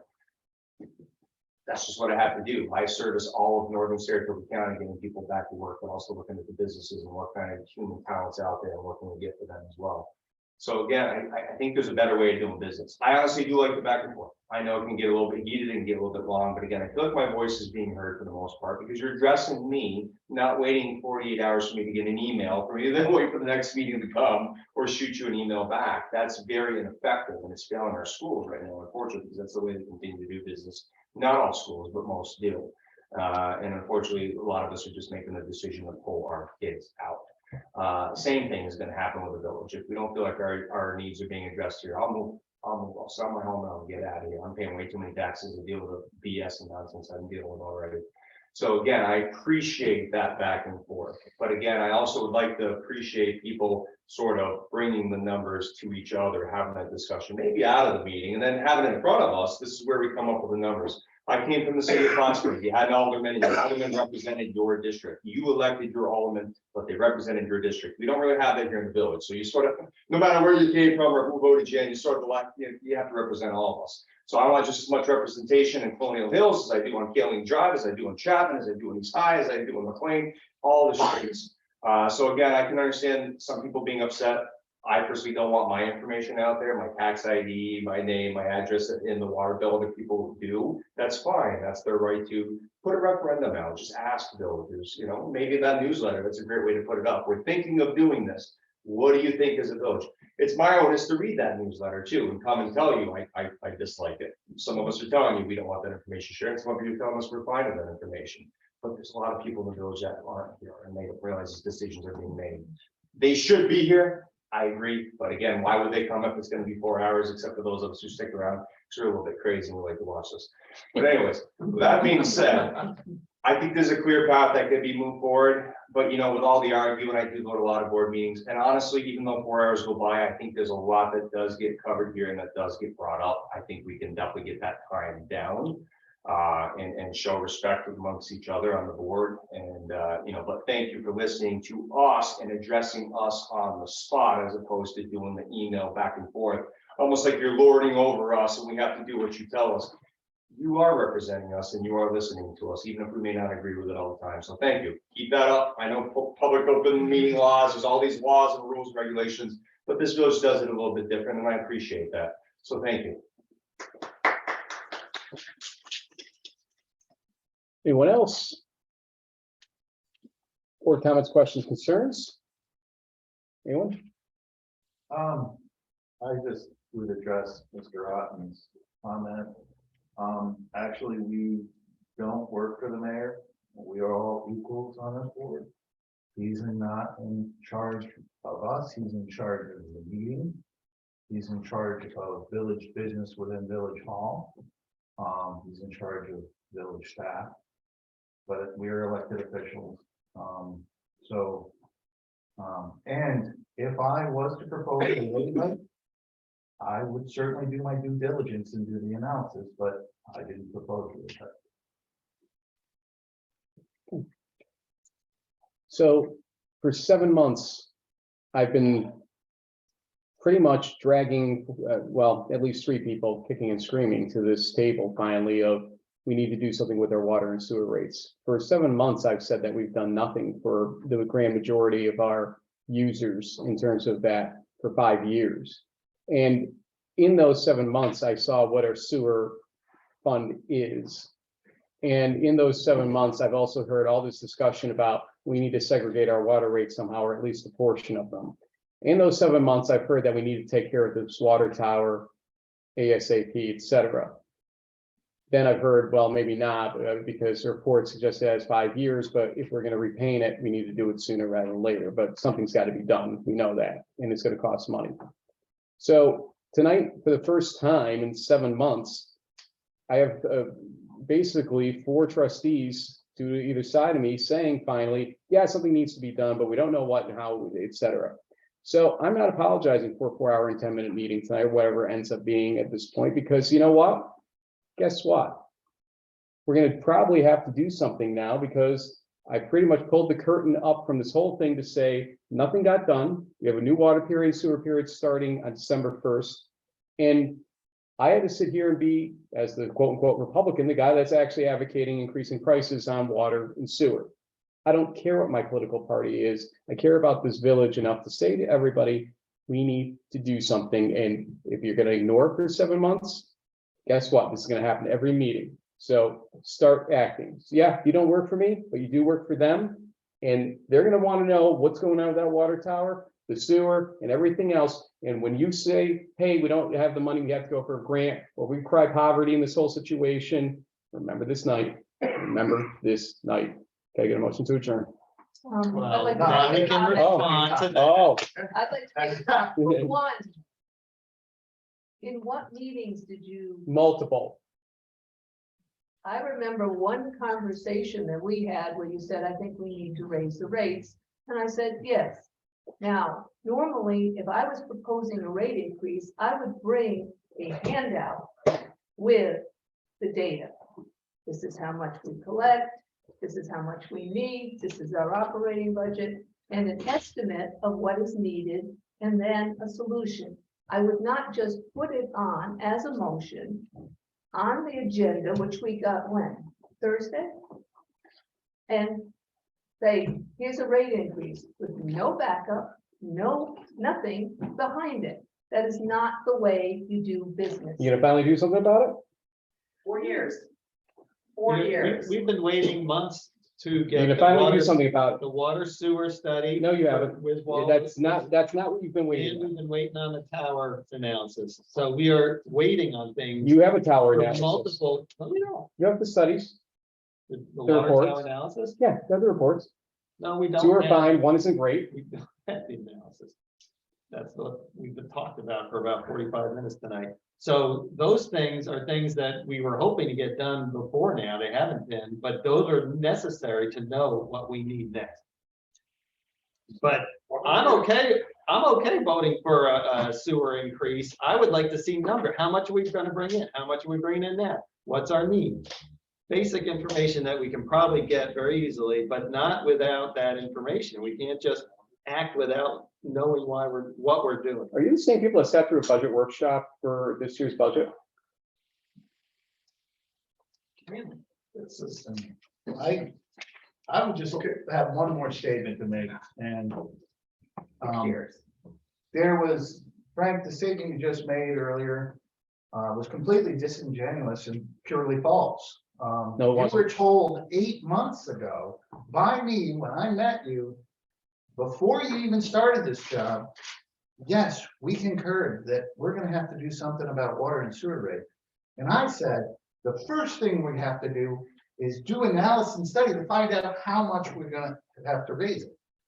Nothing happened. $50 million over 20 to 30 years means 25% match in most cases. That's $12.5 million, Sean. This has all been given to us by Don. Whether or not you agree that sewer should have been part of it, it's a pretty good analysis at the end of the day. Everything in our inventory that might need to get replaced based on useful life on it. So $12.5 million that we don't have. And so at some point, do you start increasing rates and pushing some of it into a capital fund, as you keep talking about, Liz, so that you start building up those funds and have the matches as you need them and everything else? Because you can't live on USDA alone, we know that. And you can't live on grants alone because there's matches. And so, yes, we actually have an assessment of what the costs are over a grand period of time. And we've got to start somewhere, and that's the point here. This was not disingenuous. This was basically finally getting you off your duffs to do something. Oh my God, I told you 8 months ago about this and you did nothing. And what have you done? What have you done? What have you done?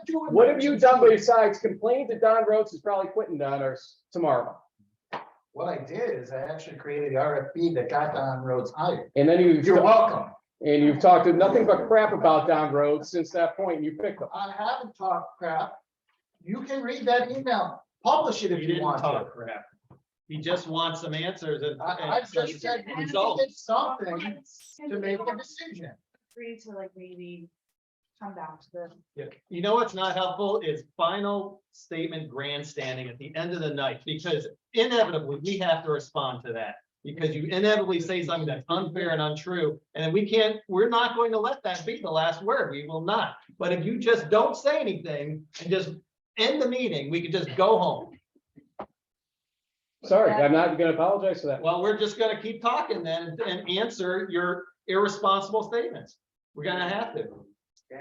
You guys having the final word is just as good?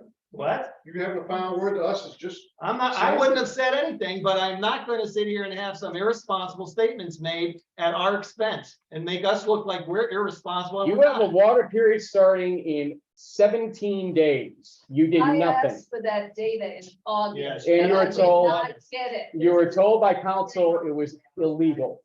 No, I was not told by council. Oh, really? She didn't say it was illegal. Public Officers Law 89, she didn't raise? She raised it. But in August, she did not raise that issue. Yes, she did.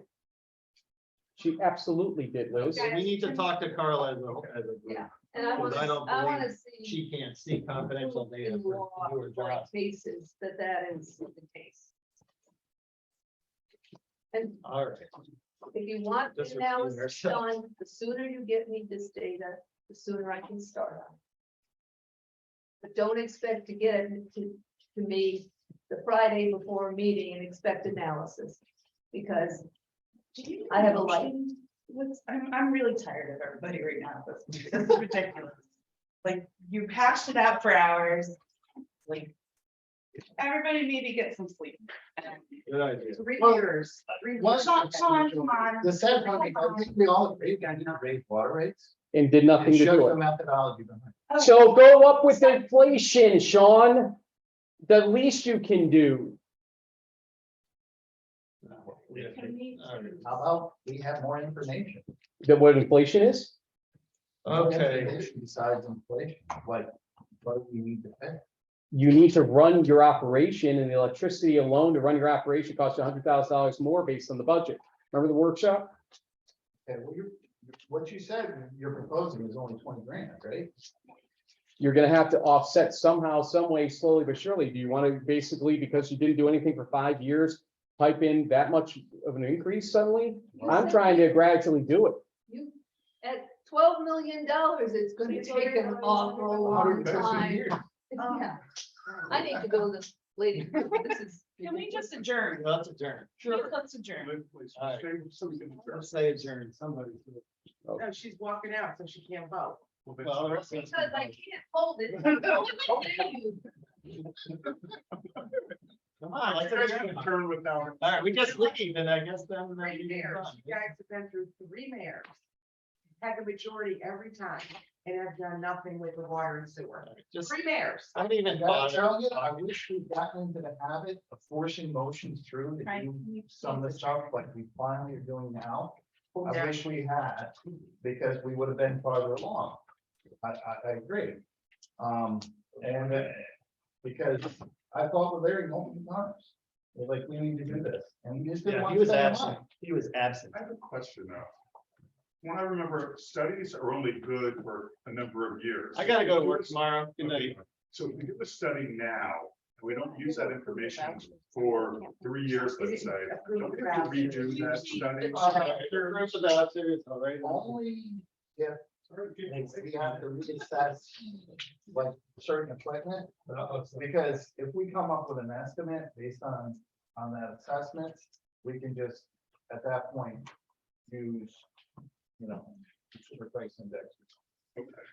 But we have to know how much is it gonna be and how long can we finance it? Or how are we gonna pay for it and how long over a period of time? So the information never goes out of date, it never becomes. Well, no, I mean, if 10 years go by, you want to update it because things might change drastically. Or even 5, depending on certain parties. Okay, so I just have a question. So realistically, when are we gonna be able to address like the major sewer issues within the next 5 years? We should be able to if we get moving on it, yeah. $12 million or 30, $50 million. Well, first of all, we have to know what issue we have, right? Right. But you got issues. We You don't- know you We have have issues, but we don't know the extent and scope. Right. And we don't know if it's a repair or replacement. There's way too many variables at this point to even make an estimate. No, I understand. But once we figure it out, we're gonna zock you for all your work all at once. That's what I mean. This is how many times we're gonna go through that. So, I don't know. Once we get the study done, then no more turns. how much are the studies again? What? How much are the studies again? I don't know off the top of my head. Guesstimate. Probably gonna be a couple $100,000. I don't know. Yes. Sean, your comment that I agree with you 100%. You are all equal on this board, which means you're also equally responsible to get this information, not just leave it on him and say, you need to give me the information. If you're gonna have it one way, you gotta have a vote. Ray, I wish I was retired too, but unfortunately I work a full-time job, plus this. But it has nothing to do with it, sir. I earned my retirement. That's why we contract out engineering services to do that work. Yeah, but I'm the just mayor asking. traditionally at least handles the consultants. Oh, traditionally, but you're all equal. So. Yeah, what Well, are he you? signs the You guys- contract. He signs the contract.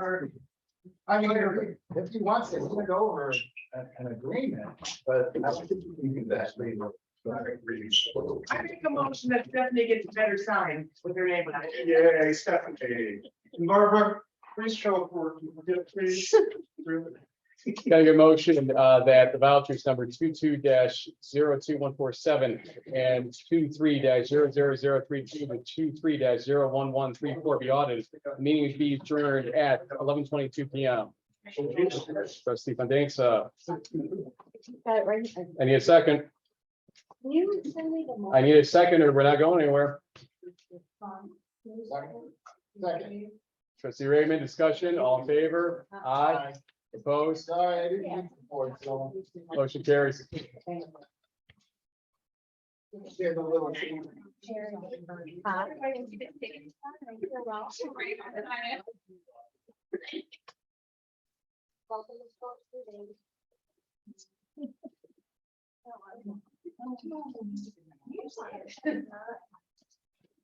Usually don't start until morning.